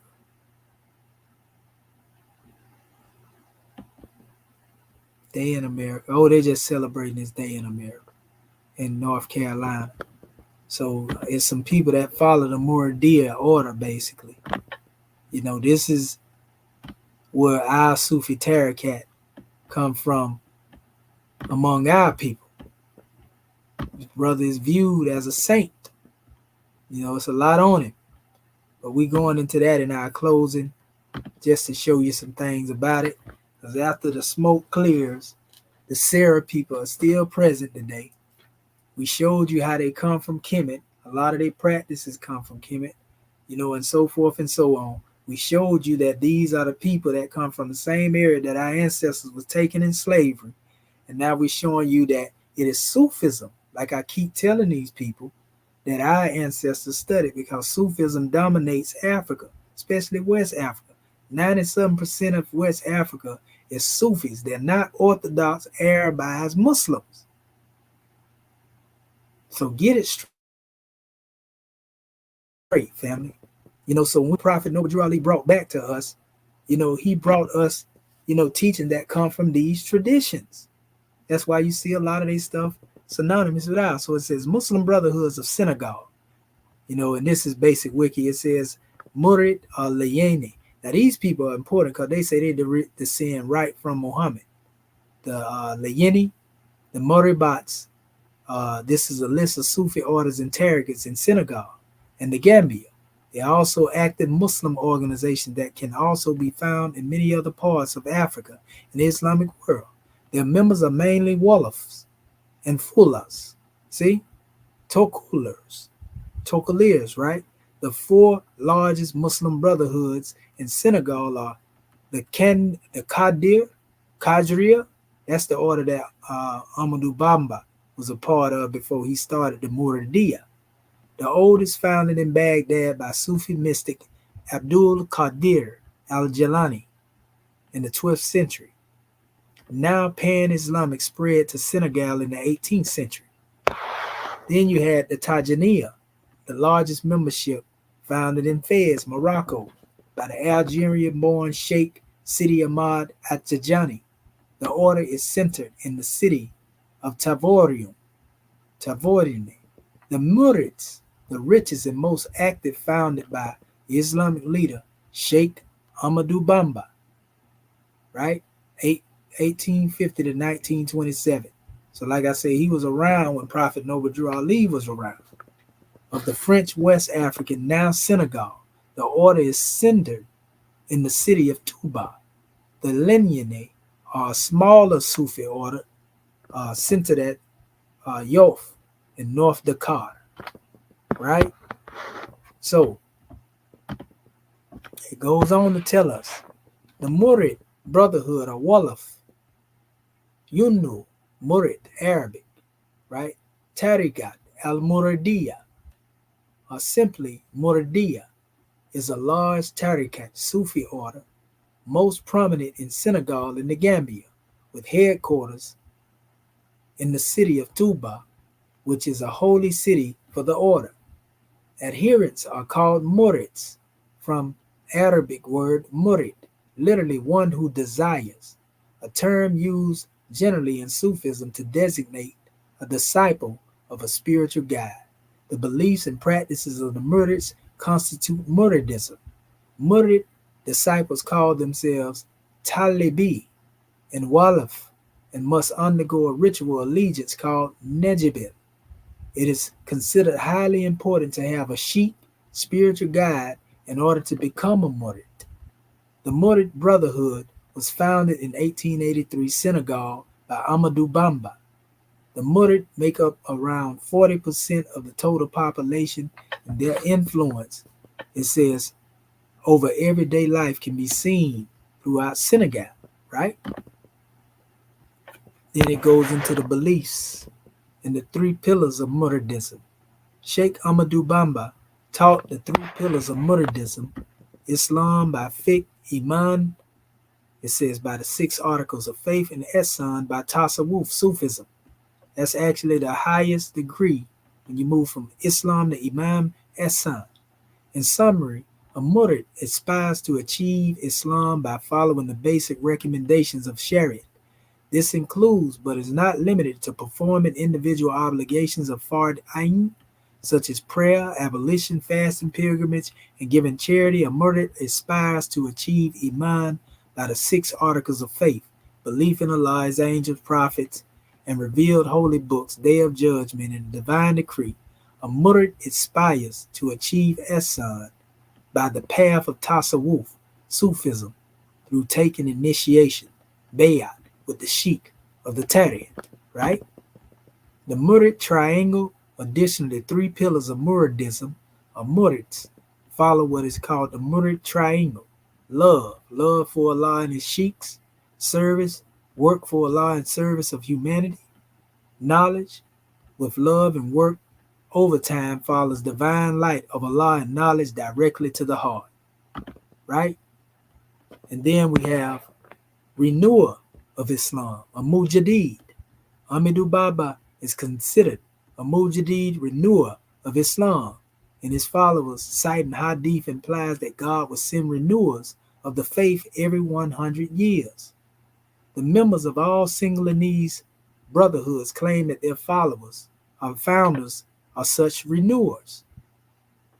We look at Prophet Noble Drew Ali as a renewer. To us, the Murid beliefs are based on Quranic Sufi traditions influenced by the Qadri, Tijani brotherhoods, as well as the works by scholar Al-Ghazali. Ahmadu Bamba wrote more than 1,000 books in classical Arabic, all of which are based on the Quran and Hadith.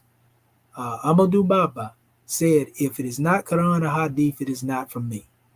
Murids sometimes call the order the way of imitation of the Prophet. Parents sometimes send their sons to live with the Maribat as talibis rather than giving them a conventional education.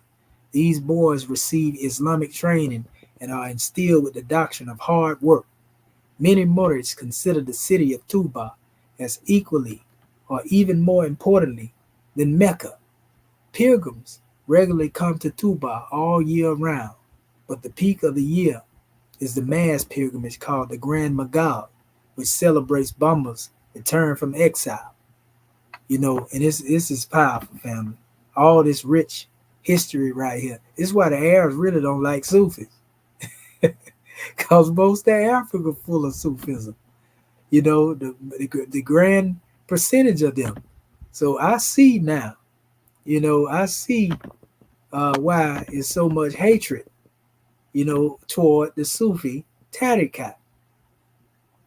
Oh yeah, I did have this in here showing the connection of the word Ra, to the word Ruh, in the Arabic and so forth and so on, all that being symbolic, to man. Y'all seen that before, so I won't go into that and all that other stuff. But there is a thing that I want to show you all here in connection, because I had a link in here. Where's that link? I actually went into the history. Hold up. I think it may be up here. Okay, yeah, there it is right there. I didn't mention Dhul Nun al-Misri as well, but Dhul Nun al-Misri is very important. You get this book right here too, Alchemia, family. See what it says here. The Sufi Brotherhoods in Senegal, 95% of Muslims belong to the Sufi Brotherhood, more than any Muslim population in the world. The two largest orders are the Tijaniya and the Murids, although pan-Islamic Qadiriya and the smaller Lahiniya Brotherhood are also represented in parts of the country. The Qadiriya is the smallest. So, Brother Ahmadu Bamba's Sufi tariqat outgrew the Qadiriya order of Baghdad that was in Senegal. It was introduced in the 18th and 19th century by missionaries from Mauritania and Niger Benin, and most Senegalese Sufis identify with the Tijaniya order than any other. So most of our ancestors that came over here, family, they wasn't just Muslims, they were Sufis. They were Sufis. You see? Now watch this. This is what I wanted to show y'all, this particular website. Because it's a rich website right here. This is Sufi Brotherhoods of Senegal. So let me show them to you real quick here. Because like I said, these are the last little. This is what the closing out at. You see the brothers. It's a whole bunch of information. They go a bunch of sisters over there. They go to Brother Ahmadu Bamba again.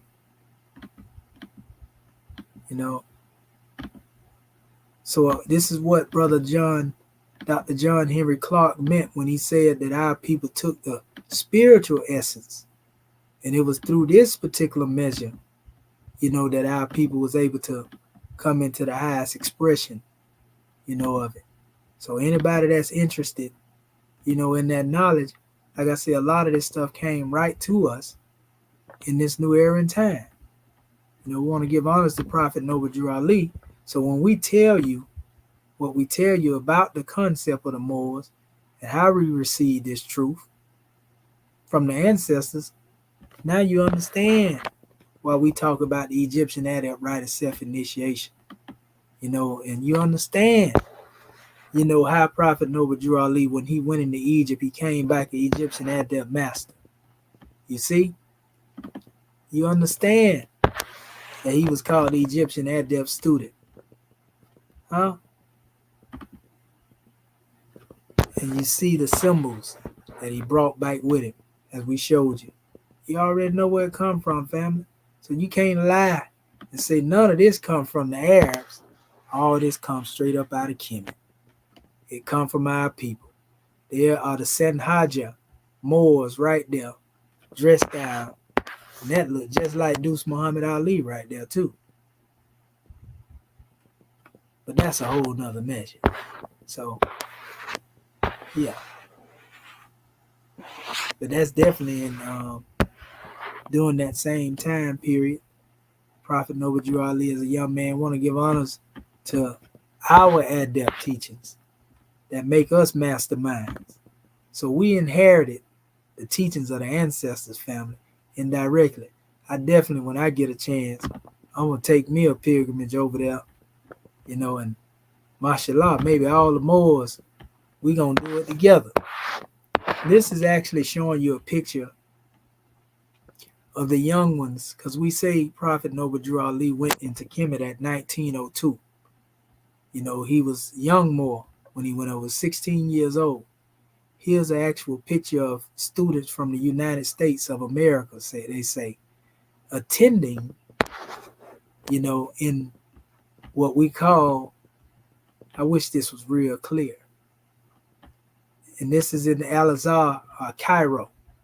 They are from the United States of America, family. You see the melanated people up in there. The prophet definitely can be anywhere. I'm just showing that there were people who went into Al-Azhar, Cairo, and they studied. Honest to the sister that gave me this picture, what she said was Prophet Noble Drew Ali in Egypt. She gave it to her grandson to give to me. So that's a whole nother measure in and of itself as well. I can only take the elder sister for what she gave me. But that definitely looked, the image looked definitely similar to the prophet. Till we can get a clear copy, we never know. But anyway, we do know that's the prophet when he was young, 26 years old. He definitely wasn't no Mason or a Shriner like people thought. He was a mastermind.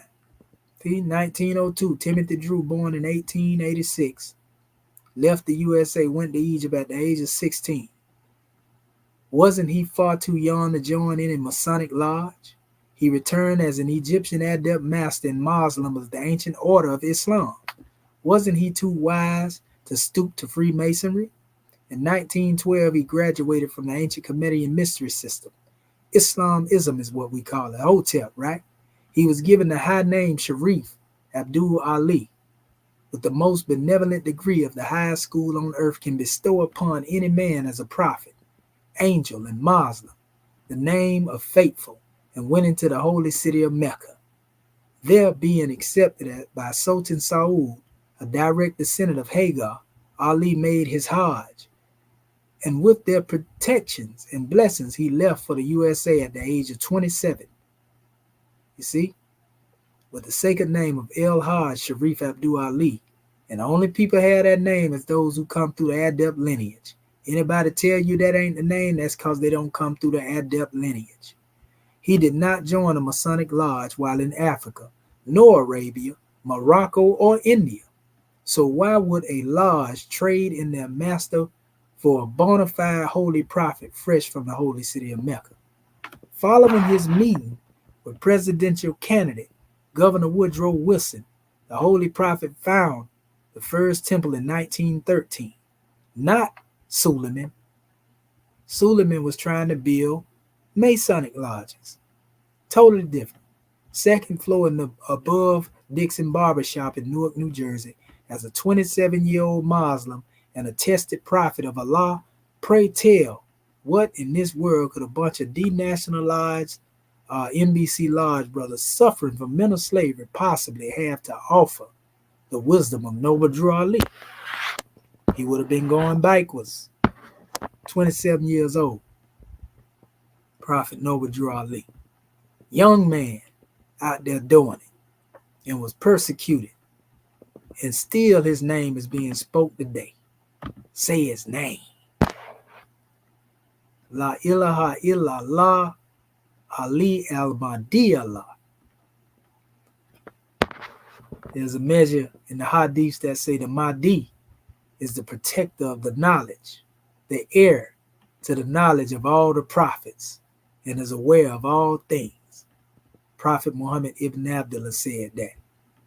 And he also said, I am the city of knowledge, and Ali is its gate. We know Ali that's spoken of during the time of the Muslims, but they would let you know that Ali himself had a lineage. And the Moors lineage, can also be traced not only back through Muhammad's lineage, but also Ali, because they were also of the Cushitic blood. But that's a whole nother measure. So when we deal with the name of even Prophet Noble Drew Ali, in his journey, he too went into the east in Kemet and made his way back to the west. His name is evident of it. El Hajj. What does the name El Hajj mean? Traveler, Haji, Arabic. Sometimes spelled Haji, Al-Haji, Al-Haji, Al-Hajj, Hajj, or El Hajj. Is an honorific title which is originally given to a Muslim who has successfully completed the Hajj to Mecca. This attribute was received in Mecca. Sharif equals noble. Now see, a lot of people don't understand. This is how you construct his name. El Hajj simply means he took the pilgrimage. He went to the east. Right? Sharif equals noble. Sharif, transliterated Sharif, al-Sharif, right? Sarif, it says a sheriff. It says, and that's also where they get the name sheriff from, is a traditional Arabic title. The origin of the word is an adjective meaning noble, high-born. This was the attribute that was received in Saudi Arabia from Ibn Saud.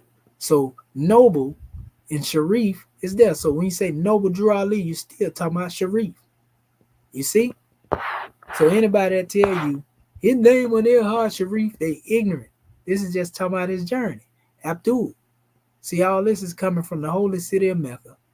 And then it comes to Abdul, servant of humanity, which means serve. Abdullah means servant. Abdul also transliterated Abdul. Arabic is the most frequent transliteration of the combination of the Arabic word abd, meaning servant. This attribute was received also in Saudi Arabia from Sultan ibn Abdul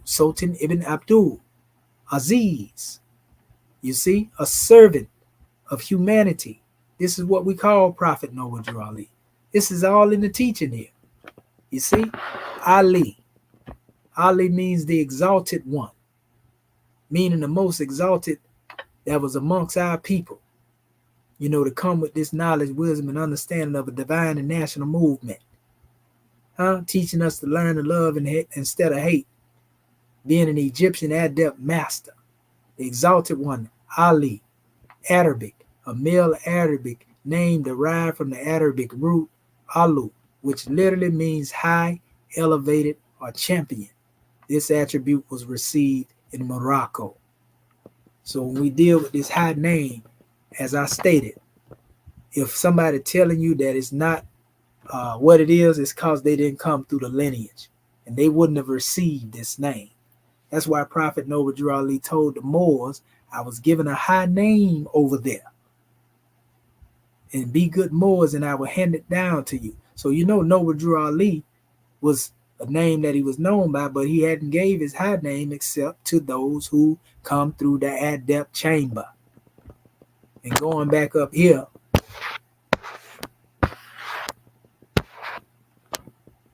That name was given to the Prince of Peace, Brother R. German Bay, who was made an adept by Prophet Noble Drew Ali. All you got to do is look at the attire, the Sanhija. And then that name was given to my Grand National Chairman. And that's how we received it, through him and a couple of more that know this name. Even I seen Robert Love L one time speak on the name, the high name of the prophet. Sheikh Sharif Abdul Ali. You see? So, just like it was the prophet who, dubbed German Bay as the Prince of Peace. Some people say it was the Cook Bay brothers. They be missing history up. They be trying to hide history. Some people do, because they don't want to acknowledge that the fact that the prophet was the one that gave him that title. But then the Prince of Peace is the one that, conferred the degree of Swift Angel upon our chairman. You see? And so our chairman made all us Swift Angels. He's Swift Angel number 1. I'm Swift Angel number 4. My Sheik Swift Angel number 9. And so forth and so on. Them angel numbers mean something. And it was my chairman that conferred the title Commission Adept upon me. I didn't come up with that. You see? I just walked into it. I didn't even know that was going to be the name that I would be called by. My name is Brother Shahid Shabazz El. El Money Moadi Shabazz El. Shedu Aminti El Muhajjid Shepsuel. That's my high name. I just put this up here as a name, for the post in reference and honor to my chairman giving those honors. And it stuck. That's how I became to be known as Commission Adept. For those who always ask that question. So this is the last slide right here. And this actually shows you Prophet Noble Drew Ali. Remember I was telling y'all about on his headdress? See him with the feathers coming straight up out of the Kushite civilization family. This is straight Kushite Nubia. Sash, headdress and all. We're going to keep pushing it, out there like it is. Ain't got nothing to do with no Shriners. Way before the Masons, Prophet Noble Drew Ali brought back the attire of the ancient Kushites. And it looked just as good then that it looks now. And our chairman brought it back around as well. So it's been a grand drawing, family. This is a powerful measure, packed with historical references and data, for people to know who the Moors is. Ain't nobody giving y'all this Moorish insight like we giving it to y'all, family. A lot of these other individuals talking it, but they can't show you where it is. I'm showing you where it is. Now you can accept it or let it alone, but we know who we are. I know who I am from my ancestral aspect, and I know who I am from the teaching that Prophet Noble Drew Ali brought us, and they most definitely in line with the teaching of our ancestors, even in the land of Kemet and modern-day Mauritania. Now, can you buy that? Islam, family, and Shemo Tepu, Ankwajet Saneh of life, health, and prosperity be upon you all. And it's an honor to those who, who rode this demonstration out with me, family. You know what I mean? It's honors, and love. Let me see if our family, if we got somebody that want to come on here before I go out of here. I told y'all I'd be up 3 and 4 o'clock in the morning. It's how much I love my people, family. Going strong while everybody doing whatever it is that they do. I do it like this because I love you, family, not because I just like talking your ears off. I want to make sure you get this truth. That's all. I want to give honors to our family, too. I just dropped the link in there. So if you come in while I'm shouting everybody out, we can let you get your measure. You don't get kicked off the panel here. We don't run nobody out, even if they disagree. We cool with that. All I say, if you disagree, bring your proof. But you can't debunk what we just put out here. We got too much in receipts. I just went through 3 PowerPoint presentations, and I did it quicker than I normally do it. But anyway, Yaku El Gambo Bay, honors to you, brother. Keys, honors to you. Charles Warell, honors to you. Facebook user, we already know who you are. Special Agent Mufti, honors to you, Lord. Niambi, honors to you, Goddess. Hopefully, all y'all got something out of this. KOS, Al Sufyan, we give honors to you. HOTC, honors to you. Butt Naked Truth. Born Dog, Brave Cold Water. Who else? Somebody say Ray Ray. That's not what Chief X says. Yeah, a lot of them say a lot of stuff, but when it comes to commission, they don't want to get in the ring. Zoo 2221, honors to you, family. Hotep to you as well. You know, Terrence the Great. Okay, I see somebody trying to get in here. 221. We finna get you in here in a second, family. Arneal Bay. Wakanda was in America. I like that. Terrence the Great. Okay. Who is this? Arneal Bay. Again, Terrence the Great again. And who is this? Bakoye Express Imports. Honors to your family. Brother say, I come to you with the measure of Sunni Islam. You have a rare gift and have much respect to you. Moors are people. Let me let my brother in here real quick. And also Noble Brian L. Honors to your family. Okay, brother. Zoo 221. What's going on with your family? Peace, commission. Peace, commission. How you doing, family? Hey, long time no see, brother. You know we up here bringing this truth, brother. Yes, Good indeed, to deal man. with you. What's the drawing? Oh man, you know, you probably expect me to come on and try to argue with you or something, but I honestly like the direction you're going in. You know, it's some things I might disagree with or whatnot, especially when you head towards Europe or whatnot. But I do think that there's some very important history and perspective that needs to be brought to that. You know, me personally, um, I'm from here, but since three, you know, I spent my time out there too. So I done soaked up a lot. So hopefully we could build a little bit off the screen or something. I'll leave my number or something, and we can link. Yes, sir. All the well. Yeah, brother. No, I didn't look at you as coming with conflict, and even if you came with disagreement, I never do you like how you see brothers acting. You know, brother can come on here, you can just agree and say what he said. I ain't gonna go to war with you. You know what I mean? Because I don't like to go there.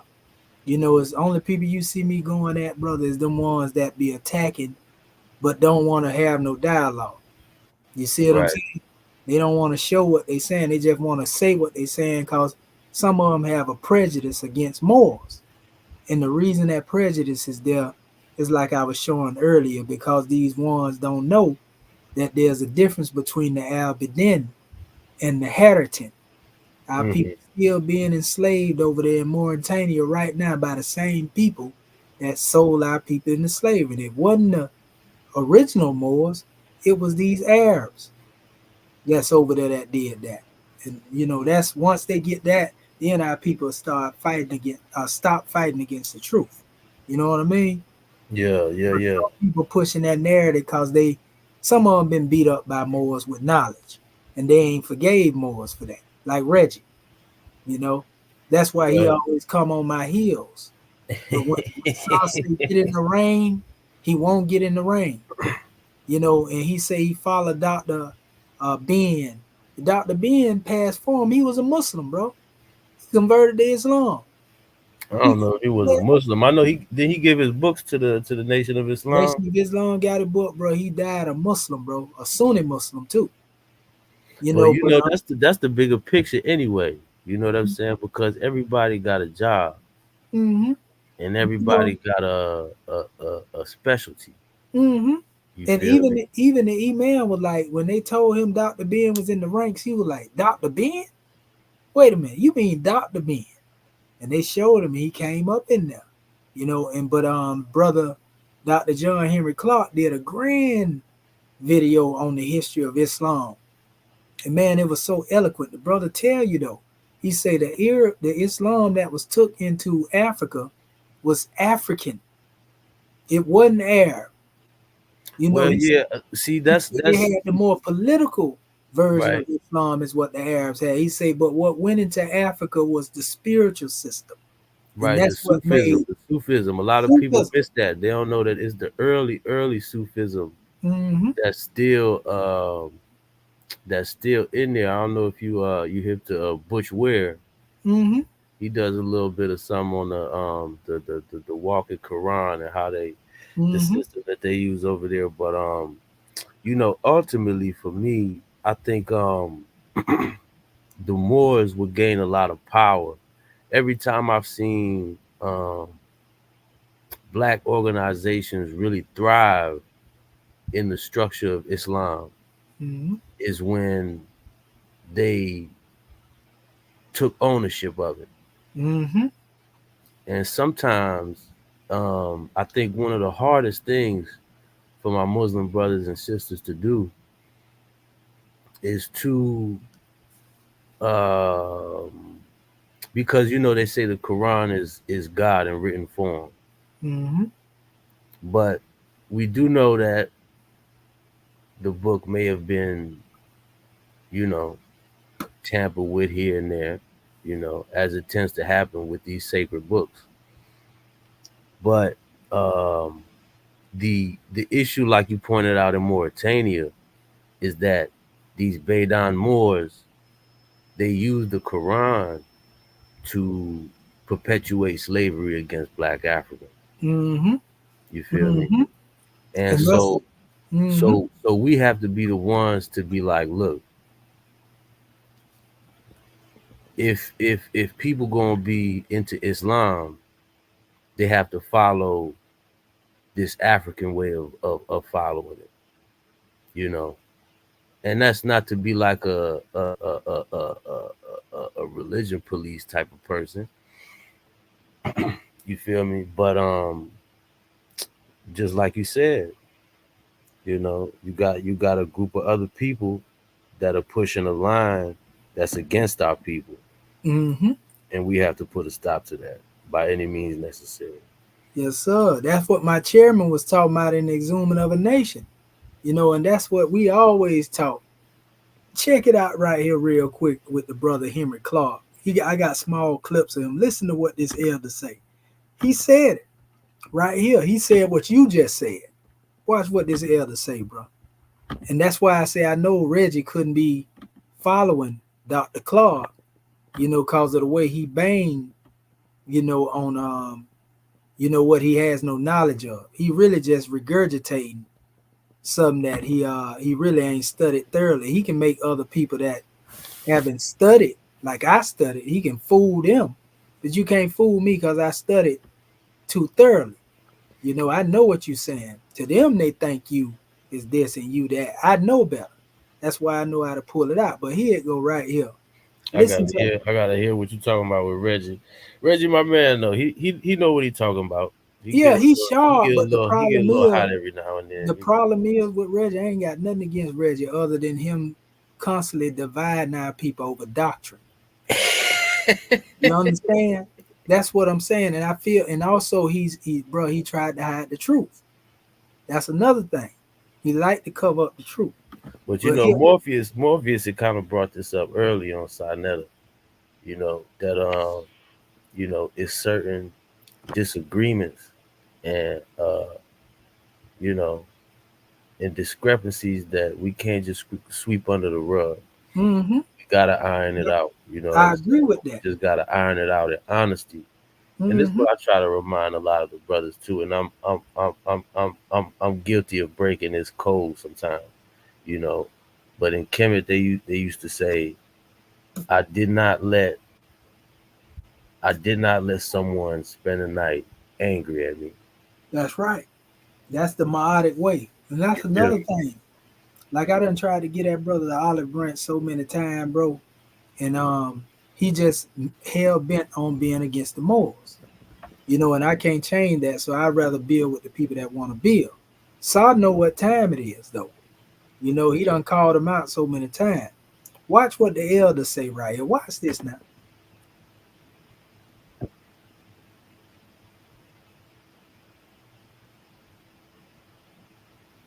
I can't hear it though. Oh, you can't? You hear no sound? Mm-mm. Okay, so what I did, I didn't put the sound in there. Let me reshare it with the sound.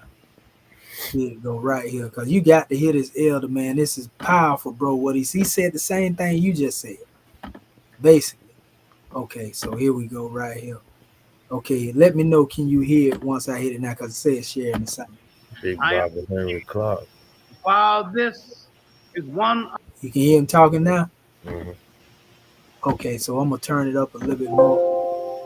of the world's greatest religion, its redemption is going to come from Africans who will rescue it, give it a real meaning, make it a world religion, make it a world force for unity, and give it the sense of tolerance and respect for other cultures and religions that it once had, and integrate it into the concept of African culture and African liberation.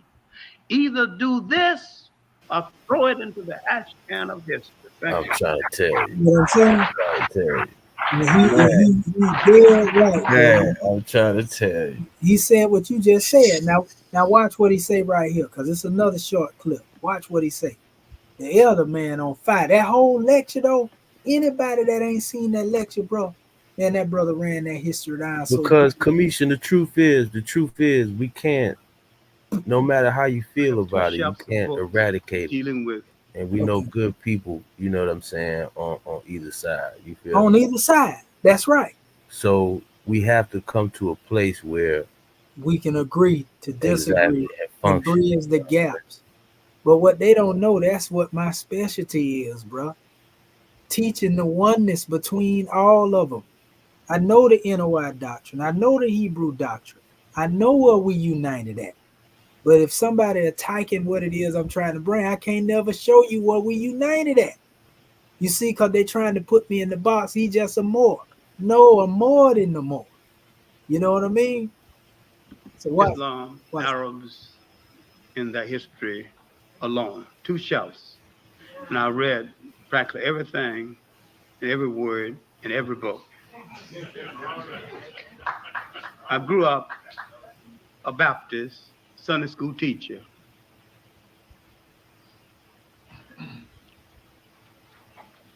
I belong to an African spirituality. I respect all religions when they practice what they preach.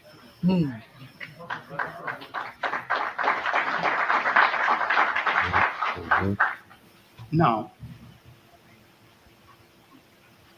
we have to distinguish between what a religion is, what it can be, and what it promises to be. I have 2 shelves of books dealing with Islam, Arabs. That's one. In that. Okay, this is the last one right here. That whole video, you got to check that whole video out. Mm-hmm. But I done seen it before. I'm gonna have to watch it again. Yeah, bro. It's the unity is in that message. Mm-hmm. He left a boy. If you say you follow him, I am now, not Clark had all the against wisdom in the world. Islam. I see it as a force in human history that has to be reckoned with, and that at times has command respect and can again command world respect.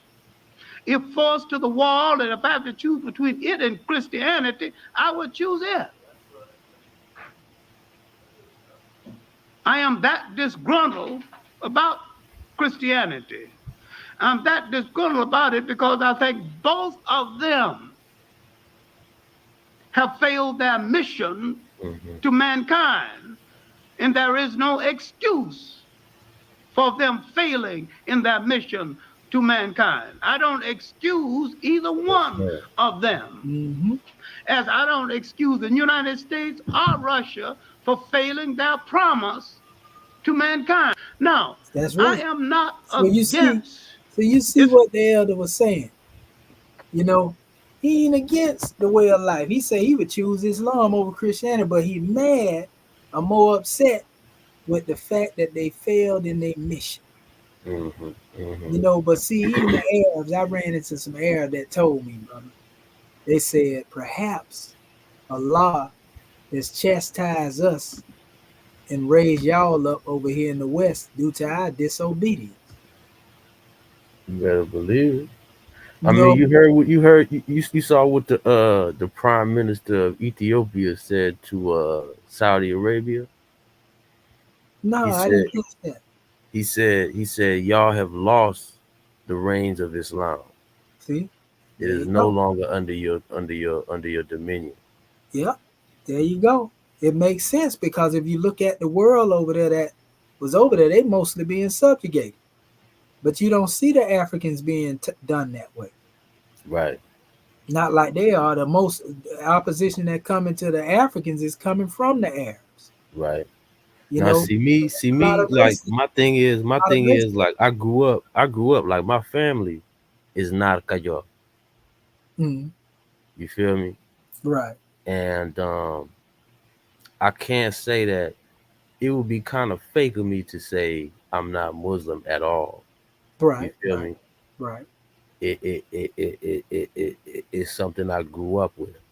right. Me and you both. I've been Muslim for 20 years, bro.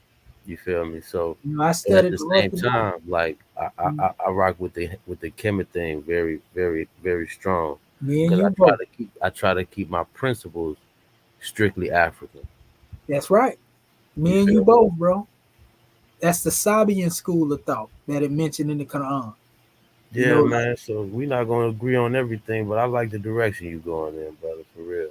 yeah, that's all right. That's all right. You know, like I say, we Kemetic group. Like I said, when we teach from Quran, we teach from the portion where Allah say that, you know, the Sabians, the Christian, so we the Sabians, we the Cushites. You know, that's our school of thought coming from Quran, not the Arab version. And like I say, Sebagatala would actually be our tariqat coming from where we at. Sebagatala, you know, mean the baptism of Allah, not being slam dunk behind no altar, but it Hmm. mean taking on the attributes of Allah. You know, that's what we teach in our body, that we God. You know, the Quran tell you Allah told, you know, the angels to prostrate before man. It's because of what he had put in man, that ruah. You feel me? And Hmm. that's Ra. That's Ra Allah. That's the light. You know, so I mean, we can go all the way into the essence of it. Our message is totally different from the average Orthodox Muslim, though. I can promise you that. No, I see The that. average I see that. MST of A person. Nothing against the MST of A, but some of them definitely against the way we teach. You know, Kemet in general they don't want to deal with. But how you gonna say Prophet Noble Drew Ali was the Egyptian adept and you don't honor Kemet? Yeah. You see?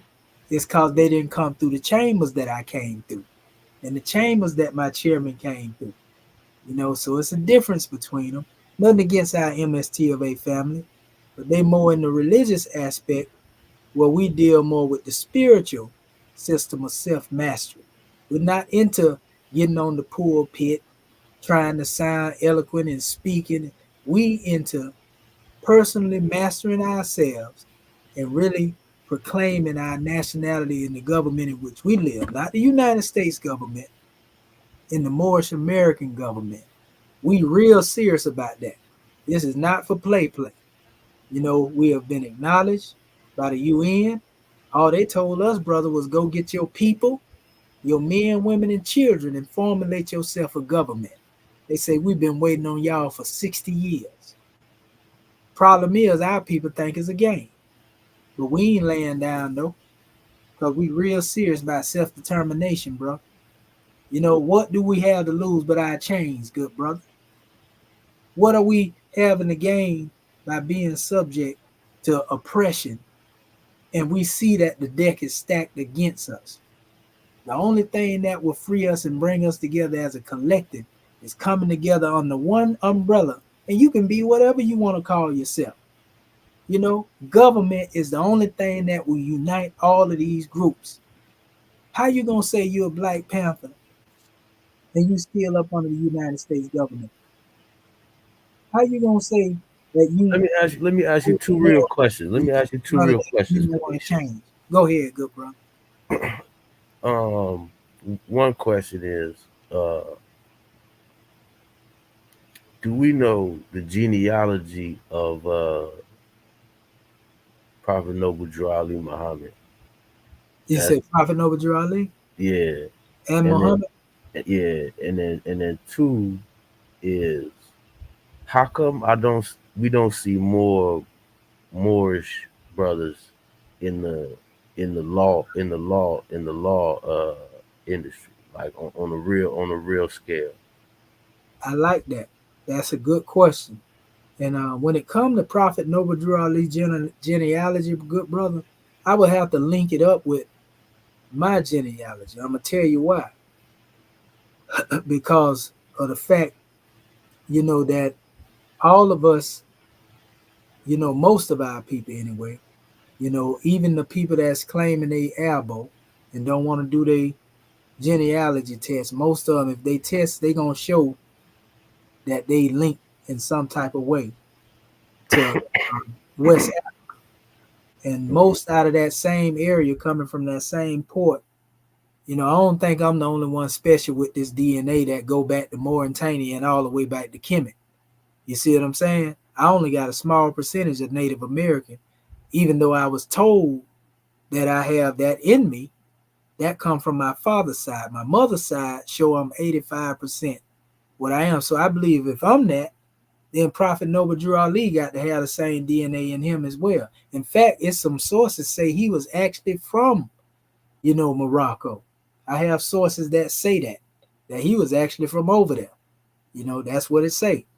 But I know about the journey and what we have on that. And as far as dealing with the other measure that you was asking about, more brothers being in law, there are a few Moors that study under Roman law, and try to deal with that.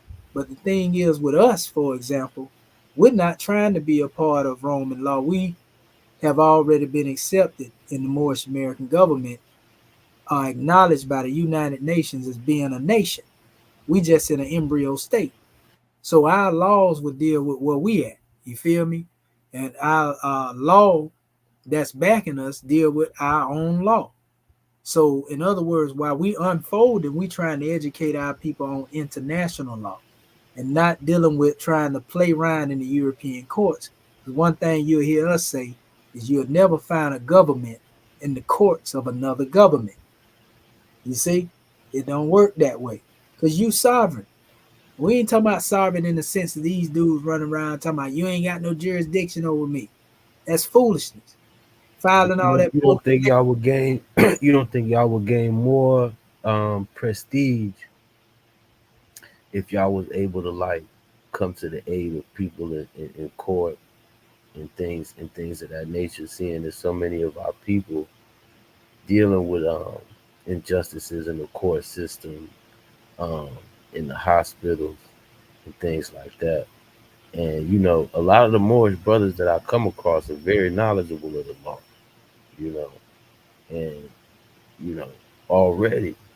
So I feel like it wouldn't even take much for a lot of those brothers to make that transition and be bilingual in that way. If you see what I'm saying. Well, what it is that because I'm familiar, bro, with UCC and all that type of stuff, right? Hmm. But we always say that's for the European earthly salvation because it was created by posse comitatus. You know what I mean? That's the a Christian identity is where that stuff come from. And so a lot of that stuff dealing with common law and all that stuff is written in the law. But however, when you deal with being a nation of people, if you don't have a nation with a unanimous will, because that's what the United Nations asks us, is there a unanimous will among your people to be free? Meaning, do everybody want to be free? You know what I mean? And so until we come together as a collective, we'll keep getting took off the count with these petty law cases. That's why you seen Moors ain't been able to get them. What they did is they educated this European, good brother, and made the European create a system now where they can consider them paper terrorists. They right in what they're saying, but the problem is you don't have a nation behind you. And until we come together as a collective, we remain powerless. You understand? To be able to act on each other's behalf. So that's why we trying to teach our people come together as a whole. And you won't even have to worry about that because now you have the people that recognize nations that are in your corner and they ain't gonna let you be molested. But we just gotta stop doing all the foolery. Corin Gaines, rest in peace to that sister. Rest in peace. Somebody falsely educated that goddess. She had a lioness spirit. That sister was willing to die for what she believed. Obviously, we seen that. Somebody mixed, gave her truth and falsehood strangely mixed. They gave her a revolutionary doctrine. And basically that's what I said. I think sometimes when the water get dirty, sometimes when people end up dirty in the water, sometimes that's like when Polite doing everything that he doing, claiming something comedic. Yep. Or claiming something more. You know what I mean? All that's not what the doctrine espoused. You feel right. me? So sometimes you have to put it in the clear light. Yes, sir. You know what I'm saying? So that people can really make the difference. You know? I agree. And what you saying, bro, you basically saying that what one of us do, all of us suffer from. That's a fact. And that's the problem. Because like you say, what happened with Corin Gaines now, and like the Moors up there call themselves, I forgot what they call themselves. You know what I'm talking about, the one that was toting the guns recently. Up there in Baltimore that they found. The rise of the Moors. Come on. Yeah. Like, I personally feel, I'm going to be honest with you, good brother. I personally feel that agent provocateurs have been planted amongst us. Some coming up acting like they are us, but they have been sent to convolute, and misdirect the course. You seen Judas and the Black Messiah. Mm-hmm. You know what I mean? So that there is a propaganda machine that is able to get at us. So now they did it to the Moors. They done been able to do it to the new Black Panther Party. Now they doing it to, the comedic community with the situation with Polite, because you can believe people gonna harp on that. And some people have already turned away from consciousness because they put their faith in that brother. Mm-hmm. You see what I'm saying? And I'm gonna be honest with you. Me personally, in my opinion, good brother. Yeah. I think the brother was too high where he was to do something like that right there. And I don't even know Polite like that, but I believe this. I believe when he started mingling with them other circles, you know what I'm talking about, celebrities, he failed to realize what he had become. And man, it's always like that for some reason. From our entertainers to our politicians. Yeah. We see them when they're young. You know what I mean, and they feel like promising. I feel but once like they get by that big money. That's what I'm talking about. Big I interest. personally feel like that brother had a cake baked for him. And I'm going to put it in them words. You know what I mean? And the reason why I'm saying it, because people don't know, not saying that one can't do nothing to do this or do that. But, if that sister had already recanted what she said one time, this ain't going against whatever it is. If she had recanted that, and then she came back later with the same demonstration, it's a possibility to where they could have been intimate, and she could have had the garbs of that young sister, and basically put that demonstration out like that. Not to go against what she's saying, but I'm just saying though. Yeah, anything is possible, man. Anything is possible. It's a politician in Senegal right now. Yeah, not He's saying like that's what the it main is. opposition, and they just accuse him of something very similar. But he, on the other hand, is falling victim, to that situation based on his own actions. Yeah, it's his fault. It's his fault. He that's what I'm saying. He guilty no matter how it go around. You know what I mean? Because he chose to isolate himself. He chose to feel like he was big. Yep. You know what Forgot I'm where he saying? came from. And he chose to forget what time it is. You know, niggas keep saying we at war, we at war, we at war, but Hmm. want to keep partying. Mingling with them people. You know, Literally so got the devil in the whip with you. I don't understand it. And then you hanging out with people like Mayweather, bro. You in a whole nother realm now. You know what I mean? So anything goes at that level. And then you already know your teacher and already been despaired. They came back and told you that they lied on him. The people that told on him. And that's what I'm saying. You All of know? these So people that claim these different titles and these different groups, it's time to clean house. yeah, once you get It's that time label, to bro, clean it's house. over. That's why I tell people all the time, I'm not trying, I don't want to be no, I ain't even trying to be no messiah. You know, all that type of stuff. I'm not trying to be, bro. You know what type of work that is? Listen, I came to the conclusion a long time ago, bro. I'm just here to do my own little portion. I ain't never Right, been one that want to be out. Most, to be honest with you, I ain't never even wanted to be on the front line, brother. But right. my elders always called me for. Like Yeah, my that's children, the he thing. like, I see you over there. You like to teach, huh? Come on out here. What you doing? You know, let me put you over here and let you get the bill in a little bit. I just want you to hold this station for a second here. Next thing you know, I've been here on the manifest, 2 decades basically. You know what I I mean? know. And But you know, a so lot of people get mad, but like if the people, obviously the people are hungry for information. You know what I'm yeah, saying? yeah. We aren't I ain't we never not want Indians, we not Chinese, none of that. we not none of that. Yeah, I ain't You know, never want to be we like us. them. You know what I'm saying? So we gonna deal with what we gotta deal with That's right. and keep it moving. You know what I'm That's saying? right. And brother, I'm always willing to bridge a gap. Know that. You know what I mean? With all of our people. No matter who they is. I ain't one of the ones that you can't compromise with because that just ain't part of my spirit. I'd rather, you know, uh hug my brother, than slug my brother. You know what I mean? That's all right. That's right. And so that's my mindset. We ain't got time to be fighting each other, bro. If I was gonna do that, bro, I'd still be out there in the street banging. You know what I mean? Like it don't make sense to come up to this level right here, and I call it get involved with religious game bang, Yeah. political game bang. Yeah, It don't yeah, yeah. make sense. It's I might trauma, well man. It's out there in trauma. the street. You see what I'm saying? It's trauma, man. Everybody deal. I remember even when I it's trauma. Niggas get into the best predicaments and start acting out, you know, and it's crazy, man. It's part of the trauma that come with our experience here in the wilderness of North America and the Ma'afa, man. And I see it all the time, and you know, we gonna get it together though. We gonna get Yeah, it we together. gonna get it together. I see it coming. It was written that we would. Hmm. It was written that we would, bro. I tell people all the time. I say, man, we could have been born in any particular time frame, good brother, in what we call cycle ages. We just so happen to be born in the time where everything was meant to be fulfilled. We could have been born 5,000 years ago, Hmm. but we the ones that's here to fulfill all these different prophetic records, whether it come from Kemet, because they talk about certain things, or any of these books. We the ones. So the help that we looking for is at the extension of our own arm, not a mystery God.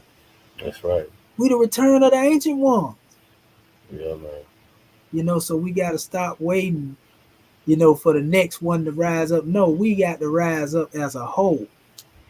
Well, Whole shoot, keep me. mentality. I'm gonna put my number in the chat, man. Go ahead, good brother. You know what I'm saying, and I'm gonna start a channel too and bring in my contribution.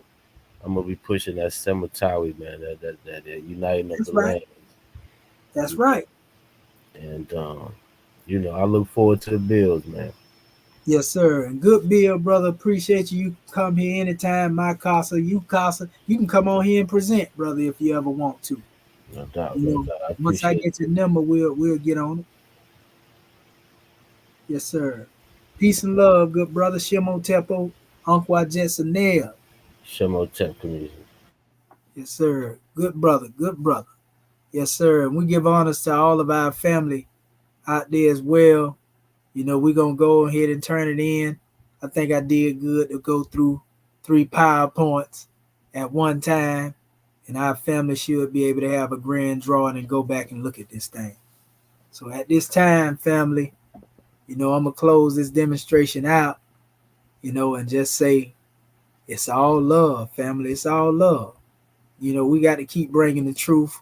We can't sugarcoat it. We got to give it to you as it is.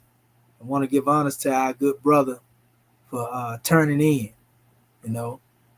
And at this particular time, I'm going to go ahead and shut this demonstration down so y'all can get some rest and I can get some rest too. You know, so I'm going to leave y'all with a good track though. Y'all always know I have to bring a measure to the manifest to give y'all a good vibe. You know, I got to get back in the lab too so I can produce some more, you know, that y'all can draw from. So let me pull this track up real quick. We're going to go out in the Moorish way, the universal way, the truth way. So give me a second.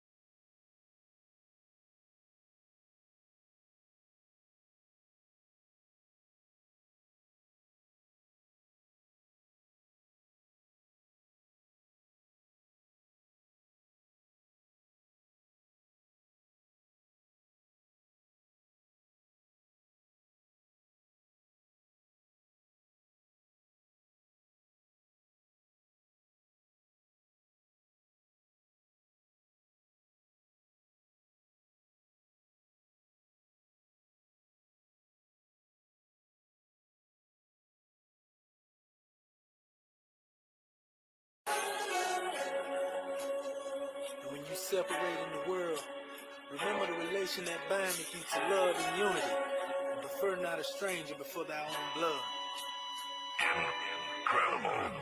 Moorish Cosa Nostra, industrious acts. I cracked the code of the vision, these are actual facts. Angels and demons, Illuminati and Judas goats. Elite minds of our own who turn cutthroat. As for not betrayal, 30 pieces of silver. Merovingian bloodlines and Boulay House niggas. Who would've figured we'd be sleeping with the enemy? Let us rise and give honors to Nova Drew Ali. We used to say, for I am you, and you are me. Now the reaper's your brother's keeper, he's the devil's seed. Cloud chasing and deceive, he abandoned the creed. Desire was his vice, but envy his disease. A fistful of dollars led him to his demise. Front page, it was tragic, a bloody homicide. What profits man if he gains the world but loses his soul? Feel the wrath of Allah, he was struck sevenfold. Moorish ties, we span time 700 years. Principalities, world powers, diamond chandeliers, sheiks and emirs, black turbans and scimitars. Allah's will, we prevail as one under God. Moorish ties, we span time 700 years. Principalities, world powers, diamond chandeliers, sheiks and emirs, black turbans and scimitars. Allah's will, we prevail as one under God. The seat of power lacks dominion when sultans depart, but immortal virtues shall remain within the people's hearts. True successors are often overlooked and crucified. Sheikh Emilia did his best to exercise his fire. Opposition from all sides forced him on the ground. Exiled from his post, but loyal to his crown. He stood his ground, but no one man can defeat the mob. He transitioned in silent historic landmarks. We came as we are, and we are as we came. We came, saw, and we conquered. MAG shall remain. These are divine instructions. Let us unite the nations. Heavenly mandates, self-determination, treaties, consortiums, covenants, holy and divine. Social duties and obligations, proclamation sign. Theocratic, supreme laws, organic design. Creative, they deliver justice in due time. You raise up cowards, you raise up imbeciles, you raise up good for nothings. If you cannot do what other nations have done, what other races have done, then you had better die. Can we do it? We can do it. Because any leadership that teaches you to depend upon another race is a leadership that will enslave you. Let me say that again. Any leadership that teaches you to depend upon another race is a leadership that will enslave you. They gave leadership to our foreparents, and that leadership made them slaves. But we decided to find out leadership of our own to make ourselves free men. Babylon did it. Assyria did it. France under Napoleon did it. Britain under William Pitt, Earl of Chatham did it. America under George Washington did it. Africa with 400 million black people can do it. If you cannot do it, if you are not prepared to do it, then you had better die.